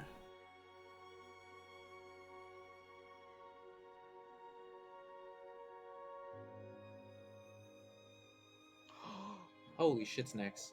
Holy, how many? 1, 2, 3 more. Damn. You may have to talk to each other depending on what languages you understand. Oh. Also, like actual, like interact. I mean, like a player banter. Oh Yeah. wow. Because again, even though you have confident languages, it's kind of like a representation of like things that can't just be translated directly, because you have to have the context of it. So that's kind of like the Wait, representation. is there a new image inside of Disrupting the Ritual too? Perhaps. There is a new image. Oh shit. What the? Dang. Right, like I need to retake screenshots now, man. Like you just added more information. Oh, I cannot read Divinity Against Divinity. Okay, so I can read it. Divinity. Yeah, for me it is a bunch of foreign script. For me, most of it is except for one paragraph. I Alright. can read all of everything. Wow. None of them are in foreign script for me. Nice. You're gonna have to share that with us. Yeah, I think I can read the draconic parts that. Interesting. I thought Valakos and I had the same crossover of languages. I guess I also speak Elvish. Did you speak let's see. Draconic? No. Let's see. Yeah, probably not Draconic. Let's. Oh no, I do. So Common, Draconic, Dwarvish, Elvish, Halfling, Infernal. We speak the same languages. That's interesting. Ah. That's very interesting. Quite Maybe fascinating. maybe Ball wants you to see it. Maybe he wants me to murder him? That's a fun turn of events. I don't know. Maybe like he is the god of murder or whatever, right? Like death or something. So he's like, kill me, kill me. Murder. Yeah. All right. All right. Saphira, do regale us. I mean, I can only make out of like a passage. That's about it in this. I'm on this page. Whoa. Does anyone see anything? Wait, which page are you talking about? This. I think it's something to do with divinity against divinity, or something like that. Well, that's very long. Do we read the whole thing? Probably a screenshot, maybe. I can No, just screenshot these and drop them in the general chat. I don't know. So Saphira is transcribing them into common for us. I like that better. Yeah. Yeah. Any of you guys read Artifact Tales Blade? I can read Yes. pieces of it. I can read literally everything. Just give me a second. It's like, hold on. I'm making translations. Wait up. I will copy them into the chat.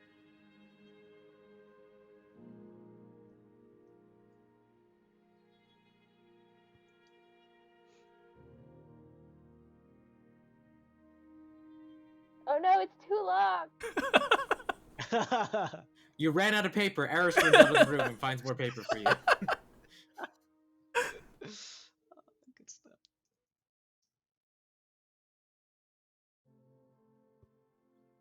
Wait, hang on. I'm gonna put it in the doc. Where'd Jeff's doc go? Oh wow, you're gonna put it in a speech. Okay. Literally, there's a lot. Okay.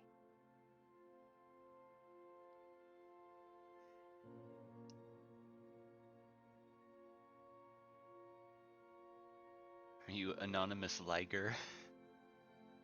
Yes, you look like Anonymous Liger.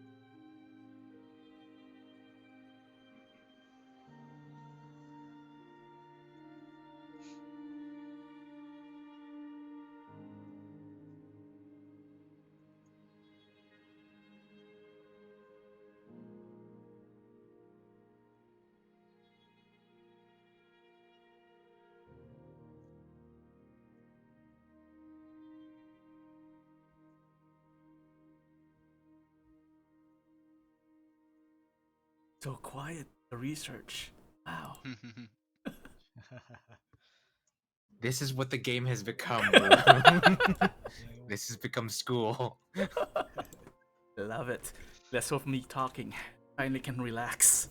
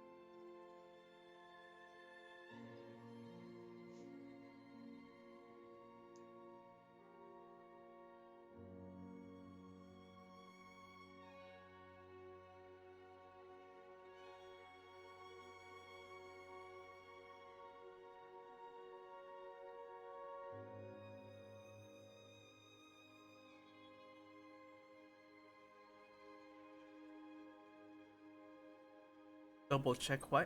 I'm surprised actually now that I'm looking at it. How could Saphira read all of this? Interesting. She's cheating.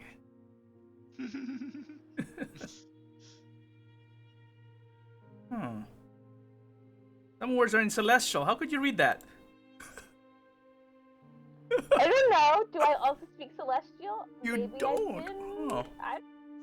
I think it's from the multiverse. There's Anael.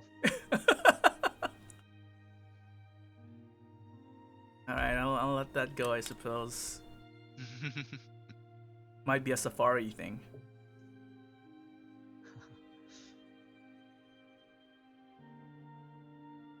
That's okay. The intent is for you guys to have the information anyway. We're just adding flavor to.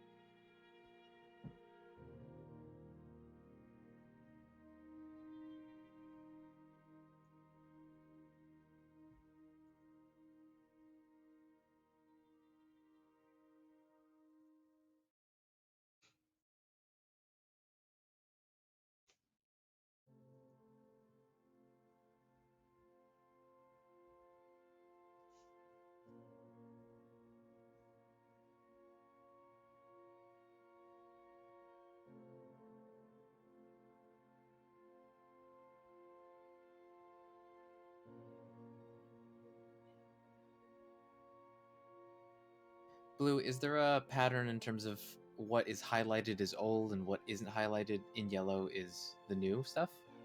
No, if you hover over them, that tells you the language if you can read it. Oh, sorry. I was trying to figure out what's new in the ritual side. Oh, the ritual side. No pattern on either. I think it's just also language driven. Okay.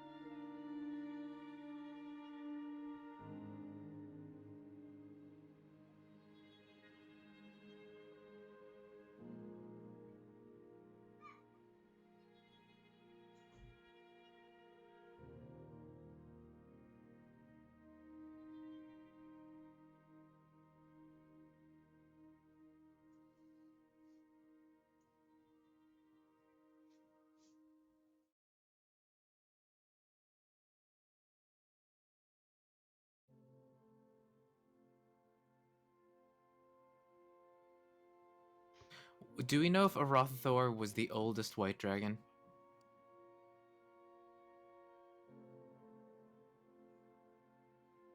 You wouldn't know that. Valakos, can you message your girlfriend before it gets too late? Gladly. No, Arathathor is not the oldest. Okay, thank you.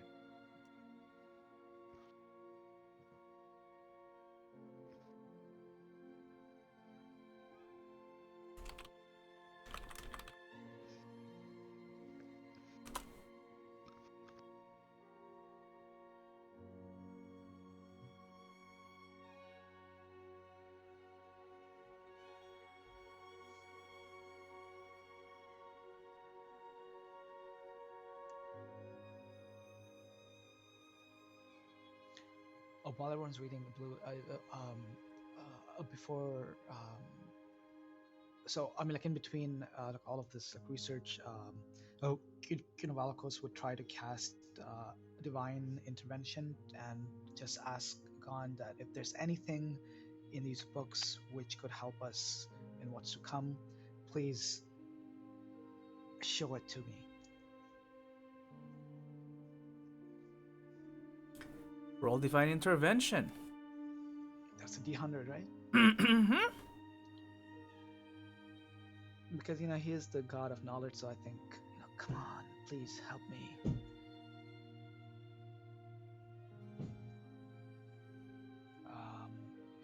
So I think 1D100. Gotta roll less than. Nope. So it's less than 10, right? Because it's Yeah. less than my level. Less than your cleric level, yeah. Cool. That's worth a shot. Yeah, it was worth Blue. that. Yeah. All the stuff about outsider deemed royalty that needs to be sacrificed for the summoning. Does Aris feel like that's Polaris? I don't know. Does Aris? Does Aris feel is it Polaris?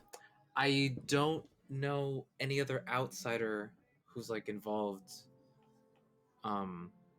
So the term outsider basically means actually what do you think defines an outsider? I think just someone who's not part of the material plane. There you go. Yeah. So whether Aris feels that way or not is up to you. I want to meditate on my bracelet again. I haven't done that. Anklet. I haven't done that in a while. Let me think here. Where are we now?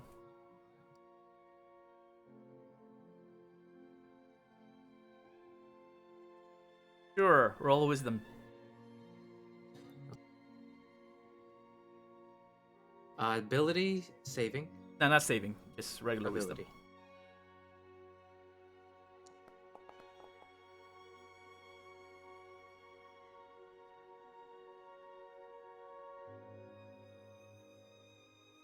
You know how you felt, or Aris, you know how you felt when you entered Sanura's domain? Domain expansion? Yes.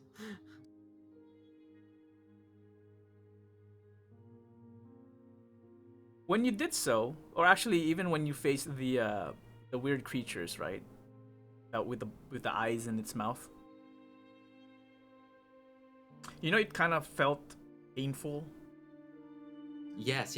Oh, that's what you mean. Yes. And that's how I could tell that something was happening, interacting with the magic in my anklet. Yeah. Yeah. In contrast to that feeling, it feels numb.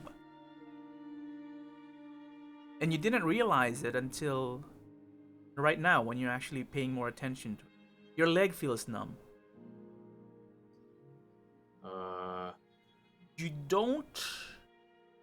You feel connected to the anklet. I mean, you've always felt connected to it. So that hasn't changed. There's this uneasy feeling that there's something different about it. But Okay, it's so subtle that, again, you didn't realize until now that you're focusing on it that I don't know, is it something missing? Is it something has changed? You can still cast magic for whatever reason, and it hasn't really spoken to you lately either. You never felt numbness before. I'm gonna ask Valakos if he could re-identify my anklet, just to make sure that it gives the same. Says the same story. Yeah. Okay, yeah. Look, I'll try and see anything that I could do to help. Valakos, as you cast identify on the anklet, Aris approaches you, reveals the anklet, asks you. So, you reach out and touch the anklet. It's been quite a while. Last time this happened, there was what do I call this? A reaction. This is spell casting. I don't recall. There was a reaction, but I felt like emotion. No. There was no reaction. I think. Did you get hurt? No. Like I didn't get hurt. I just felt like the magic was very like it had a lot of emotions in it. I don't. So I think that was the wasn't that the wreath, the flower wreath that the one talking about? No. So I identify Aris's anklet while she braids my hair. Apparently, yeah, that happened. Get feeling I get when interacting with Mormonos when we were kids. Oh. Okay. Yeah, you don't feel that anymore. I don't feel that anymore. Yeah. You cast it. You cast identify on it. And there's that feeling that you had before about family and the old days. Nostalgia, really. It seems to be more... What's the word I'm looking for? It's too clean. It's almost as if you're looking at a room and the room is bereft of furniture. It's empty. But at the same time, the walls made of tiles along with the floor, they're shiny. Well clean, they sparkle. But it feels abandoned. And yet, the spell does suggest that magic still emanates from this particular item. This is still a source of magic, though the source does not track to, again, the school of magic that you're familiar with, not divinity, not the ones that you cast. More natural, somewhat foreign. But at the same time, again, definitely less emotional. Definitely absent of emotion. It's almost, again, more... I don't want to say artificial, but it lacks the warmth that you had experienced before. Yeah, I'll let Aris know that, and that last time I might not have told him exactly the kind of feelings I got when I interacted with it, but I basically didn't get much, just like an emotion, and that emotion was tied to the relationship I had with an older brother, which was almost like like he was, he wasn't the nicest, but he was also like he knew how to jest a lot, and like it was a warm feeling as well. So that's what I got last time, but this time around, it's not there. It's like it just feels empty. That warmth is not there anymore. And then of course I'll go into more detail on exactly what you said, Blue. So I'll just explain that as well.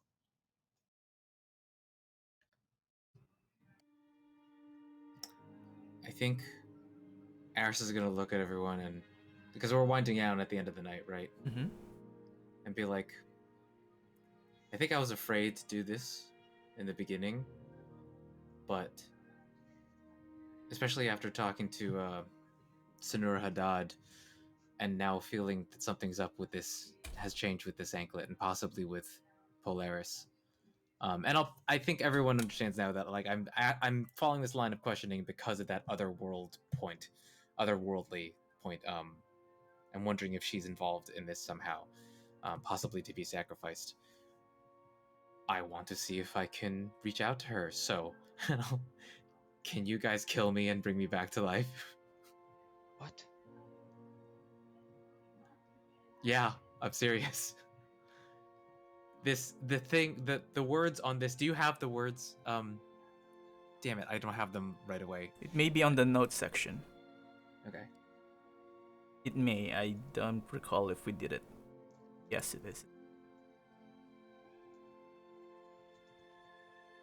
Under notes and handouts. Yes, the anklets.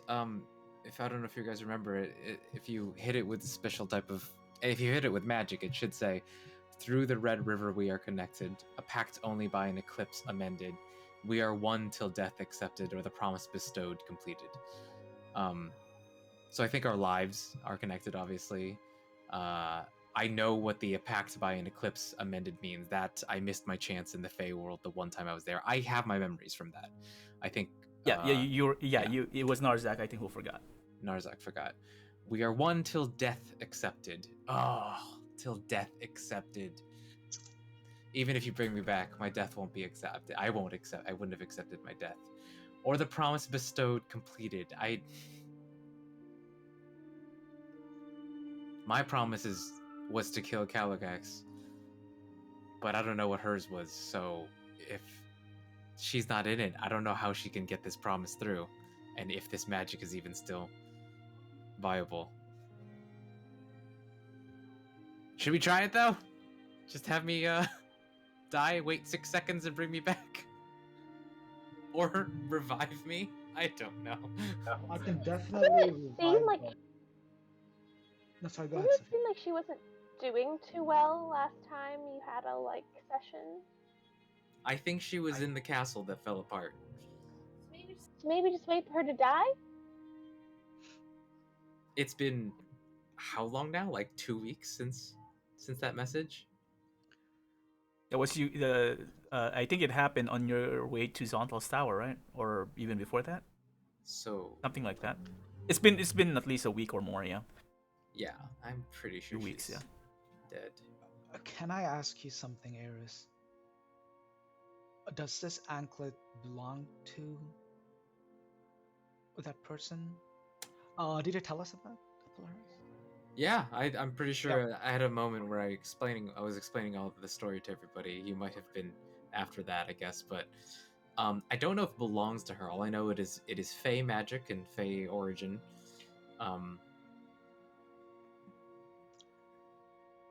Before we take a drastic action such as, killing you and then trying to bring you back, I trust you guys.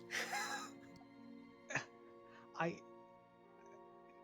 can we try scrying at least just to make sure that. Okay, so tell me, why are you trying to kill yourself in the first place? Would it sever a connection? Either I am hoping that somehow it will revoke passage for her to be in this world and possibly be removed if she is supposed to be the otherworldly sacrifice, or if that's not the case, if I can talk to her somehow in death, in the moments when the magic or this spell reaches some type of climax. I don't understand it very well myself, but Sanura Haddad did say to me, "Have you tried dying?"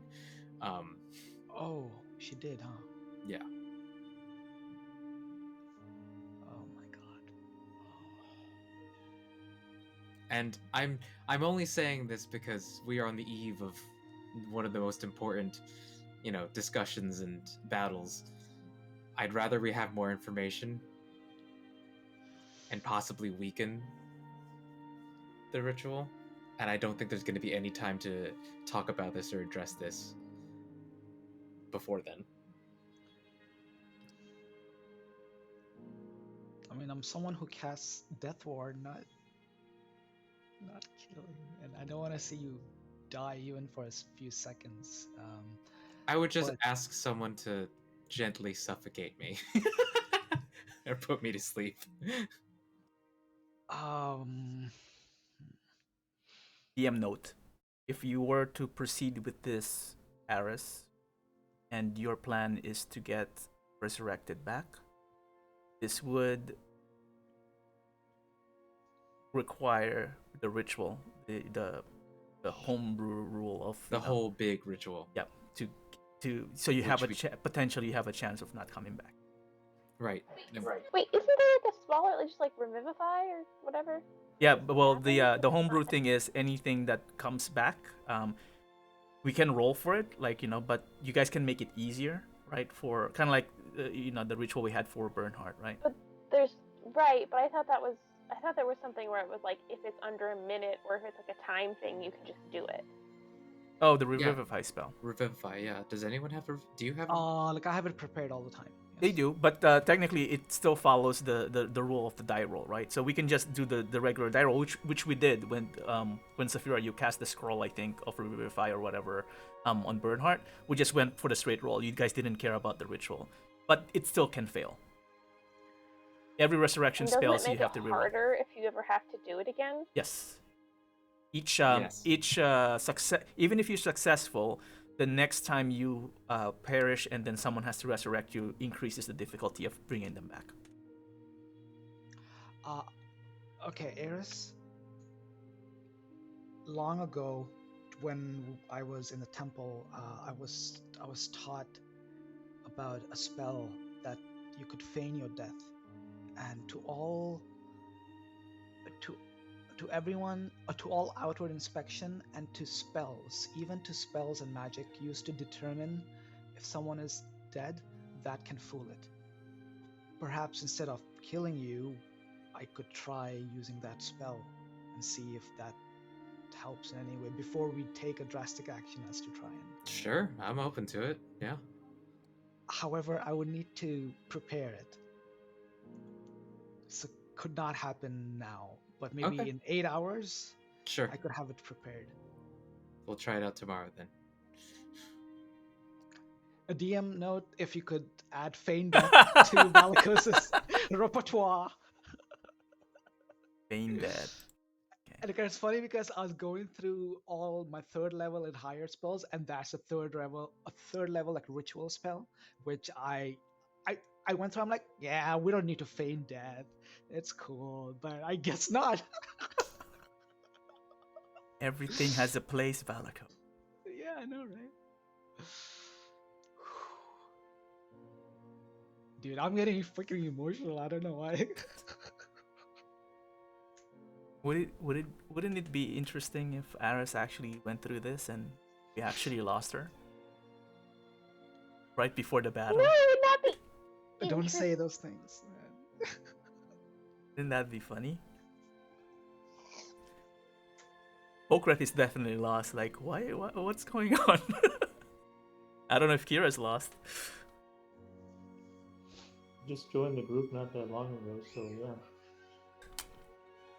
Not like she knows a whole lot about them. I'm just saying, if I see Polaris there, and I'm able to somehow figure out if my death will take her from this world and bring her back into the Fey world, I might do it.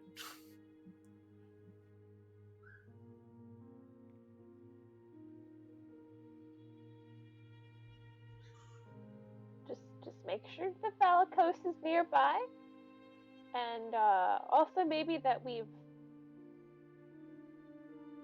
don't know. Yeah, I don't know if it'll do it. I'm just saying, like, I need more information myself, so I'll probably have to look at this book one of these days and figure out about Fey magic. Definitely do that, because if you're trying to do that and I'm like under some weird feud thing trying to kill Velcross, like we're gonna be kind of fucked.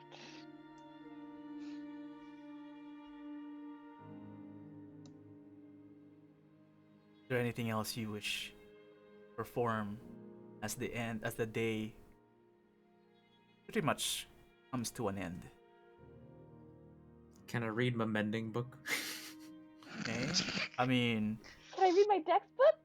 I would like to read my wisdom book too. I'll allow you guys a couple of hours before you rest for the night. Add I'm two really more trying hours. to get this in before our big battle. What's Actually, the? I don't think it will help for that. I was gonna say, what's the likelihood that you guys will be finishing your personal books for the next battle?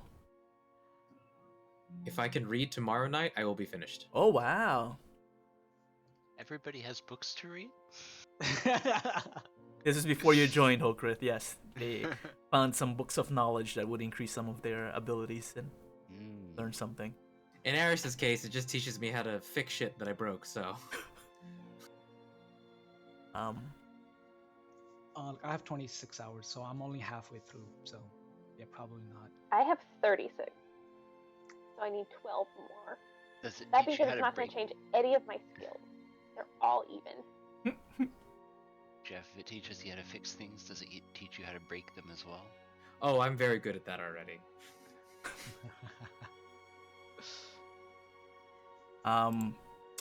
Let's see here. All right. So as the day begins to end and you are preparing to rest for the night, you guys are all still gathered within the library, closing down, turning off some of the lights.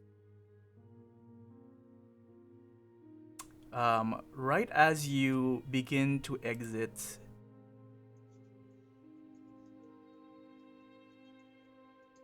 Wow, we've been in the library for almost 10 hours, guys. 12 hours, 12 hours. Seriously, it's better than that council room. I'm done talking. I don't want to talk to anyone for like a year. I want to hit things. So many books, too many speeches. Second, I forgot to clear things.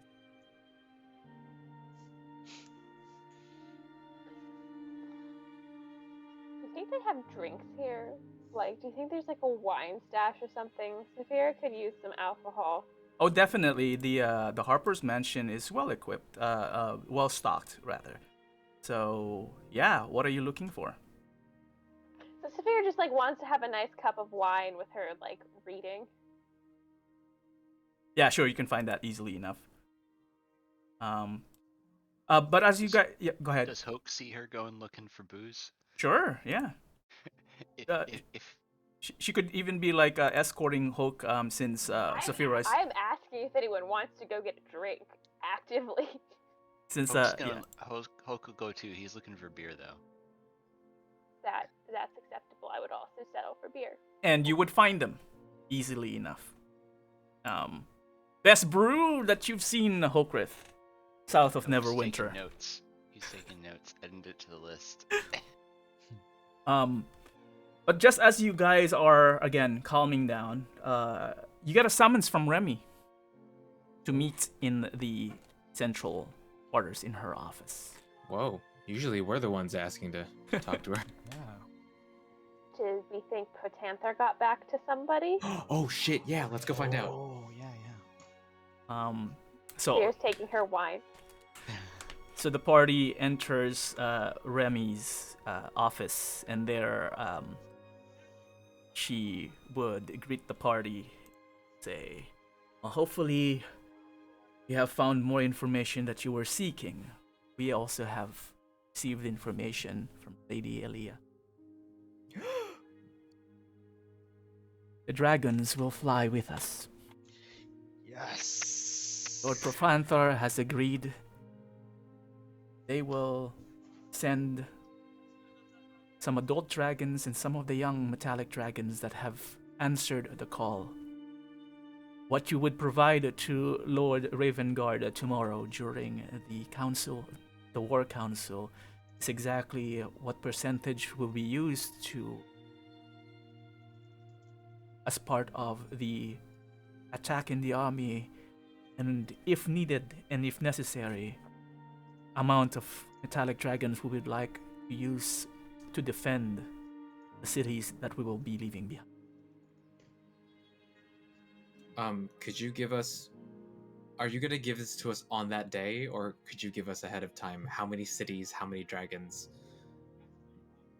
So it's probably not gonna be exact number. We're just gonna hand wave it. It's more of like a decision. Just Okay. put like if you want to partition, if you want to do an all-out type of thing. So we're not gonna I don't want to do it too crunchy. So if you guys want to discuss that, then that is an option. Otherwise, say send all of them out. Okay, but this is a reflection, the accomplishment that you and you alone as a group is able to convince the whole of the council. I believe that even I would not have been able to do or convince all of them. So, this is your accomplishment, White Death. Very good and a very important one. The battle that is coming, that is right before us, as I mentioned, I am willing to send some of our Harper agents along with you as part of the task force, as was mentioned, to assist in invading the temple itself while the rest of the forces fight outside the well, in the caldera of the Well of Dragons. I don't know if you have met them before, but they do call themselves the Swift Edge. I don't know if you guys have, right? Let me double check. Rings a bell. I don't know why. Sharel, can you invite some of the members in? Oh, they're here. Oh, wow. Like, not all of them, mistress. Why does it sound like something from a one-shot we did? And comes in. Yeah. May I introduce you to the Great School? Oh shit! Yvonne Splinter Spear. Pimple Dimple Howlowfoot. Lady Nova. And Skewer Slowpoke. What the? Oh my god, dude. They have recently helped us with some events dealing with the Harpers in the Cult of the Dragons, and they have performed pretty well. This would be an undertaking that perhaps they can prove themselves worthy as well, and learning from the White Death, they will be assisting you in your travels deep within the temple. In other words, We didn't remember the old name. In other words, you will reprise your roles, or change them if you wish. You can separate them into different goals, but you can use them and we can play them in different encounters as part of the ritual. Oh my god, Blue. You are amazing. So, Who are these characters? who are these characters, guys? I'm trying to remember the one shot, and I'm trying to even remember who I played. Yeah, and you don't have to play the same person if you don't want to or cannot. Actually, there's another person, Lauren, who was not chosen previously. But to answer Max's question, these are characters from One Shot. One Shot being a side story, may or may not be related to the campaign, but these are pre-rolled characters that I've created for that story, and so, each of them selected one person, and they played it, and we played that scenario. In that story, Against the Lich? no, that was a different group. Actually, yes, that was a different group. This group was from the Dragon's Maw. Yeah, we killed the white dragon.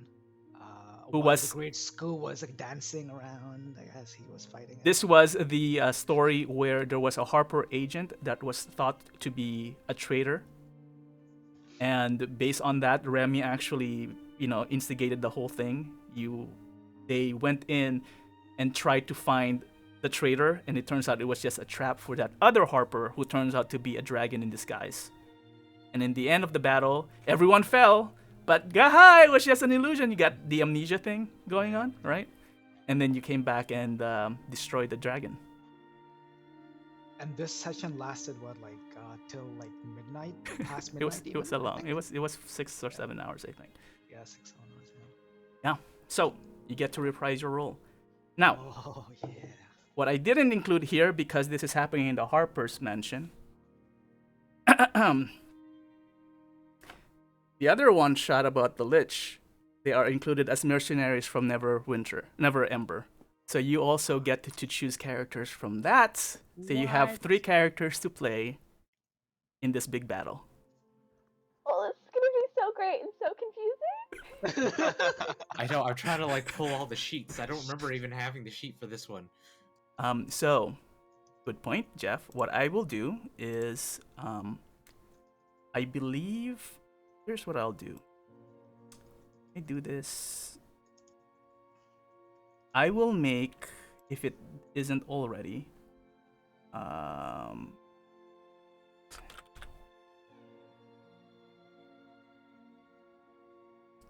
make available to everyone as owner for now.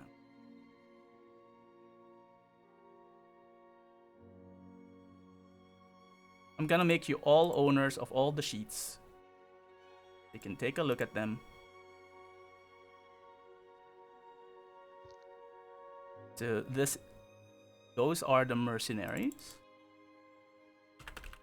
And in the Neverwinter side, oh, this is under the actors tab, if you guys are wondering where they are. Under players. Tell me if you do not find them. And here is the list of the smugglers. Dang, I was trying to go to journal entries to see if I wrote something from before.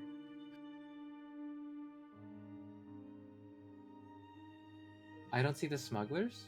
Don't see the Okay. smugglers. Let me double check. I here. just see mercenary.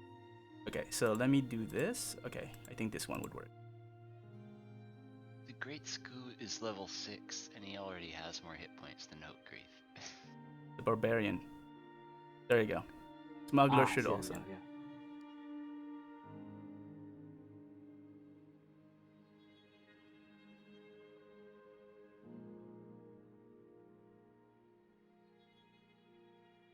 If let's see, I think there are 6 in both sections, so I think we have enough for even if Nilsson joins us.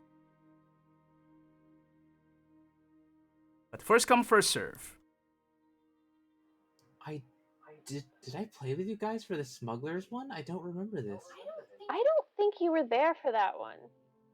That was the one with the lich where we had to do all the rolls at the end. I don't think you were there.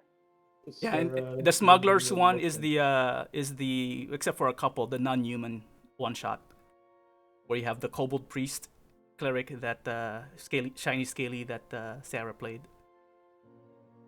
Yes, shiny scaly. I don't remember who I played for the other one though. You played Nova. Sorry, not Nova. You played Yvonne. I'm glad someone remembers things. Was I Pin Dimple? Yes, you were Pin Dimple. Or was Nilsson Pin Dimple? Oh shoot, I don't remember who I played then. I mean, we have the recording. Yeah. I think you played Pin Dimple because it's a warlock. Yeah. The Fey, or was it Nilsson? Well, one of you. He was the merchant that decided to create a pact. I'm gonna watch both of these so I remember these characters. And we don't have to stick with the personalities that you created back then, because I'll allow you guys again to switch character. The person who played the original character does have divs if they want to call it, right? But if they don't want to, that's totally fine. Then just switch. Dibs on the Great Scoop for sure. But you are going to take Great Scoop, Hell Sir yeah. Dancer. I mean, that was a classic. So yeah, so the mercenaries are definitely lower levels. So take that into consideration depending on what objectives you may want to assign them. Right? The smugglers are however level 10 to 12. So they are about equal to you to the current campaign. Also, when it comes to objectives, are we the ones determining what those objectives are, or Yes, are there... this is gonna be again. You are gonna be the consultants of Ravengard when you start assigning what are the objectives, and you get to assign. If you want, you don't have to use these characters, but you get to point them to certain objectives as well.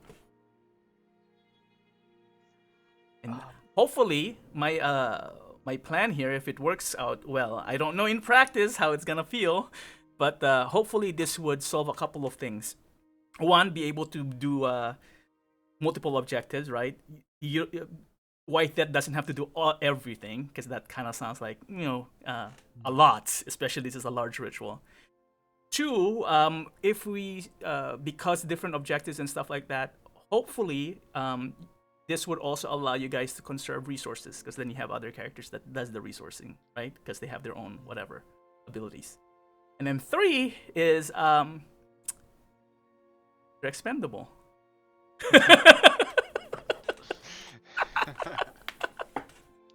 Aris is expendable. So, but the only constraint that I will say is that they will not switch groups. They will act as a unit, because like White Death, I'm pretty sure you won't probably trust other, separating into like another group and be the loner there. So they act as a unit.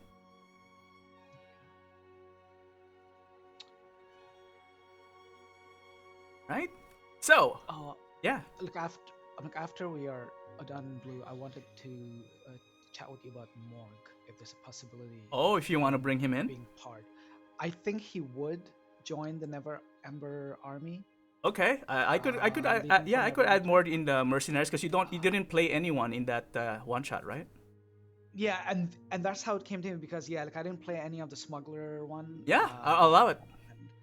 Or like even as long as you know what the risks are. Yeah, and that is something I wanted to, and I think I'm okay with that. Okay, then go ahead and plan a level 10 morgue. Level 10 morgue. Oh my god, I'm freaking out, dude. I'll allow you.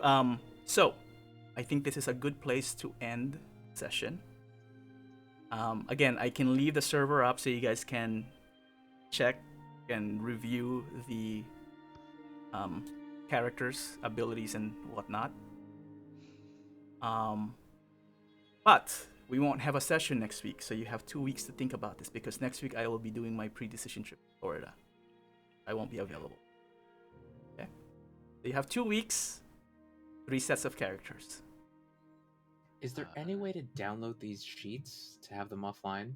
As a JSON, probably. Or you can just take screenshots of it. Probably. Otherwise, like I said, I can just leave the server up so you guys can. When are we thinking of playing 2 weeks from now? Most likely the 13th.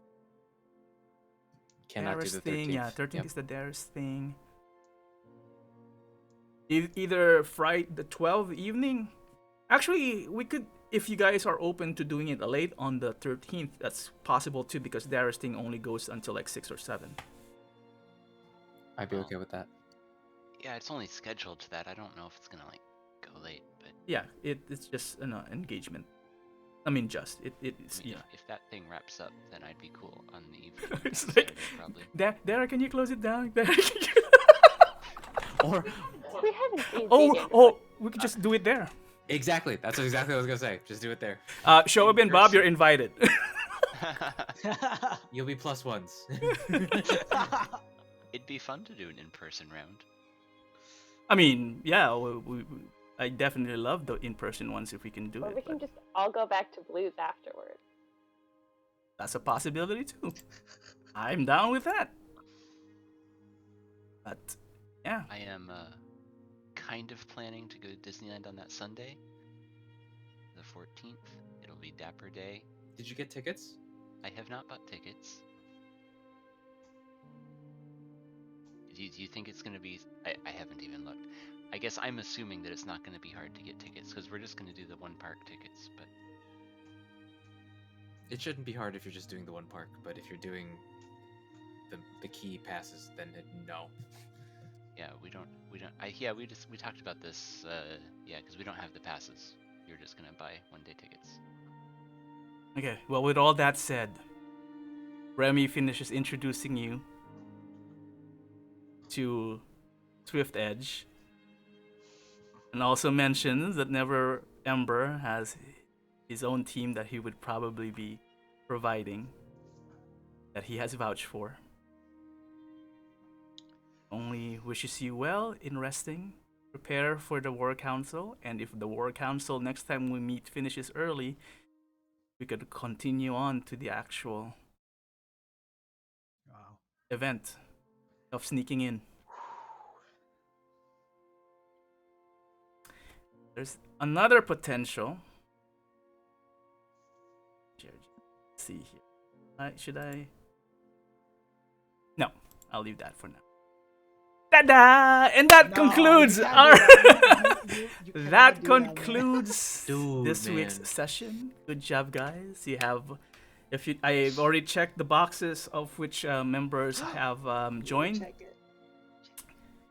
and yeah, the parent quest will require 2 more additional things. Just prepare and final plan.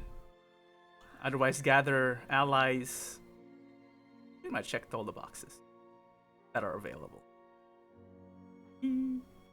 Those damn Barkane Brotherhood. But, yeah. Well, good job, guys. Any questions, comments, feedback? That's not bad. That was so stressful and exhausting. Oh my god. All right, so just to keep my promise, we finished before 6 o'clock max. I was just looking at the time. No, man, this was awesome, man. Thank you. This was like, I mean, like I didn't think like a council meeting or just talking would be so much fun. Like the way we all prepared for everything, the research, the coming up with the speech, and all of the talking points, and yeah, it was awesome. Like I said, I didn't really plan much as far as what they're talking. I just went with the flow with what you guys bring up and what was discussed. So all you guys drove most of it. So in other words, you guys were your own problems. Isn't that life? Was there a comment? So hats off to Max, like pulling it out with like the great persuasion checks and freaking got the dwarves, and you got Lady Elia, and just, Yeah, oh that was my clutch, god, man. that was Yeah, man. I feel like we were ready to give up until you spoke. Well, it was legit. swinging. I know what else. Well, with Conrad, it swung up and then down, but then it got recovered. So and then it pushed through. So that's how the rolls were on the difficulty rating. So good job. Cool. All right then. So until next time. Yeah. Awesome. You want me to keep the server up? Good Are you guys game, still? everybody. Yeah. Are you guys still looking at the character sheets, or you want to keep it up, or some other day in the next 2 weeks? Again, just let me know. Probably another day for me, but Same. Okay, yeah, just ping me, and as It's long as I'm raining, here, so I'll right. turn it on.